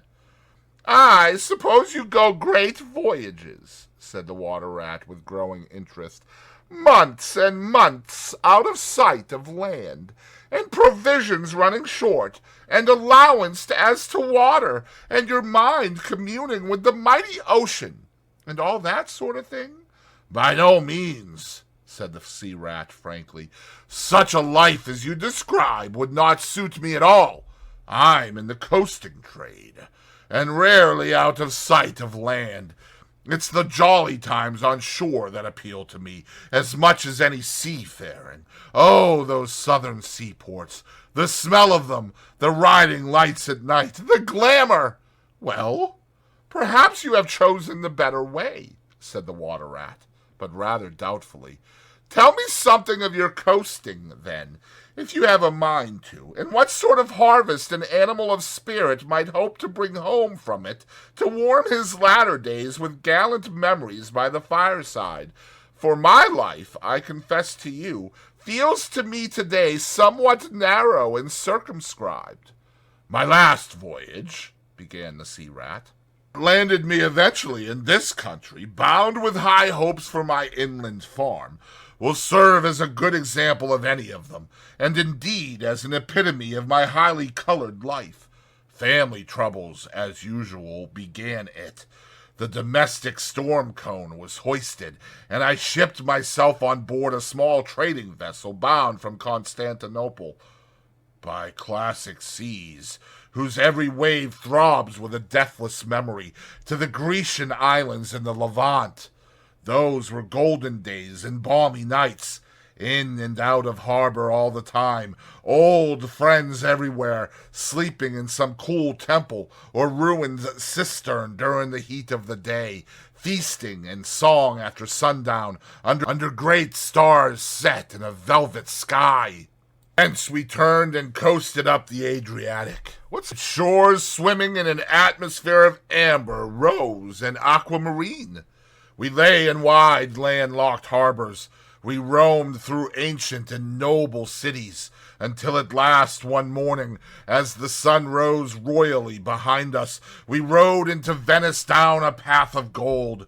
Oh, Venice is a fine city, wherein a rat can wander at ease and take his pleasure, or, when weary of wandering, can sit at the edge of the Grand Canal at night, feasting with his friends, when the air is full of music and the sky full of stars, and the lights flash and shimmer on the polished steel prows of the swaying gondolas, packed so that you could walk across the canal on them from side to side. And then the food. Do you like shellfish? Well, we won't linger over that now. He was silent for a time, and the water rat, silent too and enthralled, floated on dream canals and heard a phantom song pealing high between vaporous, gray, wave-lapped walls. Southwards we sailed again at last, continued the sea rat, coasting down the Italian shore, till finally we made Palermo, and there I quitted for a long, happy spell on shore. I never stick too long to one ship. One gets narrow-winded and prejudiced. Besides, Sicily is one of my happy hunting grounds. I know everybody there, and their ways just suit me. I spent many jolly weeks in the island, staying with friends up country. When I grew restless again, I took advantage of a ship that was trading to Sardinia and Corsica, and very glad I was to feel the fresh breeze and the sea spray in my face once more. But isn't it very hot and stuffy down in the hold, I think you call it? Asked the water rat. The seafarer looked at him with the suspicion of a wink. I'm an old hand, he remarked with much simplicity. The captain's cabin's good enough for me. It's a hard life by all accounts, murmured the rat, sunk in deep thought. For the crew it is, replied the seafarer gravely, again with the ghost of a wink. From Corsica, he went on, I made use of a ship that was taking wine to the mainland. We made a latio in the evening, lay to, hauled up our wine casks, and hove them overboard, tied one to the other by a long line. Then the crew took to the boats and rowed shorewards, singing as they went, and drawing after them the long, bobbing procession of casks, like a mile of porpoises.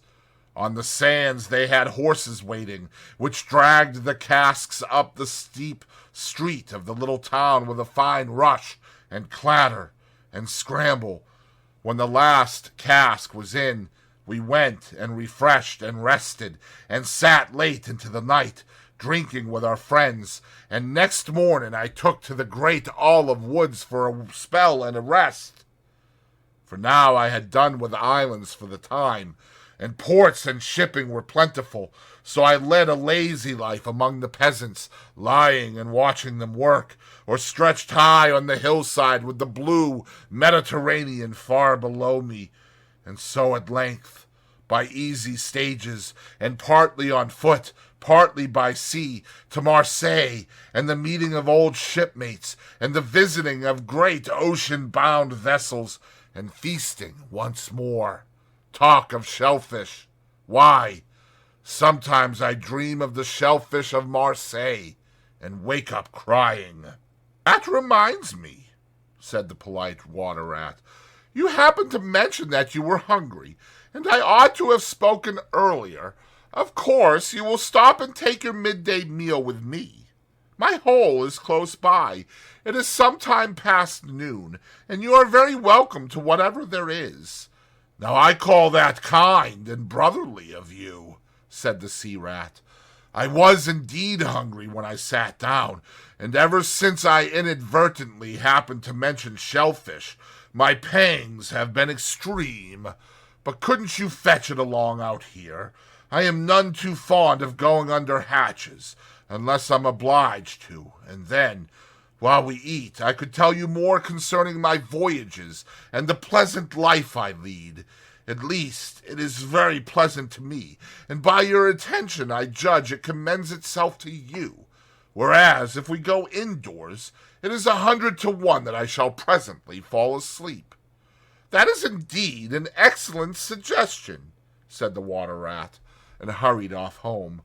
There he got out the luncheon basket and packed a simple meal, in which, remembering the stranger's origin and preferences, he took care to include a yard of long French bread, a sausage out of which the garlic sang, some cheese which lay down and cried, and a long-necked, straw-covered flask wherein lay bottled sunshine shed and garnered on far southern slopes.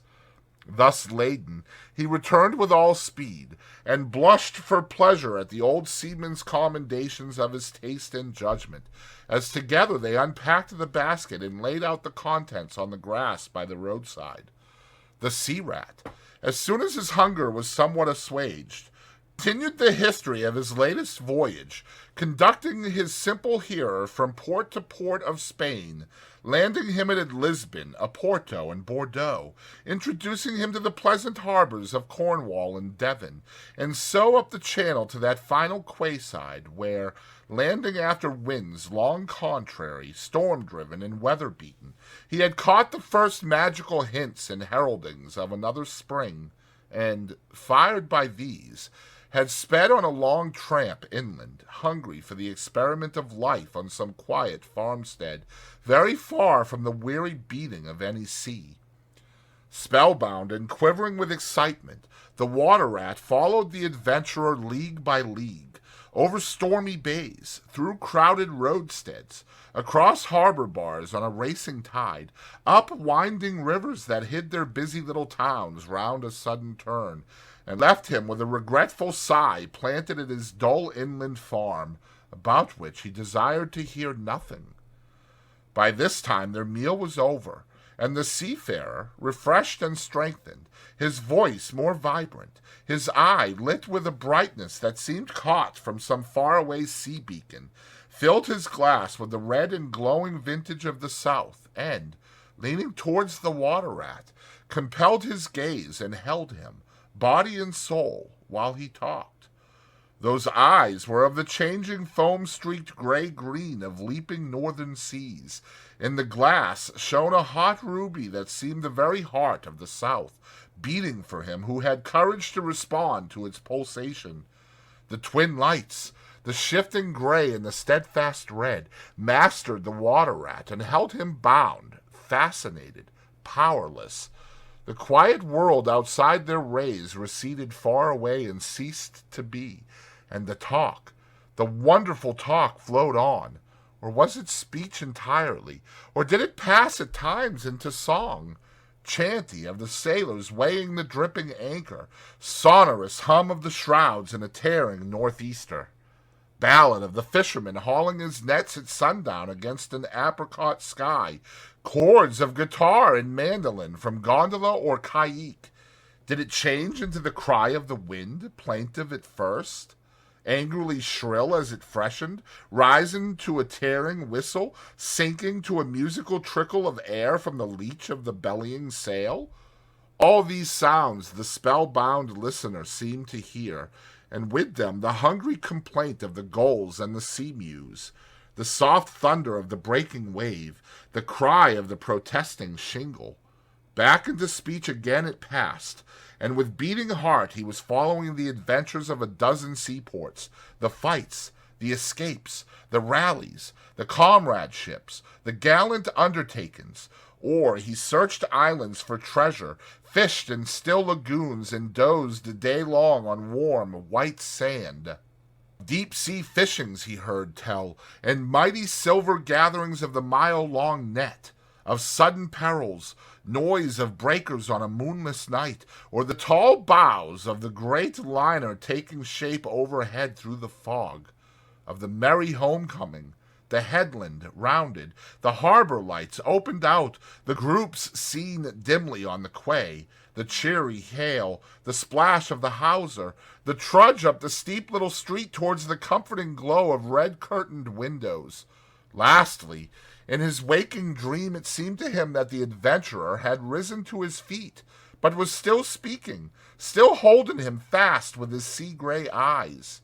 "And now," he was softly saying, "I take to the road again, holding on southwestwards for many a long and dusty day, till at last I reach the little gray sea-town I know so well, that clings along one steep side of the harbor. There, through dark doorways you look down flights of stone steps, overhung by great pink tufts of valerian and ending in a patch of sparkling blue water. The little boats that lie tethered to the rings and stanchions of the old sea-wall are gaily painted as those I clambered in and out of in my own childhood. The salmon leap on the flood tide, schools of mackerel flash and play past quaysides and foreshores, and by the windows the great vessels glide, night and day, up to their moorings or forth to the open sea. There, sooner or later, the ships of all seafaring nations arrive, and there, at its destined hour, the ship of my choice will let go its anchor. I shall take my time, I shall tarry and bide, till at last the right one lies waiting for me, warped out into midstream, loaded low, her bowsprit pointing down harbor. I shall slip on board, by boat or along hawser, and then one morning I shall wake to the song and tramp of the sailors, the clink of the capstan, and the rattle of the anchor chain coming merrily in. We shall break out the jib and the foresail. The white houses on the harbor side will glide slowly past us as she gathers steering way, and the voyage will have begun. As she forges towards the headland, she will clothe herself with canvas, and then, once outside, the sounding slap of great green seas as she heels to the wind, pointing south. And you will come too, young brother, for the days pass and never return, and the South still waits for you. Take the adventure, heed the call, now ere the irrevocable moment passes. 'Tis but a banging of the door behind you, a blithesome step forward, and you are out of the old life and into the new.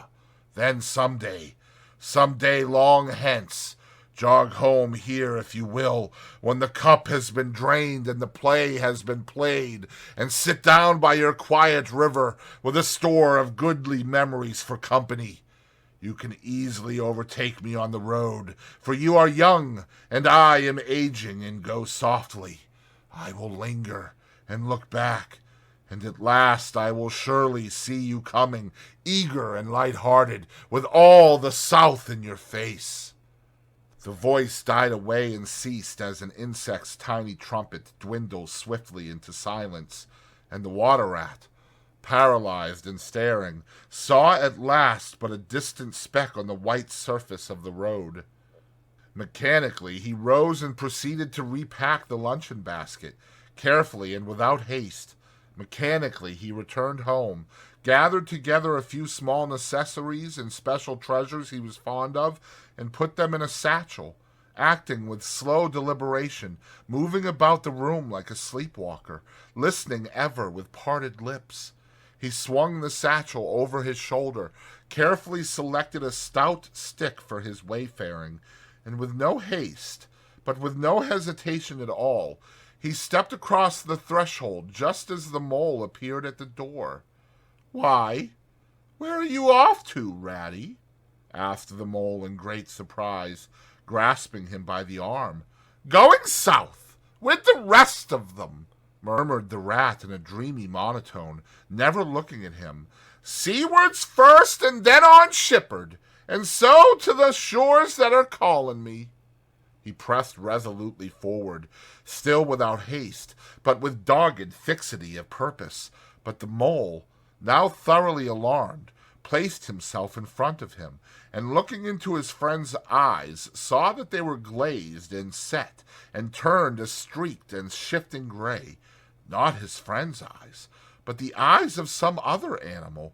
Grappling with him strongly, he dragged him inside, threw him down, and held him. The rat struggled desperately for a few moments, and then his strength seemed suddenly to leave him, and he lay still and exhausted, with closed eyes, trembling. Presently the mole assisted him to rise and placed him in a chair, where he sat collapsed and shrunken into himself, his body shaken by a violent shivering, passing in time into a hysterical fit of dry sobbing. Mole made the door fast, threw the satchel into a drawer and locked it, and sat down quietly on the table by his friend, waiting for the strange seizure to pass. Gradually the rat sank into a troubled doze, broken by starts and confused murmurings of things strange and wild and foreign to the unenlightened mole, and from that he passed into a deep slumber. Very anxious in mind, the mole left him for a time and busied himself with household matters, and it was getting dark when he returned to the parlor and found the rat where he had left him, wide awake indeed, but listless, silent, and dejected. He took one hasty glance at his eyes, found them, to his great gratification, clear and dark and brown again as before, and then sat down and tried to cheer him up and help him to relate what had happened to him. Poor Ratty did his best, by degrees, to explain things, but how could he put into cold words what had mostly been suggestion? How recall, for another's benefit, the haunting sea voices that had sung to him? How reproduce at second hand the magic of the seafarer's 100 reminiscences? Even to himself, now the spell was broken and the glamour gone, he found it difficult to account for what had seemed some hours ago the inevitable and only thing. It is not surprising, then, that he failed to convey to the mole any clear idea of what he had been through that day. To the mole, this much was plain.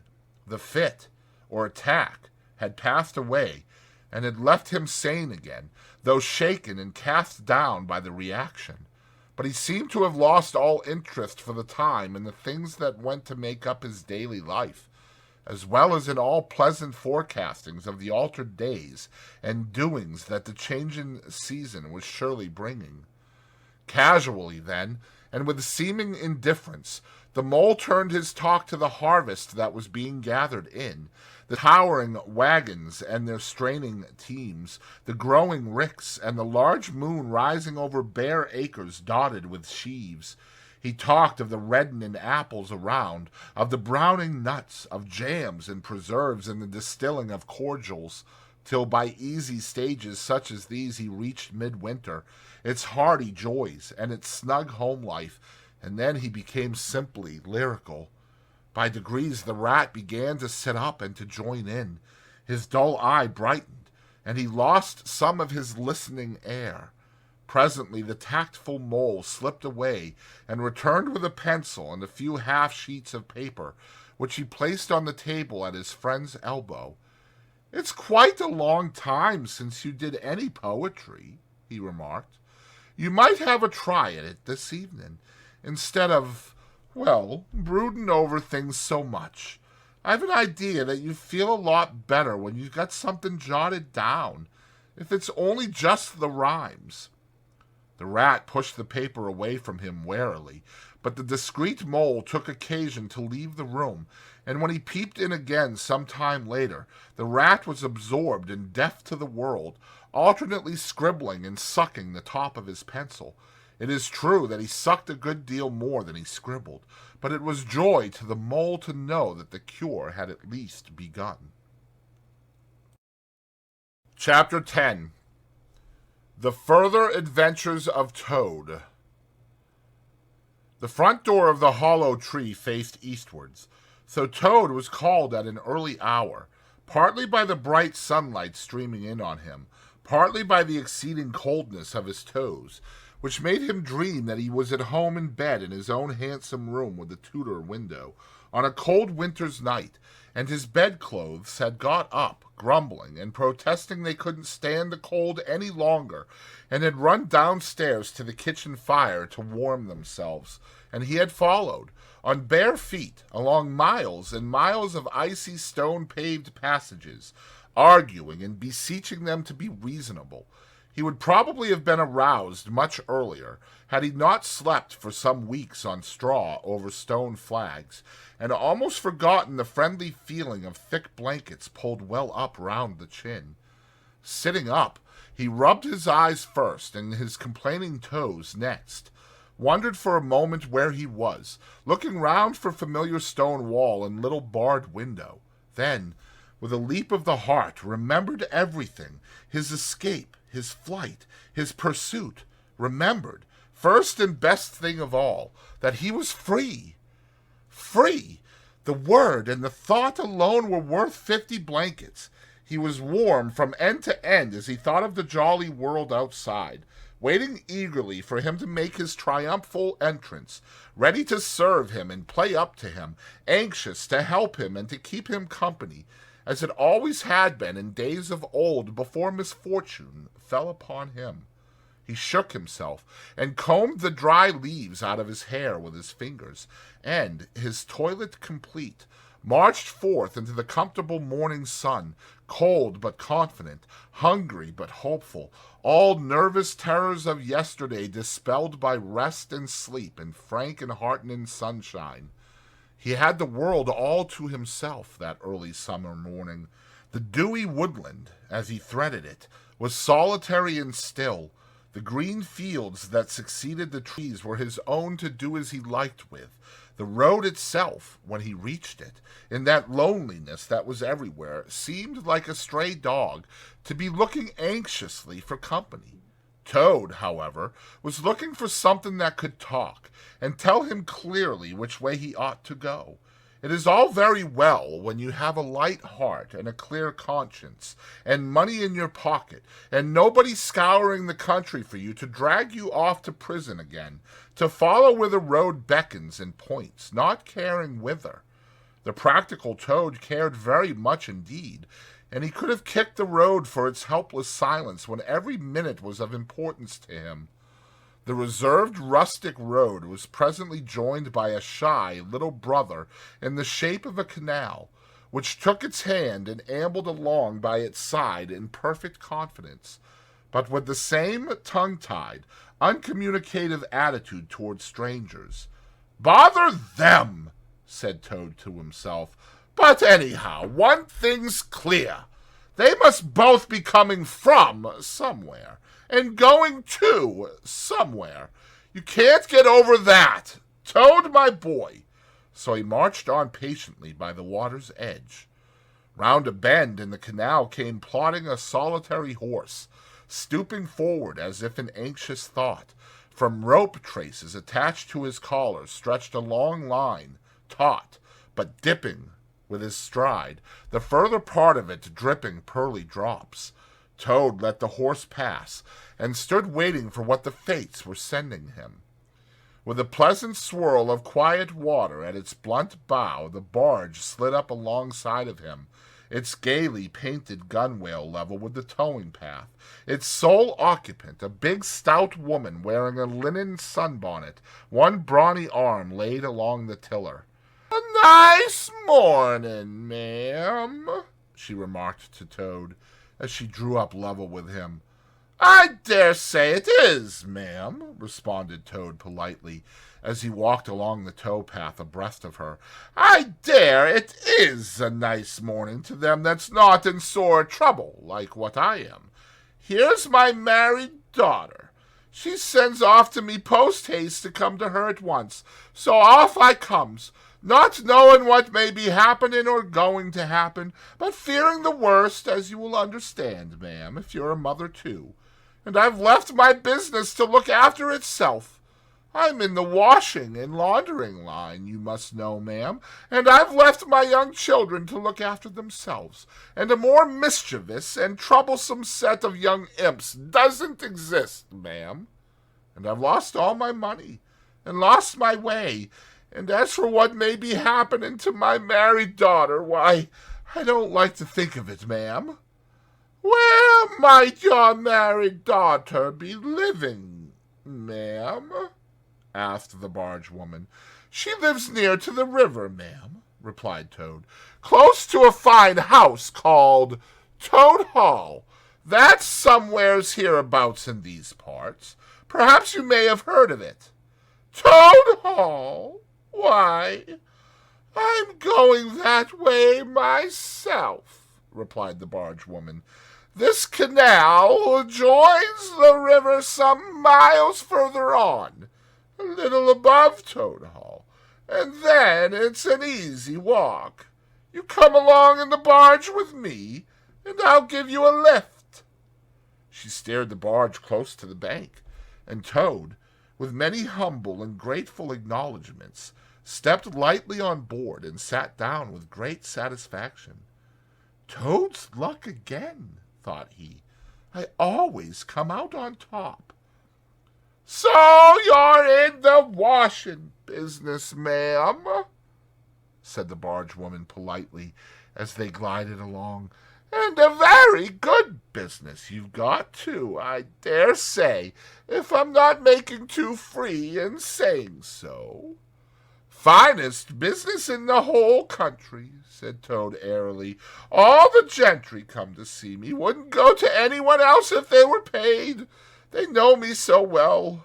You see, I understand my work thoroughly and attend to it all myself, washing, ironing, clear starching, making up gents' fine shirts for evening wear. Everything's done under my own eye."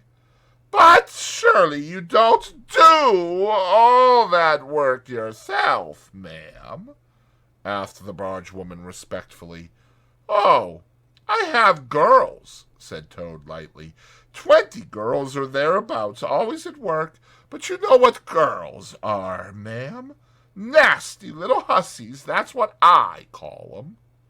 "So do I, too," said the barge woman with great heartiness. "But I dare say you set yours to rights, the idle trollops.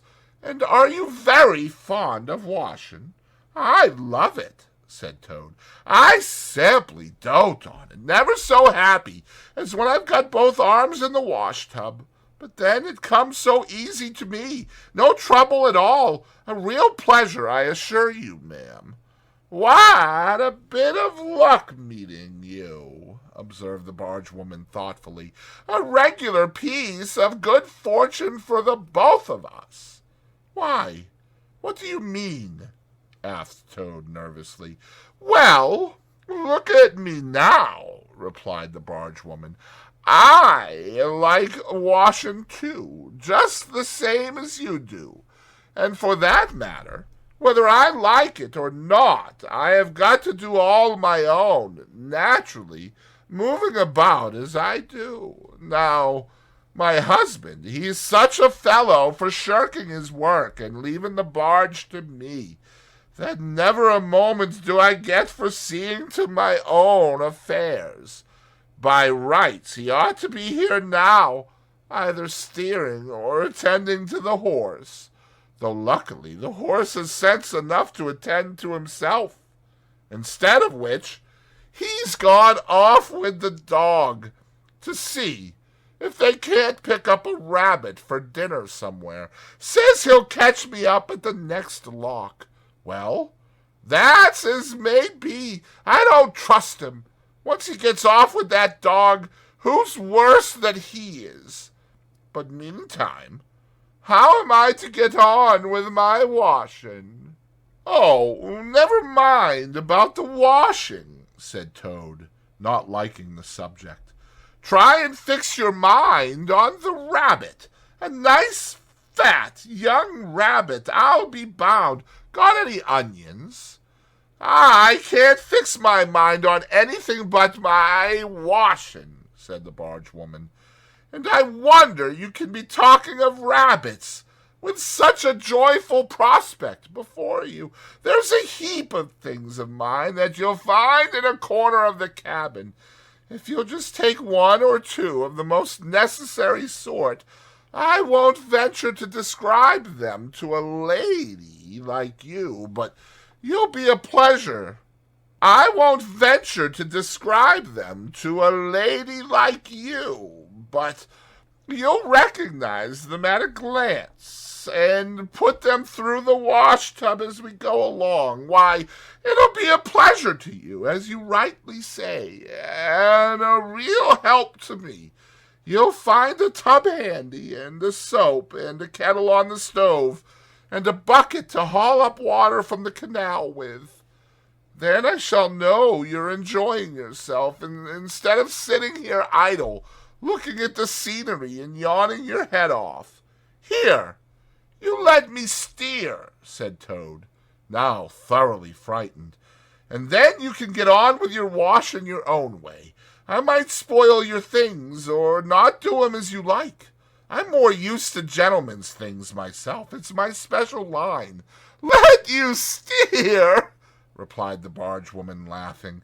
"It takes some practice to steer a barge properly. Besides, it's dull work, and I want you to be happy. No, you shall do the washing you're so fond of, and I'll stick to the steering that I understand. Don't try and deprive me of the pleasure of giving you a treat." Toad was fairly cornered. He looked for escape this way and that, saw that he was too far from the bank for a flying leap, and sullenly resigned himself to his fate. "If it comes to that," he thought in desperation, "I suppose any fool can wash." He fetched tub, soap, and other necessaries from the cabin, selected a few garments at random, tried to recollect what he had seen in casual glances through laundry windows, and set to. A long half-hour passed, and every minute of it saw Toad getting crosser and crosser. Nothing that he could do to the things seemed to please them or do them good. He tried coaxing, he tried slapping, he tried punching. They smiled back at him out of the tub unconverted, happy in their original sin. Once or twice he looked nervously over his shoulder at the barge-woman, but she appeared to be gazing out in front of her, absorbed in her steering. His back ached badly, and he noticed with dismay that his paws were beginning to get all crinkly. Now Toad was very proud of his paws. He muttered under his breath words that should never pass the lips of either washerwoman or Toads. and lost the soap for the 50th time. A burst of laughter made him straighten himself and look round. The barge woman was leaning back and laughing unrestrainedly till the tears ran down her cheeks. "I've been watching you all the time," she gasped. "I thought you must be a humbug all along, from the conceited way you talked. Pretty washerwoman you are. Never washed so much as a dishclout in your life, I'll lay." Toad's temper, which had been simmering viciously for some time, now fairly boiled over, and he lost all control of himself. "You common, low, fat barge woman," he shouted. "Don't you dare talk to your betters like that. Washerwoman, indeed. I would have you know that I am a toad, a very well-known, respected, distinguished toad. I may be under a bit of a cloud at present, but I will not be laughed at by a barge woman." The woman moved nearer to him and peered under his bonnet keenly and closely. "Why, so you are," she cried. "Well, I never! A horrid, nasty, crawly toad! And in my nice, clean barge, too! Now that is a thing that I will not have." She relinquished the tiller for a moment. One big mottled arm shot out and caught Toad by a foreleg, while the other gripped him fast by a hind leg. Then the world turned suddenly upside down. The barge seemed to flit lightly across the sky.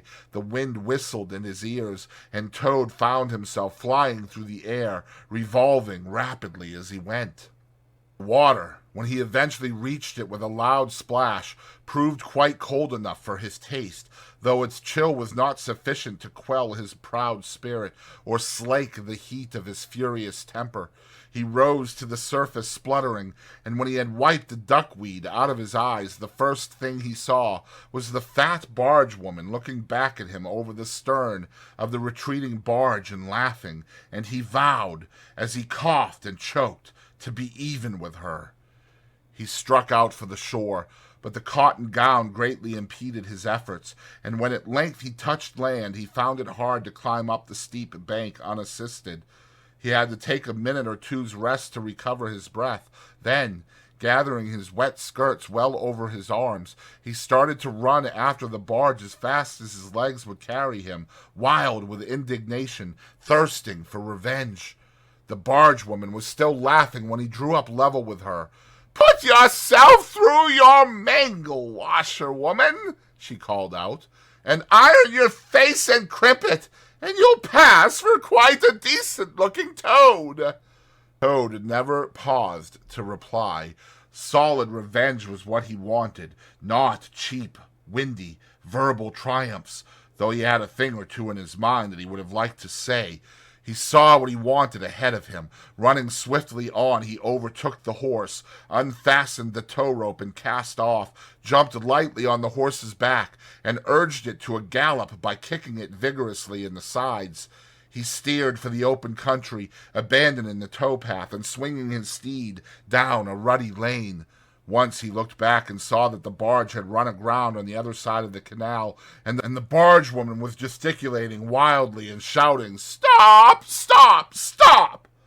"I've heard that song before," said Toad, laughing, as he continued to spur his steed onward in his wild career. The barge horse was not capable of any very sustained effort, and its gallop soon subsided into a trot, and its trot into an easy walk, but Toad was quite contented with this, knowing that he, at any rate, was moving, and the barge was not. He had quite recovered his temper. Now that he had done something he thought really clever, and he was satisfied to jog along quietly in the sun, steering his horse along byways and bridle paths, and trying to forget how very long it was since he had had a square meal, till the canal had been left very far behind him. He had traveled some miles, his horse and he was feeling drowsy in the hot sunshine, when the horse stopped, lowered his head, and began to nibble the grass, and Toad, waking up, just saved himself from falling off by an effort. He looked about him and found he was on a wide common, dotted with patches of gorse and bramble as far as he could see. Near him stood a dingy gypsy caravan, and beside it a man was sitting on a bucket turned upside down, very busy smoking and staring into the wide world.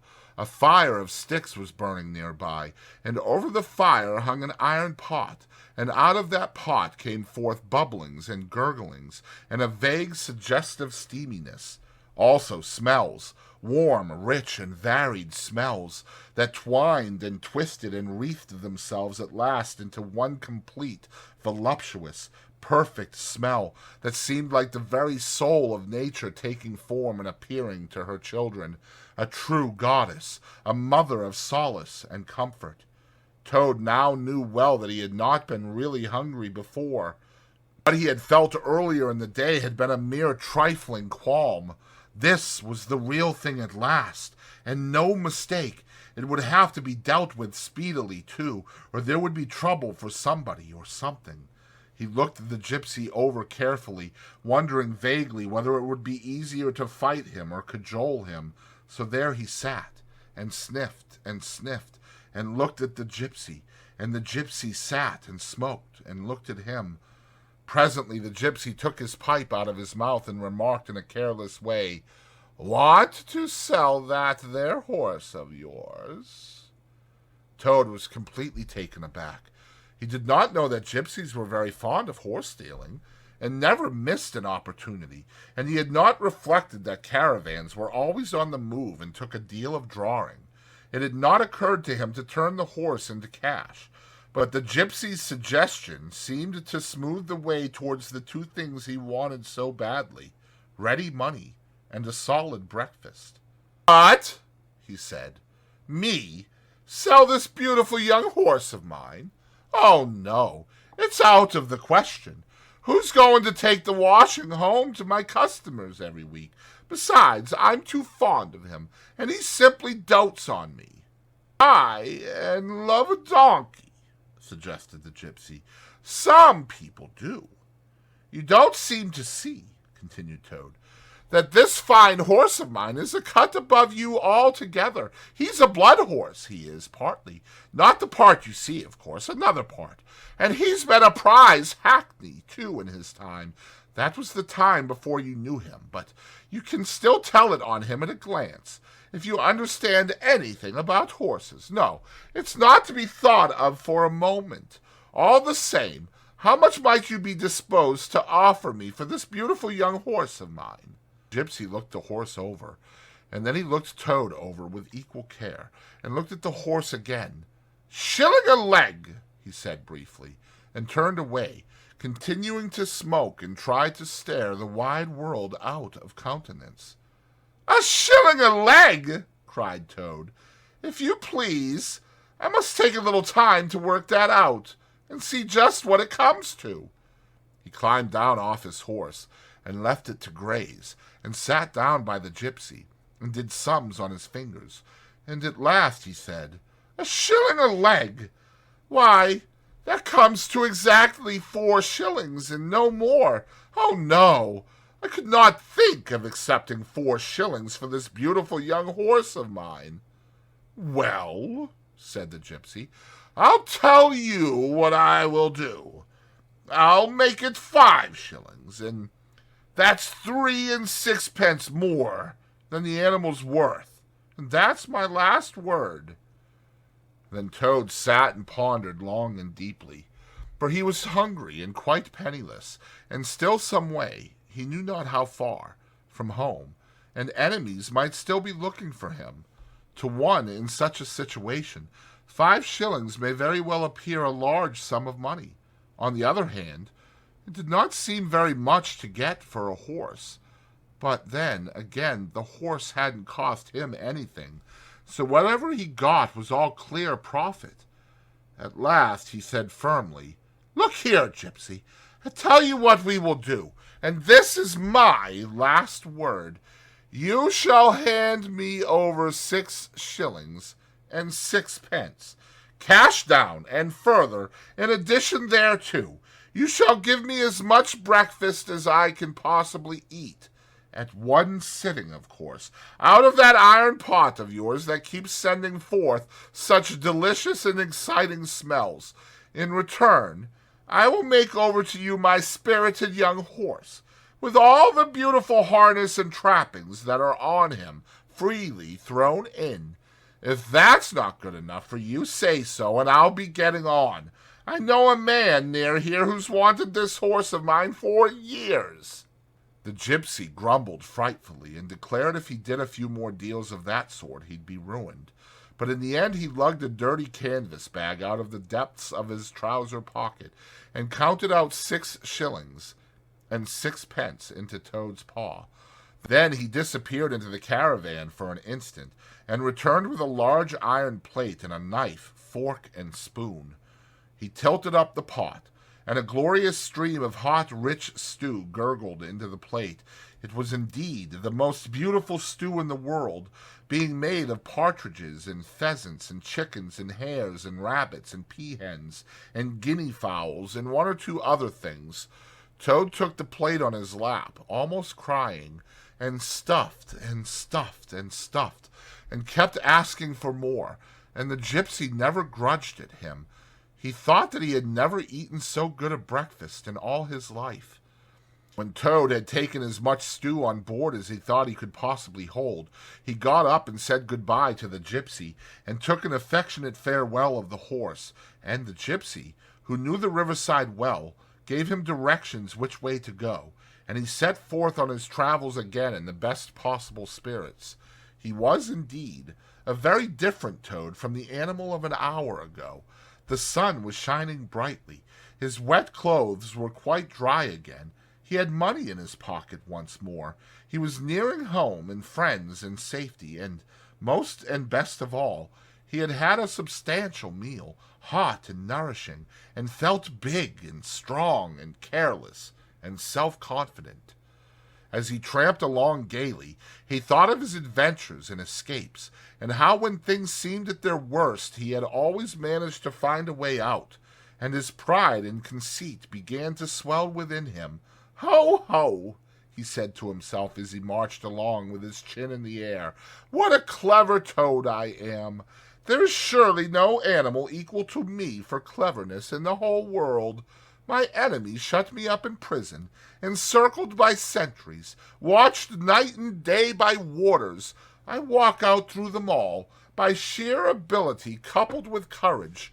They pursue me with engines and policemen and revolvers. I snap my fingers at them and vanish, laughing, into space. I am, unfortunately, thrown into a canal by a woman fat of body and very evil-minded. What of it? I swim ashore, I seize her horse, I ride off in triumph, and I sell the horse for a whole pocketful of money and an excellent breakfast. Ho, ho! I am the Toad, the handsome, the popular, the successful Toad." He got so puffed up with conceit that he made up a song as he walked in praise of himself, and sang it at the top of his voice, though there was no one to hear it but him. It was perhaps the most conceited song that any animal ever composed. "The world has held great heroes, as history books have shown, but never a name to go down to fame compared with that of Toad. The clever men at Oxford know all that there is to be knowed, but they none of them know 1/2 as much as intelligent Mr. Toad. The animals sat in the ark and cried, their tears in torrents flowed. Who was it that said, 'There's land ahead,' encouraging Mr. Toad? The army all saluted as they marched along the road. Was it the king or Kitchener? No, it was Mr. Toad. The queen and her ladies-in-waiting sat at the window and sewed. She cried, 'Look, who's that handsome man?' They answered, 'Mr. Toad.'" There was a great deal more of the same sort, but too dreadfully conceited to be written down. These are some of the milder verses. He sang as he walked, and he walked as he sang, and got more inflated every minute, but his pride was shortly to have a severe fall. After some miles of country lanes he reached the high road, and as he turned into it and glanced along its white length, he saw approaching him a speck that turned into a dot, and then into a blob, and then into something very familiar, and the double note of warning, only too well known, fell on his delighted ear. "This is something like," said the excited Toad. "This is real life again. This is once more the great world from which I have been missed so long. I will hail them, my brothers of the wheel, and pitch them a yarn of the sort that has been so successful hitherto. And they will give me a lift, of course, and then I will talk to them some more, and perhaps, with luck, it may even end in my driving up to Toad Hall in a motor car. That will be one in the eye for a badger." He stepped confidently out into the road to hail the motor car, which came along at an easy pace, slowing down as it neared the lane, when suddenly he became very pale, his heart turned to water, his knees shook and yielded under him, and he doubled up and collapsed with a sickening pain in his interior. And well he might, the unhappy animal, for the approaching car was the very one he had stolen out of the yard of the Red Lion Hotel on that fatal day when all his troubles began, and the people in it were the very same people he had sat and watched at luncheon in the coffee-room. He sank down in a shabby, miserable heap in the road, murmuring to himself in his despair, "It's all up! It's all over now! Chains and policemen again, prison again, dry bread and water again. Oh, what a fool I have been! What did I want to go strutting about the country for, singing conceited songs and hailing people in broad day on the high road, instead of hiding till nightfall and slipping home quietly by back ways? Oh, hapless Toad! Oh, ill-fated animal!" The terrible motor car drew slowly nearer and nearer, till at last he heard it stop just short of him. Two gentlemen got out and walked round the trembling heap of crumpled misery lying in the road, and one of them said, "Oh dear, this is very sad. Here is a poor old thing, a washerwoman apparently, who has fainted in the road. Perhaps she is overcome by the heat, poor creature, or possibly she has not had any food today. Let us lift her into the car and take her to the nearest village, where doubtless she has friends." They tenderly lifted Toad into the motor car and propped him up with soft cushions and proceeded on their way. When Toad heard them talk in so kind and sympathetic a way, and knew that he was not recognized, his courage began to revive, and he cautiously opened first one eye and then the other. "Look!" said one of the gentlemen. "She is better already. The fresh air is doing her good. How do you feel now, ma'am?" "Thank you kindly, sir," said Toad in a feeble voice. "I'm feeling a great deal better." "That's right," said the gentleman. "Now keep quite still, and, above all, don't try to talk." "I won't," said Toad. "I was only thinking if I might sit on the front seat there beside the driver, where I could get the fresh air full in my face. I shall soon be all right again." "What a very sensible woman," said the gentleman. "Of course you shall." So they carefully helped Toad into the front seat beside the driver, and on they went again. Toad was almost himself again by now. He sat up, looked about him, and tried to beat down the tremors, the yearnings, the old cravings that rose up and beset him and took possession of him entirely. "It is fate," he said to himself. "Why strive? Why struggle?" And he turned to the driver at his side. "Please, sir," he said, "I wish you would kindly let me try and drive the car it for a little. I've been watching you carefully, and it looks so easy and so interesting, and I should like to be able to tell my friends that once I had driven a motor car." The driver laughed at the proposal so heartily that the gentleman inquired what the matter was. When he heard, he said, to Toad's delight, "Bravo, ma'am, I like your spirit. Let her have a try, and look after her. She won't do any harm." Toad eagerly scrambled into the seat vacated by the driver, took the steering wheel in his hands, listened with affected humility to the instructions given him, and set the car in motion, but very slowly and carefully at first, for he was determined to be prudent. The gentlemen behind clapped their hands and applauded, and Toad heard them saying, "How well she does it! Fancy a washerwoman driving a car as well as that the first time." Toad went a little faster, then faster still, and faster. He heard the gentleman call out warningly, "Be careful, washerwoman!" And this annoyed him, and he began to lose his head. The driver tried to interfere, but he pinned him down in his seat with one elbow and put on full speed. The rush of air in his face, the hum of the engines, and the light jump of the car beneath him intoxicated his weak brain. "Washerwoman, indeed!" he shouted recklessly. "Ho, ho! I am the Toad, the motor car snatcher, the prison breaker, the Toad who always escapes. Sit still, and you shall know what driving really is. For you are in the hands of the famous, the skillful, the entirely fearless Toad." With a cry of horror, the whole party rose and flung themselves on him. "Seize him!" they cried. "Seize the Toad, the wicked animal who stole our motor car! Bind him, chain him, drag him to the nearest police station! Down with the desperate and dangerous Toad!" Alas, they should have thought. They ought to have been more prudent. They should have remembered to stop the motor car somehow before playing any pranks of that sort.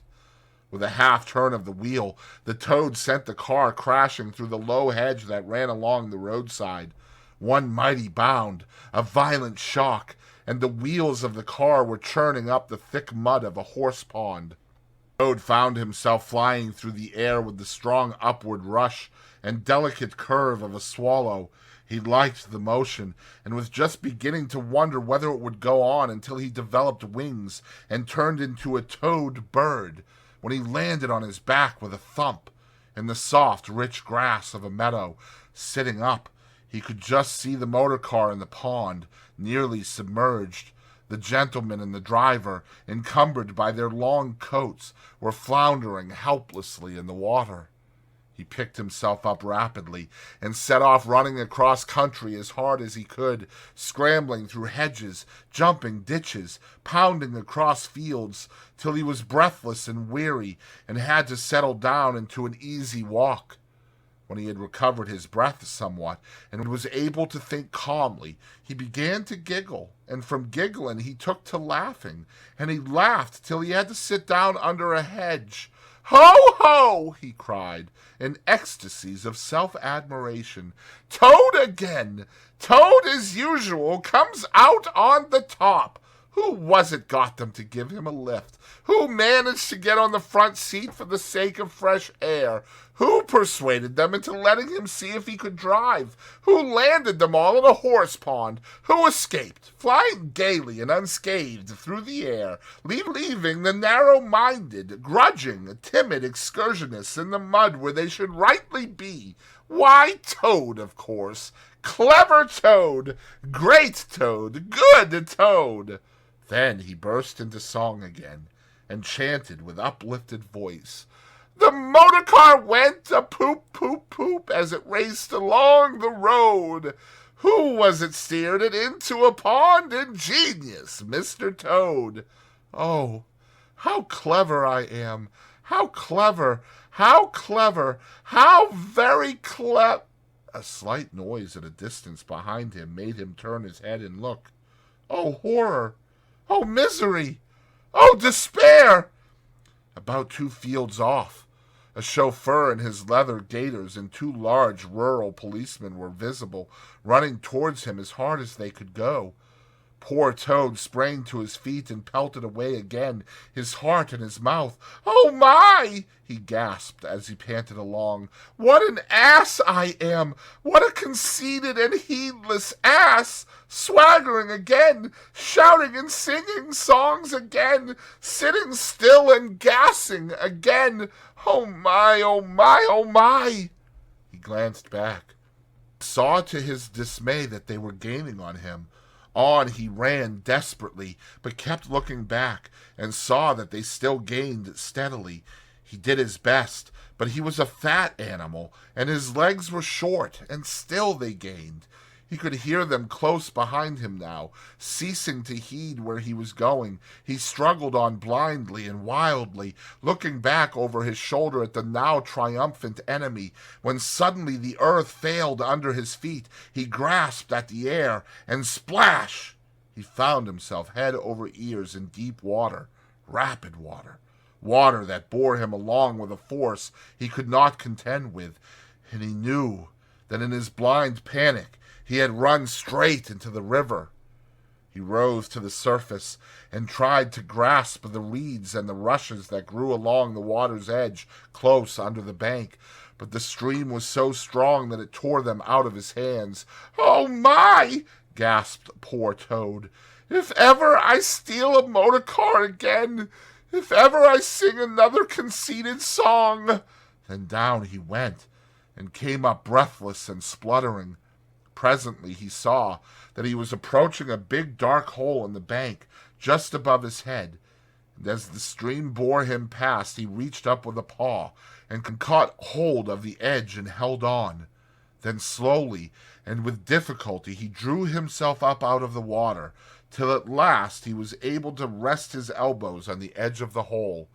There he remained for some minutes, puffing and panting, for he was quite exhausted. As he sighed and blew and stared before him into the dark hole, some bright small thing shone and twinkled in its depths, moving towards him. As it approached, a face grew up gradually around it, and it was a familiar face, brown and small, with whiskers, grave and round, with neat ears and silky hair. It was the water rat. Chapter 11. Like summer tempests came his tears. The rat put out a neat little brown paw, gripped Toad firmly by the scruff of the neck, and gave a great hoist and a pull, and the water-logged Toad came up slowly but surely over the edge of the hole, till at last he stood safe and sound in the hall, streaked with mud and weed, to be sure, and with the water streaming off him, but happy and high-spirited as of old, now that he found himself once more in the house of a friend, and dodgings and evasions were over, and he could lay aside a disguise that was unworthy of his position, and wanted such a lot of living up to. "Oh, Ratty!" he cried, "I've been through such times since I saw you last, you can't think. Such trials, such sufferings, and all so nobly borne. Then such escapes, such disguises, such subterfuges, and all so cleverly planned and carried out. Been in prison, got out of it, of course, been thrown into a canal, swam ashore, stole a horse, sold him for a large sum of money, humbugged everybody, made 'em all do exactly what I wanted. Oh, I am a smart Toad, and no mistake. What do you think my last exploit was? Just hold on till I tell you." "Toad," said the water rat gravely and firmly, "you go off upstairs at once. Take off that old cotton rag that looks as if it might formerly have belonged to some washerwoman, and clean yourself thoroughly. Put on some of my clothes, and try and come down looking like a gentleman if you can. For a more shabby, bedraggled, disreputable-looking object than you are I never set eyes on in my whole life. Now, Stop swaggering and arguing and be off. I'll have something to say to you later." Toad was at first inclined to stop and do some talking back at him. He had had enough of being ordered about when he was in prison, and here was the thing being begun all over again, apparently, and by a rat, too. However, he caught sight of himself in the looking-glass over the hat-stand, with the rusty black bonnet perched rakishly over one eye, and he changed his mind and went very quickly and humbly upstairs to the rat's dressing-room. There he had a thorough wash and brush-up, changed his clothes, and stood for a long time before the glass, contemplating himself with pride and pleasure, and thinking what utter idiots all the people must have been to have ever mistaken him for one moment for a washerwoman. By the time he came down again, luncheon was on the table, and very glad Toad was to see it, for he had been through some trying experiences, and had taken much hard exercise since the excellent breakfast provided for him by the gypsy. While they ate, Toad told the rat all his adventures, dwelling chiefly on his own cleverness and presence of mind in emergencies, and cunning in tight places, and rather making out that he had been having a gay and highly colored experience. But the more he talked and boasted, the more grave and silent the rat became. When at last Toad had talked himself to a standstill, there was silence for a while. And then the rat said, "Now, Toady, I don't want to give you pain after all you've been through already, but seriously, don't you see what an awful ass you've been making of yourself? On your own admission you have been handcuffed, imprisoned, starved, chased, terrified out of your life, insulted, jeered at, and ignominiously flung into the water, by a woman, too. Where's the amusement in that? Where does the fun come in? And all because you must needs go and steal a motor car. You know that you've never had anything but trouble from motor cars from the moment you first set eyes on one. But if you will be mixed up with them, as you generally are, 5 minutes after you've started, why steal them?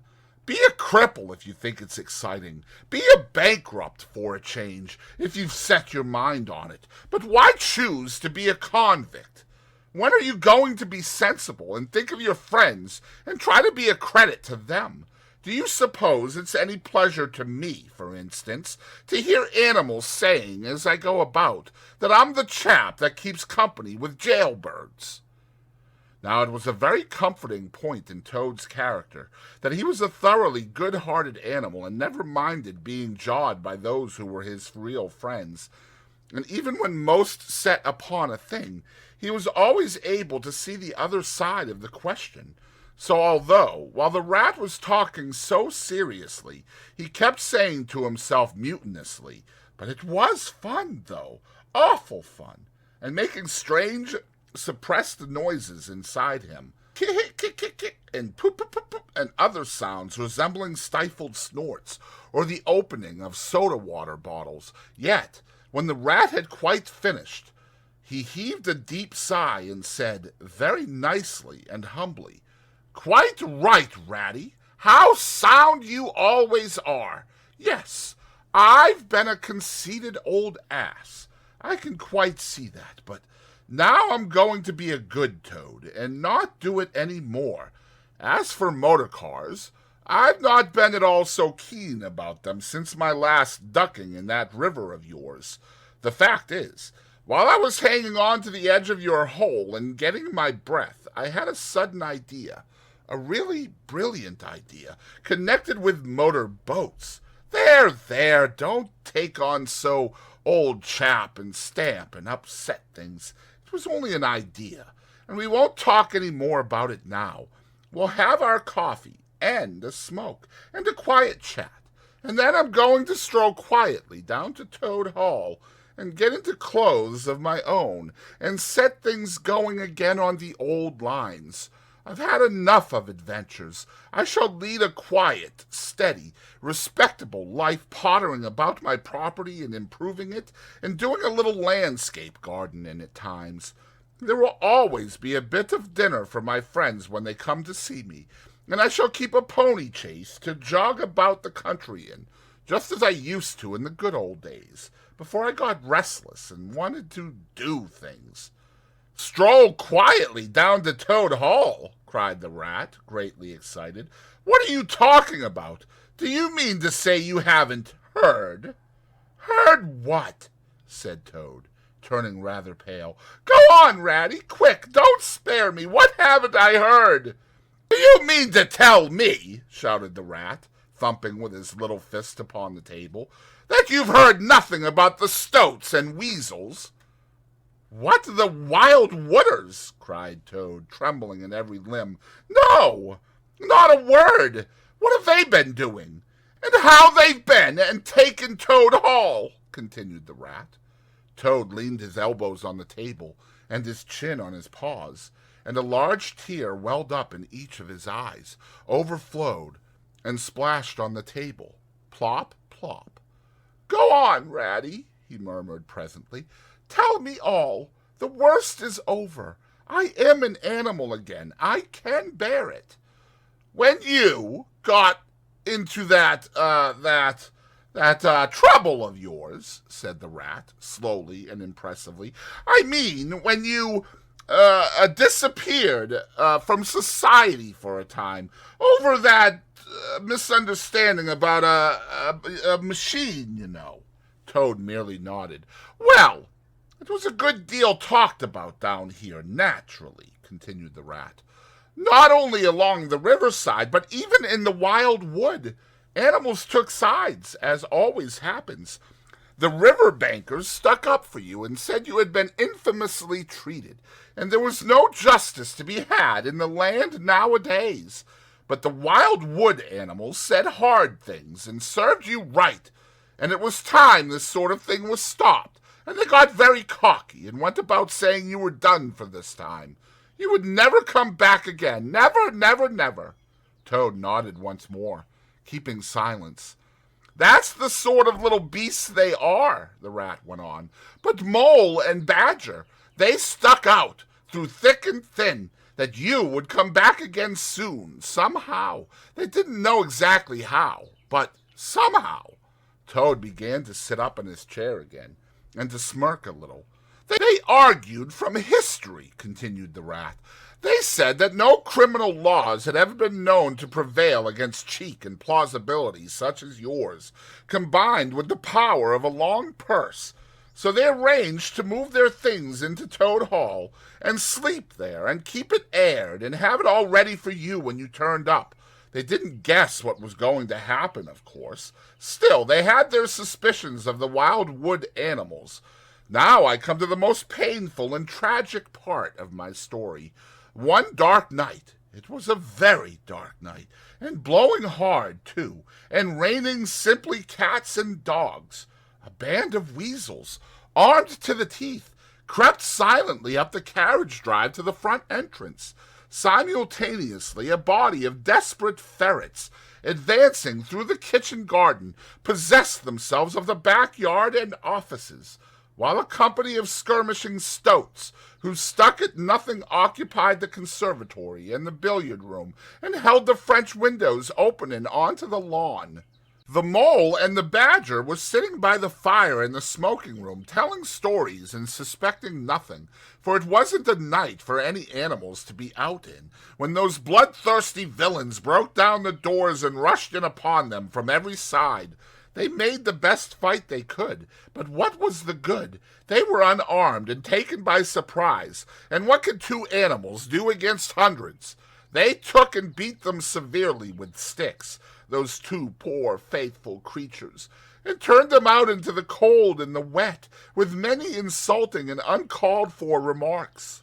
Here the unfeeling Toad broke into a snigger, and then pulled himself together and tried to look particularly solemn. "And the Wild Wooders have been living in Toad Hall ever since," continued the Rat, "and going on simply anyhow, lying in bed half the day and breakfast at all hours, and the place in such a mess, I'm told. It's not fit to be seen. Eating your grub and drinking your drink and making bad jokes about you and singing vulgar songs about, well, about prisons and magistrates and policemen, horrid personal songs with no humor in them, and they're telling the tradespeople and everybody that they've come to stay for good." "Oh, have they?" said Toad, getting up and seizing a stick. "I'll jolly soon see about that." "It's no good, Toad," called the rat after him. "You'd better come back and sit down. You'll only get into trouble." But the Toad was off, and there was no holding him. He marched rapidly down the road, his stick over his shoulder, fuming and muttering to himself in his anger, till he got near his front gate, when suddenly there popped up from behind the palings a long yellow ferret with a gun. "Who comes there?" said the ferret sharply. "Stuff and nonsense!" said Toad very angrily. "What do you mean by talking like that to me? Come out of that at once, or I'll—" The ferret said never a word, but he brought his gun up to his shoulder.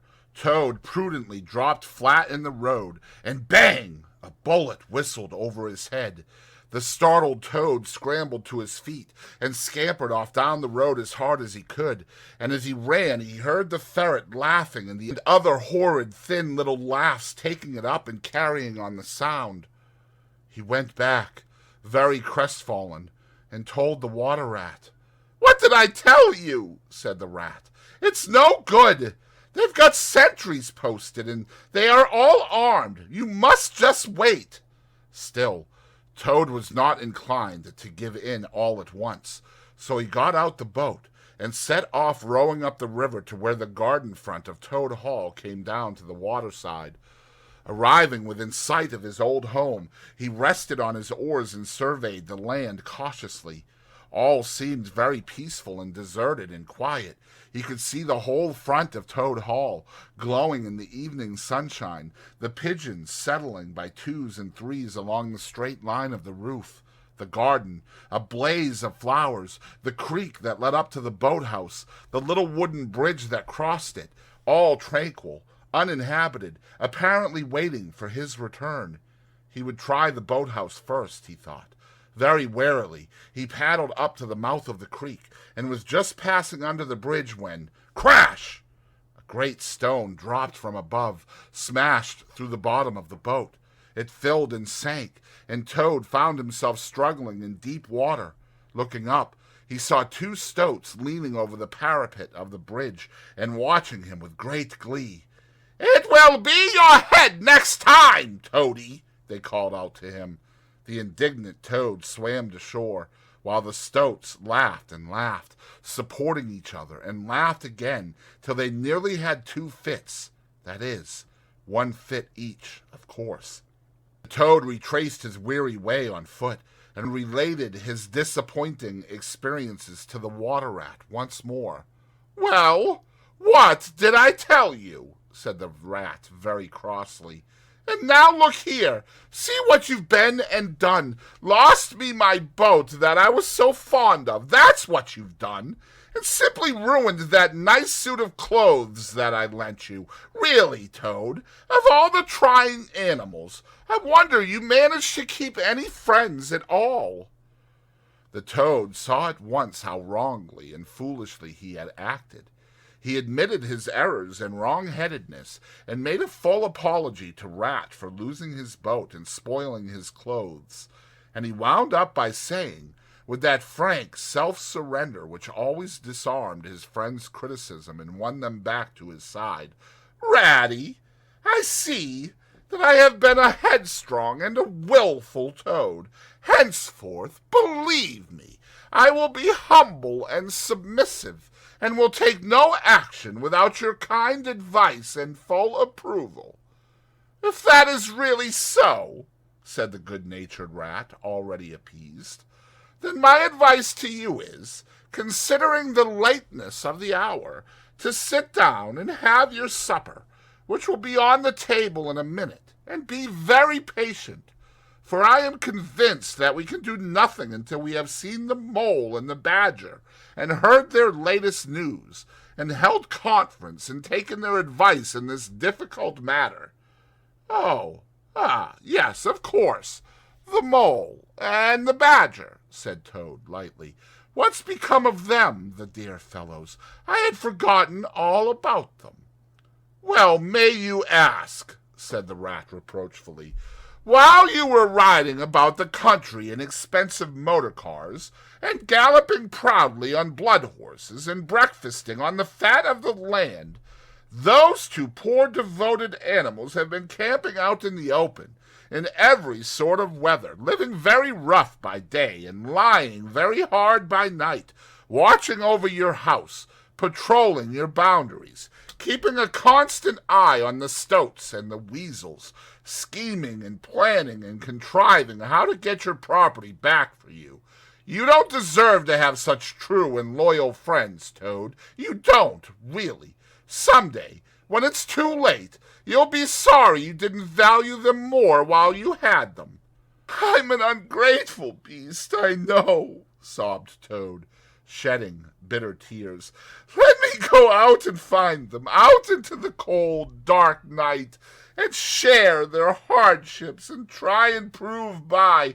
Hold on a bit. Surely I heard the chink of dishes on a tray. Supper's here at last. Hooray! Come on, Ratty." The Ratty remembered that poor Toad had been on prison fare for a considerable time, and that large allowances had therefore to be made. He followed him to the table accordingly, and hospitably encouraged him in his gallant efforts to make up for past privations. They had just finished their meal and resumed their armchairs when there came a heavy knock at the door. Toad was nervous, but the Rat, nodding mysteriously at him, went straight up to the door and opened it, and in walked Mr. Badger.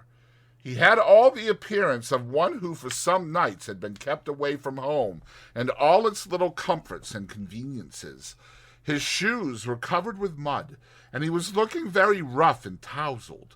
But then, he had never been a very smart man, the Badger, at the best of times. He came solemnly up to Toad, shook him by the paw, and said, "Welcome home, Toad. Alas! What am I saying? Home, indeed! This is a poor homecoming. Unhappy Toad!" Then he turned his back on him, sat down to the table, drew his chair up, and helped himself to a large slice of cold pie. Toad was quite alarmed at this very serious and portentous style of greeting, but the Rat whispered to him, "Never mind, don't take any notice. And don't say anything to him just yet. He's always rather low and despondent when he's waiting his victuals. In half an hour's time he'll be quite a different animal." So they waited in silence, and presently there came another and a lighter knock.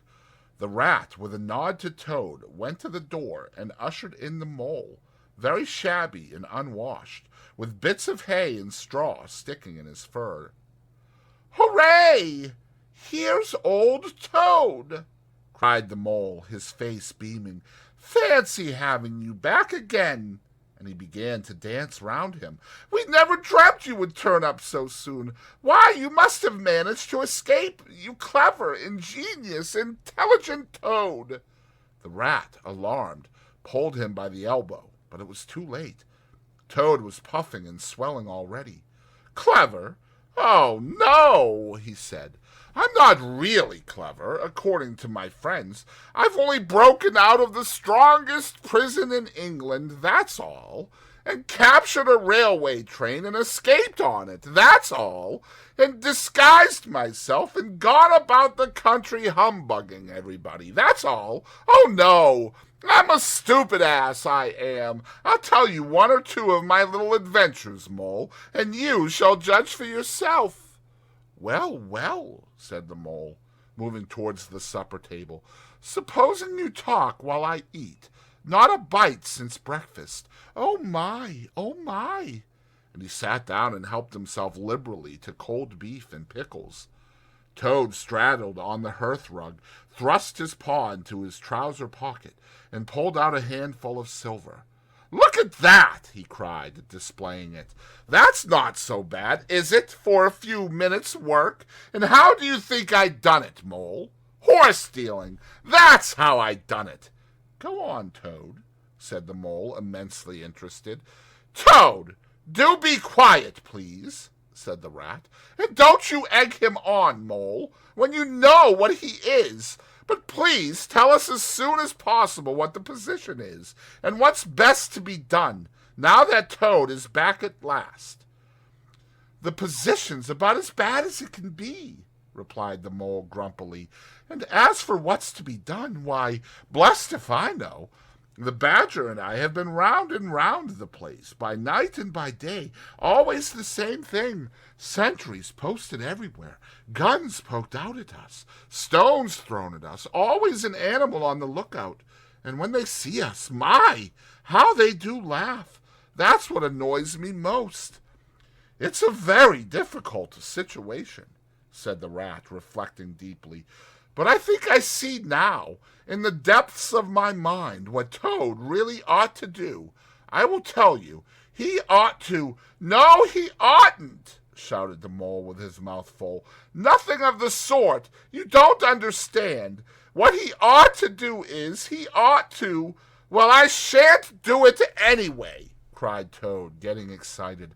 "I'm not going to be ordered about by you fellows. It's my house we're talking about, and I know exactly what to do, and I'll tell you, I'm going to—" By this time they were all three talking at once, at the top of their voices, and the noise was simply deafening, when a thin, dry voice made itself heard, saying, "Be quiet at once, all of you!" And instantly every one was silent. It was the Badger, who, having finished his pie, had turned round in his chair and was looking at them severely. When he saw that he had secured their attention, and that they were evidently waiting for him to address them, he turned back to the table again and reached out for the cheese. And so great was the respect commanded by the solid qualities of that admirable animal, that not another word was uttered until he had quite finished his repast and brushed the crumbs from his knees. The Toad fidgeted a good deal, but the rat held him firmly down. When the Badger had quite done, he got up from his seat and stood before the fireplace, reflecting deeply. At last he spoke. "Toad," he said severely, "you bad, troublesome little animal, aren't you ashamed of yourself? What do you think your father, my old friend, would have said if he had been here tonight and had known of all your goings-on?" Toad, who was on the sofa by this time, with his legs up, rolled over on his face, shaken by sobs of contrition. "There, there," went on the Badger, more kindly. "Never mind. Stop crying. We're going to let bygones be bygones and try and turn over a new leaf. But what the Mole says is quite true. The Stoats are on guard at every point, and they make the best sentinels in the world. It's quite useless to think of attacking the place. They're too strong for us." "Then it's all over," sobbed the Toad, crying into the sofa cushions. "I shall go and enlist for a soldier, and never see my dear Toad Hall any more." "Come, cheer up, Toady," said the Badger. "There are more ways of getting back a place than taking it by storm. I haven't said my last word yet. Now I'm going to tell you a great secret." Toad sat up slowly and dried his eyes. Secrets had an immense attraction for him, because he never could keep one, and he enjoyed the sort of unhallowed thrill he experienced when he went and told another animal, after having faithfully promised not to. "There is an underground passage," said the Badger impressively, "that leads from the riverbank quite near here, right up into the middle of Toad Hall." "Oh, nonsense, Badger," said Toad rather airily. "You've been listening to some of the yarns they spin in the public houses about here. I know every inch of Toad Hall, inside and out. Nothing of the sort, I do assure you." "My young friend," said the Badger, with great severity, "your father, who was a worthy animal, a lot worthier than some others I know, was a particular friend of mine, and told me a great deal he wouldn't have dreamt of telling you. He discovered that passage. He didn't make it, of course. That was done hundreds of years before he ever came to live there. And he repaired it and cleaned it out because he thought it might come in useful someday, in case of trouble or danger. And he showed it to me. Don't let my son know about it, he said. He's a good boy, but very light and volatile in character, and simply cannot hold his tongue. If he's ever in a real fix, and it would be of use to him, you may tell him about the secret passage, but not before. The other animals looked hard at Toad to see how he would take it. Toad was inclined to be sulky at first, but he brightened up immediately, like the good fellow he was. Well, well, he said, perhaps I am a bit of a talker, a popular fellow such as I am.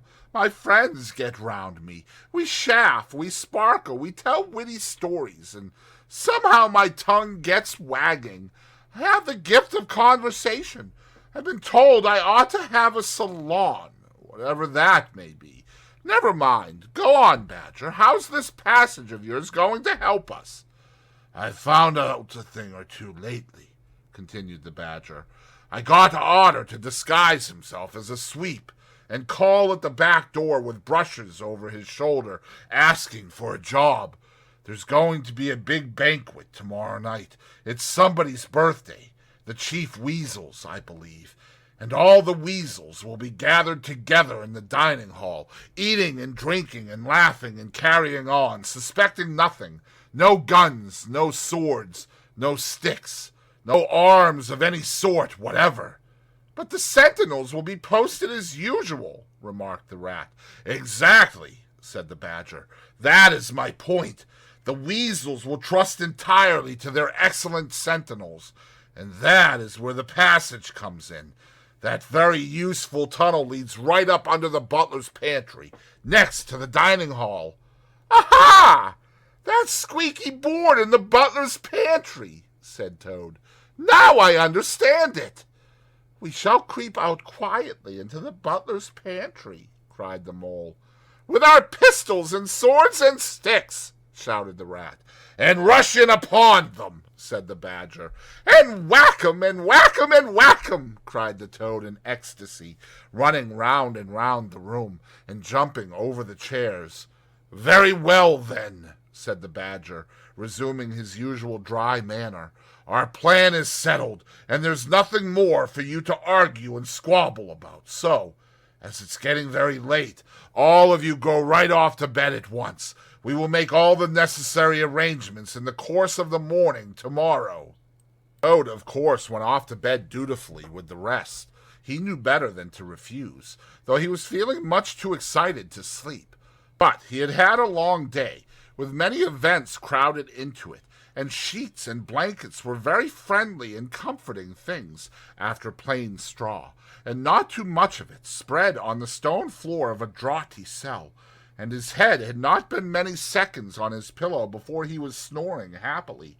Naturally, he dreamt a good deal about roads that ran away from him just when he wanted them, and canals that chased him and caught him, and a barge that sailed into the banqueting hall with his week's washing, just as he was giving a dinner party, and he was alone in the secret passage, pushing onwards, but it twisted and turned round and shook itself, and sat up on its end.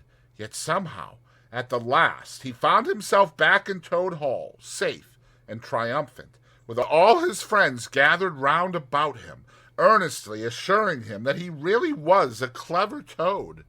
He slept till a late hour next morning, and by the time he got down, he found that the other animals had finished their breakfast some time before. The Mole had slipped off somewhere by himself, without telling anyone where he was going to. The Badger sat in the armchair, reading the paper, and not concerning himself in the slightest about what was going to happen that very evening. The rat, on the other hand, was running round the room busily, with his arms full of weapons of every kind, distributing them in 4 little heaps on the floor, and saying excitedly under his breath as he ran, "Here's a sword for the rat, here's a sword for the mole, here's a sword for the toad, here's a sword for the badger, here's a pistol for the rat, here's a pistol for the mole, here's a pistol for the toad, here's a pistol for the badger," and so on, in a regular, rhythmical way, while the 4 little heaps gradually grew and grew. "That's all very well, rat," said the badger presently, looking at the busy little animal over the edge of his newspaper. "I'm not blaming you, but just let us once get past the stoats with those detestable guns of theirs, and I assure you we shan't want any swords or pistols. We 4, with our sticks, once we're inside the dining hall, why, we shall clear the floor of all the lot of them in 5 minutes. I'd have done the whole thing by myself, only I didn't want to deprive you fellows of the fun." "It's as well to be on the safe side," said the rat reflectively, polishing a pistol barrel on his sleeve and looking along it. The toad, having finished his breakfast, picked up a stout stick and swung it vigorously, belaboring imaginary animals. "I'll learn 'em to steal my house," he cried. "I'll learn 'em! I'll learn 'em!" "Don't say learn 'em, Toad," said the rat, greatly shocked. "It's not good English." "What are you always nagging at Toad for?" inquired the badger, rather peevishly. "What's the matter with his English? It's the same what I use for myself, and if it's good enough for me, it ought to be good enough for you." "I'm very sorry," said the rat humbly. "Only I think it ought to be teach 'em, not learn 'em." "But we don't want to teach 'em," replied the badger. "We want to learn 'em, learn 'em, learn 'em, and what's more, we're going to do it, too." "Oh, very well, have it your own way," said the rat. He was getting rather muddled about himself, and presently he retired into a corner, where he could be heard muttering, "Learn 'em, teach 'em, learn 'em," till the badger told him rather sharply to leave off. Presently the mole came tumbling into the room, evidently very pleased with himself. "I've been having such fun," he began at once. "I've been getting a rise out of the stoats." "I hope you've been very careful, Mole," said the rat anxiously. "I should hope so, too," said the mole confidently. "I got the idea when I went into the kitchen to see about Toad's breakfast being kept hot for him. I found that old washerwoman dress that he came home in yesterday hanging on a towel horse before the fire. So I put it on, and the bonnet as well, and the shawl, and off I went to Toad Hall, as bold as you please. The sentries were on the lookout, of course, with their guns and their 'Who comes there?' and all the rest of their nonsense. 'Good morning, gentlemen,' says I, very respectful. 'Want any washing done today?' They looked at me very proudly and stiff and haughty, and said, 'Go away, washerwoman. We don't do any washing on duty.' 'Or any other time,' says I. Ho, ho, ho! Wasn't I funny, Toad?" "Poor frivolous animal," said Toad very loftily. The fact is, he felt exceedingly jealous of Mole for what he had just done.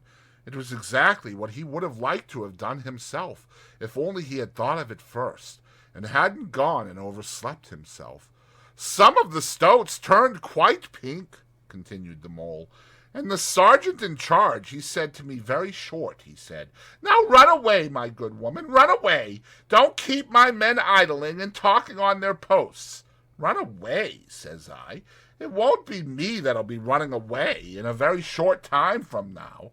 'Oh, Moley, how could you?' said the rat, dismayed. The badger laid down his paper. "I could see them pricking up their ears and looking at each other," went on the mole, "and the sergeant said to them, 'Never mind her. She doesn't know what she's talking about.' 'Oh, don't I?' said I. 'Well, let me tell you this. My daughter, she washes for Mr. Badger, and that'll show you whether I know what I'm talking about, and you'll know pretty soon, too. 100 bloodthirsty badgers, armed with rifles, are going to attack Toad Hall this very night, by way of the paddock, 6 boatloads of rats with pistols and cutlasses will come up the river and effect a landing in the garden, while a picked body of toads, known as the diehards, or the death or glory toads, will storm the orchard and carry everything before them, yelling for vengeance. There won't be much left of you to wash by the time they've done with you, unless you clear out while you have the chance. Then I ran away, and when I was out of sight I hid, and presently I came creeping back along the ditch and took a peep at them through the hedge. They were all as nervous and flustered as could be, running all ways at once and falling over each other, and everyone giving orders to everybody else and not listening. And the sergeant kept sending off parties of stoats to different parts of the grounds, and then sending other fellows to fetch 'em back again. And I heard them saying to each other, "That's just like the weasels.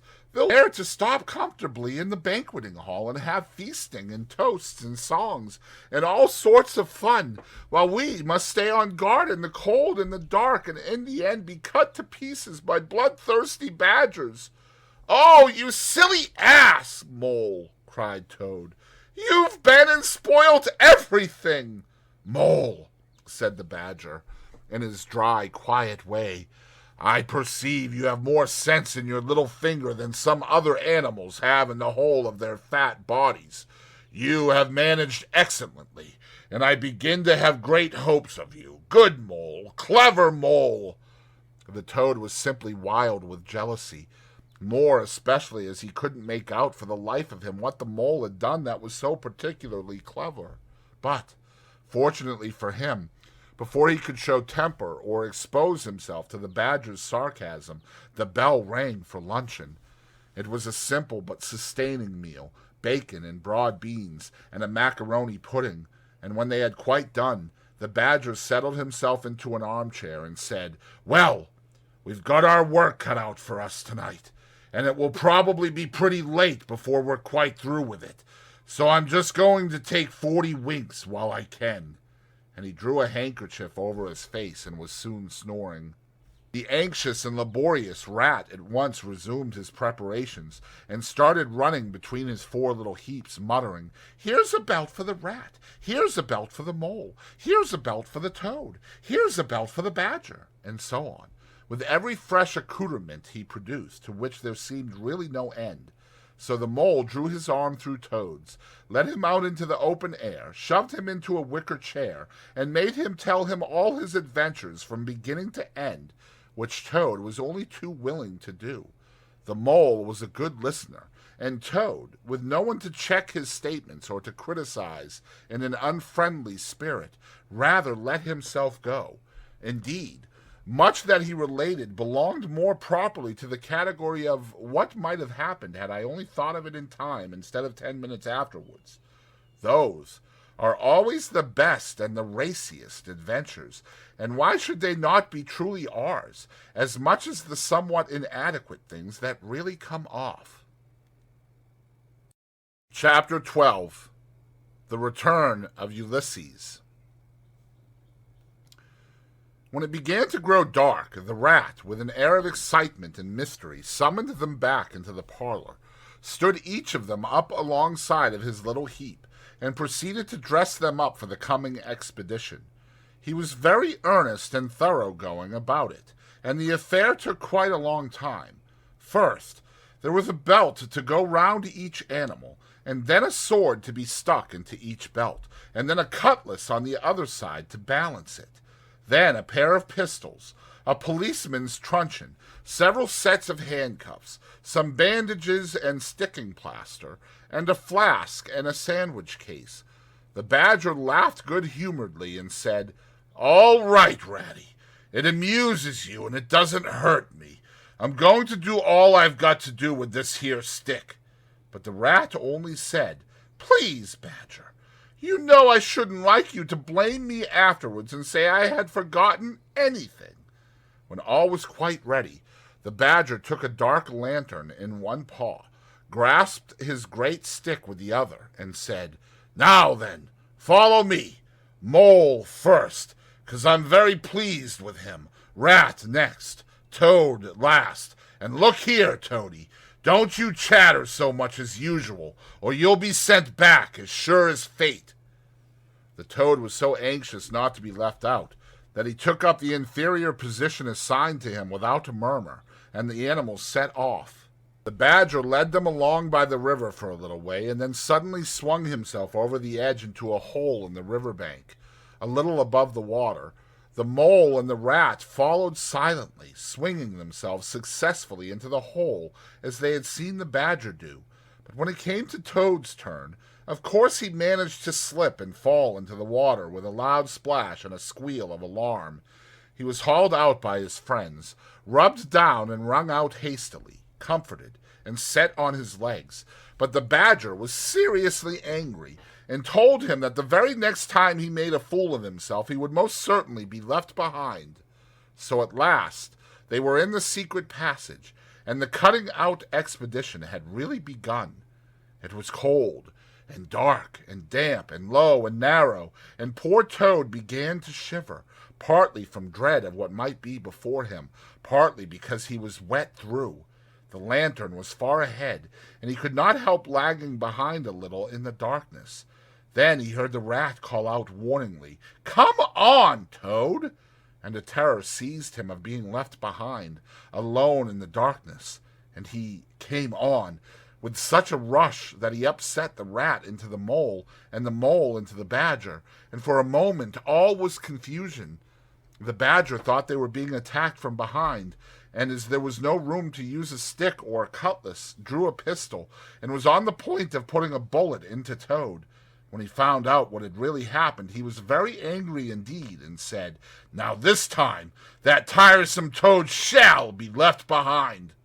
But Toad whimpered, and the other two promised that they would be answerable for his good conduct, and at last the badger was pacified, and the procession moved on. Only this time the rat brought up the rear, with a firm grip on the shoulder of Toad. So they groped and shuffled along, with their ears pricked up and their paws on their pistols, till at last the badger said, "We ought by now to be pretty nearly under the hall." Then suddenly they heard, far away as it might be, and yet apparently nearly over their heads, a confused murmur of sound, as if people were shouting and cheering and stamping on the floor and hammering on tables. The Toad's nervous terrors all returned, but the badger only remarked placidly, "They are going it, the weasels." The passage now began to slope upwards. They groped onward a little further, and then the noise broke out again, quite distinct this time, and very close above them. "Hooray, hooray, hooray, hooray!" they heard, and the stamping of little feet on the floor, and the clinking of glasses as little fists pounded on the table. "What a time they're having!" said the badger. "Come on!" They hurried along the passage till it came to a full stop, and they found themselves standing under the trap door that led up into the butler's pantry. Such a tremendous noise was going on in the banqueting hall that there was little danger of their being overheard. The badger said, "Now, boys, all together!" and the four of them put their shoulders to the trap door and heaved it back. Hoisting each other up, they found themselves standing in the pantry, with only a door between them and the banqueting hall, where their unconscious enemies were carousing. The noise, as they emerged from the passage, was simply deafening.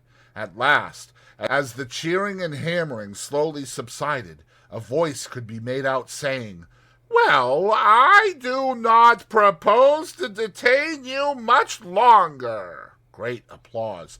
"But before I resume my seat," renewed cheering, "I should like to say one word about our kind host, Mr. Toad. We all know Toad." Great laughter. "Good Toad, modest Toad, honest Toad." Shrieks of merriment. "Only just let me get at him," muttered Toad, grinding his teeth. "Hold hard a minute," said the badger, restraining him with difficulty. "Get ready, all of you." "Let me sing you a little song," went on the voice, "which I have composed on the subject of Toad." Prolonged applause. Then the chief weasel, for it was he, began in a high, squeaky voice. Told he went a-pleasuring gaily down the street. The badger drew himself up, took a firm grip of his stick with both paws, glanced round at his comrades, and cried, The hour has come! Follow me! And flung the door wide open. My, what a squealing and a squeaking and a screeching filled the air! Well might the terrified weasels dive under the tables and spring madly up at the windows. Well might the ferrets rush wildly for the fireplace and get hopelessly jammed in the chimney. Well might tables and chairs be upset, glass and china be sent crashing on the floor, in the panic of that terrible moment when the four heroes strode wrathfully into the room. The mighty badger, his whiskers bristling, his great cudgel whistling through the air. Mole, black and grim, brandishing his stick and shouting his awful war cry. A mole! A mole! Rat, desperate and determined, his belt bulging with weapons of every age and every variety. Toad, frenzied with excitement and injured pride, swollen to twice his ordinary size, leaping into the air and emitting toad whoops that chilled them to the marrow. Toad, he went a-pleasuring, he yelled. I'll pleasure 'em! And he went straight for the chief weasel. They were but 4 in all. But to the panic-stricken weasels, the hall seemed full of monstrous animals, gray, black, brown, and yellow, whooping and flourishing enormous cudgels, and they broke and fled with squeals of terror and dismay, this way and that, through the windows, up the chimney, anywhere to get out of reach of those terrible sticks. The affair was soon over. Up and down the whole length of the hall strode the 4 friends, whacking with their sticks at every head that showed itself, and in 5 minutes the room was cleared. Through the broken windows the shrieks of terrified weasels escaping across the lawn were borne faintly to their ears. On the floor lay prostrate some dozen or so of the enemy, on whom the mole was busily engaged in fitting handcuffs. The badger, resting from his labors, leant on his stick and wiped his honest brow. Mole, he said, you're the best of fellows. Just cut along outside and look after those stoat sentries of yours, and see what they're doing. I have an idea that, thanks to you, we shan't have much trouble from them tonight. The mole vanished promptly through a window, and the badger bade the other 2 set a table on its legs again, pick up knives and forks and plates and glasses from the debris on the floor, and see if they could find materials for a supper. I want some grub, I do, he said in that rather common way he had of speaking.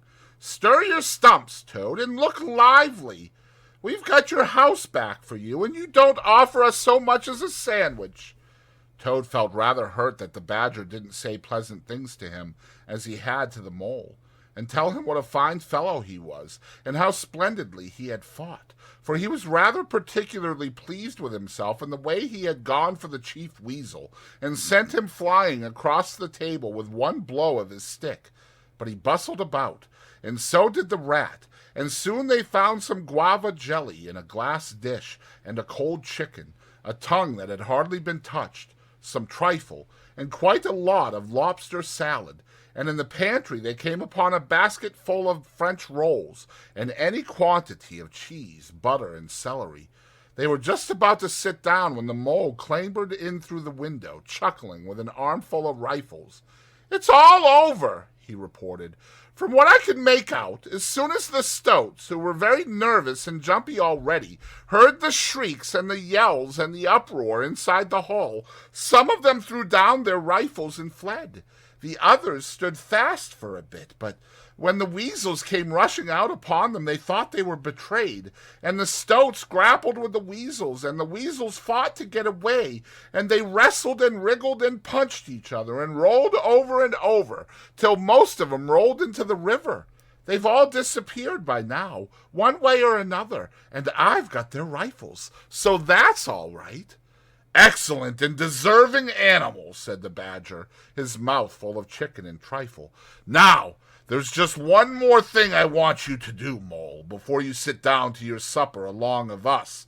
And I wouldn't trouble you, only I know I can trust you to see a thing done, and I wish I could say the same of everyone I know. I'd send Rat if he wasn't a poet. I want you to take those fellows on the floor there upstairs with you, and have some bedrooms cleaned out and tidied up and made really comfortable. See that they sweep under the beds, and put clean sheets and pillowcases on, and turn down one corner of the bedclothes just as you know it ought to be done, and have a can of hot water, and clean towels, and fresh cakes of soap put in each room. And then you can give them a licking apiece if it's any satisfaction to you, and put them out by the back door, and we shan't see any more of them, I fancy. And then come along and have some of this cold tongue. It's first rate. I'm very pleased with you, Mole. Good-natured Mole picked up a stick, formed his prisoners up in a line on the floor, gave them the quick order, "Quick march!" and led his squad off to the upper floor. After a time he appeared again, smiling, and said that every room was ready and as clean as a new pin. "And I didn't have to lick them either," he added. "I thought, on the whole, they had had licking enough for one night, and the weasels, when I put the point to them, quite agreed with me and said they wouldn't think of troubling me. They were very penitent and said they were extremely sorry for what they had done, but it was all the fault of the chief weasel and the stoats, and if ever they could do anything for us at any time to make up, we had only got to mention it. So I gave them a roll apiece and let them out at the back, and off they ran as hard as they could." Then the Mole pulled his chair up to the table and pitched into the cold tongue, and Toad, like the gentleman he was, put all his jealousy from him and said heartily, "Thank you kindly, dear Mole, for all your pains and trouble tonight, and especially for your cleverness this morning." The Badger was pleased at that, and said, "There spoke my brave Toad." So they finished their supper in great joy and contentment, and presently retired to rest between clean sheets, safe in Toad's ancestral home, won back by matchless valor, consummate strategy, and a proper handling of sticks. The following morning Toad, who had overslept himself as usual, came down to breakfast disgracefully late, and found on the table a certain quantity of eggshells, some fragments of cold and leathery toast, a coffee-pot 3/4 empty, and really very little else, which did not tend to improve his temper, considering that, after all, it was his own house. Through the French windows of the breakfast-room he could see the Mole and the Water-Rat sitting in wicker chairs out on the lawn, evidently telling each other stories, roaring with laughter and kicking their short legs up in the air. The Badger, who was in an armchair and deep in the morning paper, merely looked up and nodded when Toad entered the room. But Toad knew his man, so he sat down and made the best breakfast he could, merely observing to himself that he would get square with the others sooner or later. When he had nearly finished, the Badger looked up and remarked rather shortly, "I'm sorry, Toad, but I'm afraid there's a heavy morning's work in front of you. You see, we really ought to have a banquet at once to celebrate this affair. It's expected of you. In fact, it's the rule." "Oh, all right," said the Toad readily. "Anything to oblige. Though why on earth you should want to have a banquet in the morning I cannot understand. But you know, I do not live to please myself, but merely to find out what my friends want, and then try and arrange it for 'em, you dear old Badger." "Don't pretend to be stupider than you really are," replied the Badger crossly, "and don't chuckle and splutter in your coffee while you're talking. It's not manners. What I mean is, the banquet will be at night, of course, but the invitations will have to be written and got off at once, and you've got to write 'em. Now, sit down at that table. There's stacks of letter paper on it. Toad Hall at the top in blue and gold, and write invitations to all our friends, and if you stick to it we shall get them out before luncheon. And I'll bear a hand, too, and take my share of the burden. I'll order the banquet." "What?" cried Toad, dismayed. "Me stop indoors and write a lot of rotten letters on a jolly morning like this, when I want to go around my property and set everything and everybody to rights, and swagger about and enjoy myself? Certainly not. I'll see you. Stop a minute, though. Why, of course, dear Badger. What is my pleasure or convenience compared with that of others? You wish it done, and it shall be done. Go, Badger. Order the banquet. Order what you like. Then join our young friends outside in their innocent mirth, oblivious of me and my cares and toils. I sacrifice this fair morning on the altar of duty and friendship." The Badger looked at him very suspiciously. Toad's frank, open countenance made it difficult to suggest any unworthy motive in this change of attitude. He quitted the room, accordingly, in the direction of the kitchen, and as soon as the door had closed behind him, Toad hurried to the writing-table. A fine idea had occurred to him while he was talking. He would write the invitations, and he would take care to mention the leading part he had taken in the fight, and how he had laid the Chief Weasel flat, and he would hint at his adventures, and what a career of triumph he had to tell about. And on the fly-leaf he would set out a sort of a program of entertainment for the evening, something like this, as he sketched it out in his head: "Speech by Toad. There will be other speeches by Toad during the evening. Address by Toad. Synopsis: Our prison system. The waterways of Old England. Horse dealing and how to deal. Property, its rights and its duties. Back to the land. Typical English squire. Song by Toad, composed by himself. Other compositions by Toad will be sung in the course of the evening by the composer." The idea pleased him mightily, and he worked very hard and got all the letters finished by noon, at which hour it was reported to him that there was a small and rather bedraggled weasel at the door, inquiring timidly whether he could be of any service to the gentleman. Toad swaggered out and found it was one of the prisoners of the previous evening, very respectful and anxious to please. He patted him on the head, shoved the bundle of invitations into his paw, and told him to cut along quick and deliver them as fast as he could, and if he liked to come back again in the evening, perhaps there might be a shilling for him, or again, perhaps there mightn't, and the poor weasel seemed really quite grateful, and hurried off eagerly to do his mission. When the other animals came back to luncheon, very boisterous and breezy after a morning on the river, the mole, whose conscience had been pricking him, looked doubtfully at Toad, expecting to find him sulky or depressed. Instead, he was so uppish and inflated that the mole began to suspect something, while the rat and the badger exchanged significant glances. As soon as the meal was over, Toad thrust his paws deep into his trouser pockets, remarked casually, "Well, look after yourselves, you fellows. Ask for anything you want," and was swaggering off in the direction of the garden, where he wanted to think out an idea or two for his coming speeches, when the rat caught him by the arm. Toad rather suspected what he was after, and did his best to get away, but when the badger took him firmly by the other arm, he began to see that the game was up. The two animals conducted him between them into the small smoking room that opened out of the entrance hall, shut the door, and put him into a chair. Then they both stood in front of him, while Toad sat silent and regarded them with much suspicion and ill humor. "Now look here, Toad," said the rat.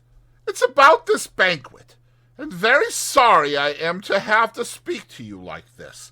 But we want you to understand clearly, once and for all, that there are going to be no speeches and no songs.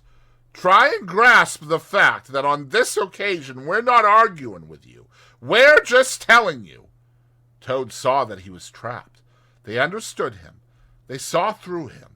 They had got ahead of him. His pleasant dream was shattered. "Mayn't I sing them just one little song?" he pleaded piteously. "No, not one little song," replied the rat firmly, though his heart bled as he noticed the trembling lip of the poor disappointed toad. "It's no good, Toady. You know well that your songs are all conceit and boasting and vanity, and your speeches are all self-praise and gross exaggeration and gas," put in the badger in his common way. "It's for your own good, Toady," went on the rat. "You know you must turn over a new leaf sooner or later, and now seems a splendid time to begin, a sort of turning point in your career. Please don't think that saying all this doesn't hurt me more than it hurts you." Toad remained a long while plunged in thought. At last he raised his head, and the traces of strong emotion were visible on his features. "You have conquered, my friends," he said in broken accents. "It was, to be sure, but a small thing that I asked, merely leave to blossom and expand for yet one more evening, to let myself go and hear the tumultuous applause that always seems to me, somehow, to bring out my best qualities. However, you are right, I know, and I am wrong. Henceforth I will be a very different toad. My friends, you shall never have occasion to blush for me again. But oh dear, this is a hard world." And, pressing his handkerchief to his face, he left the room with faltering footsteps.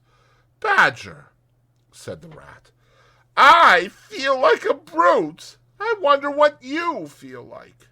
"Oh, I know, said the badger gloomily. "But the thing had to be done.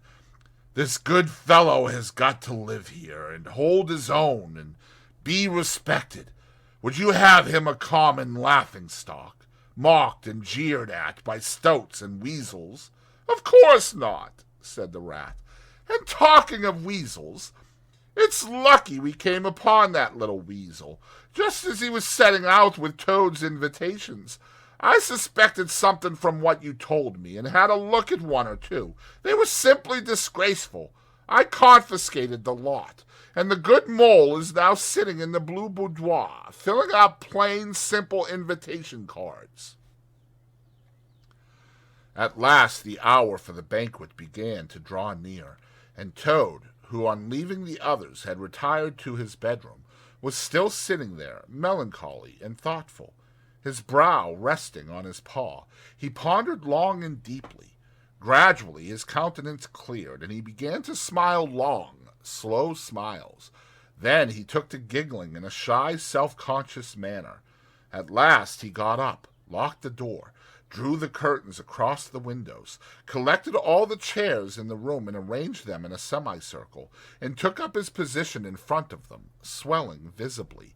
Then he bowed, coughed twice, and letting himself go, with uplifted voice he sang, to the enraptured audience that his imagination so clearly saw, Toad's last little song. The Toad came home. There was panic in the parlors and howling in the halls. There was crying in the cowsheds and shrieking in the stalls when the Toad came home. When the Toad came home, there was smashing in of window and crashing in of door. There was chivying of weasels that fainted on the floor when the Toad came home. Bang go the drums. The trumpeters are tooting, and the soldiers are a-saluting, and the cannon they're a-shooting, and the motor cars are hooting as the hero comes. Shout! Hooray! And let each one of the crowd try and shout it very loud in honor of an animal of whom you're justly proud, for it's Toad's great day. He sang this very loud, with great unction and expression, and when he had done, he sang it all over again. Then he heaved a deep sigh, a long, long, long sigh. Then he dipped his hairbrush in the water jug, parted his hair in the middle, and plastered it down very straight and sleek on each side of his face, and, unlocking the door, went quietly down the stairs to greet his guests, who he knew must be assembling in the drawing-room. All the animals cheered when he entered, and crowded round to congratulate him and say nice things about his courage and his cleverness and his fighting qualities, but Toad only smiled faintly and murmured, "Not at all," or sometimes, for a change, "On the contrary." Otter, who was standing on the hearth-rug, describing to an admiring circle of friends exactly how he would have managed things had he been there, came forward with a shout, threw his arm round Toad's neck, and tried to take him round the room in triumphal progress. But Toad, in a mild way, was rather snubby to him, remarking gently as he disengaged himself, "Badgers was the mastermind. The mole and the water rat bore the brunt of the fighting. I merely served in the ranks and did little or nothing." The animals were evidently puzzled and taken aback by this unexpected attitude of his, and Toad felt, as he moved from one guest to the other, making his modest responses, that he was an object of absorbing interest to everyone. The Badger had ordered everything of the best, and the banquet was a great success. There was much talking and laughter and chaff among the animals, but through it all Toad, who of course was in the chair, looked down his nose and murmured pleasant nothings to the animals on either side of him. At intervals he stole a glance at the Badger and the Rat, and always when he looked they were staring at each other with their mouths open, and this gave him the greatest satisfaction. Some of the younger and livelier animals, as the evening wore on, got whispering to each other that things were not so amusing as they used to be in the good old days, and there were some knockings on the table and cries of "Toad, speech! Speech from Toad! Song! Mr. Toad's song!" But Toad only shook his head gently, raised one paw in mild protest, and, by pressing delicacies on his guests, by topical small talk, and by earnest inquiries after members of their families not yet old enough to appear at social functions, managed to convey to them that this dinner was being run on strictly conventional lines. He was, indeed, an altered Toad.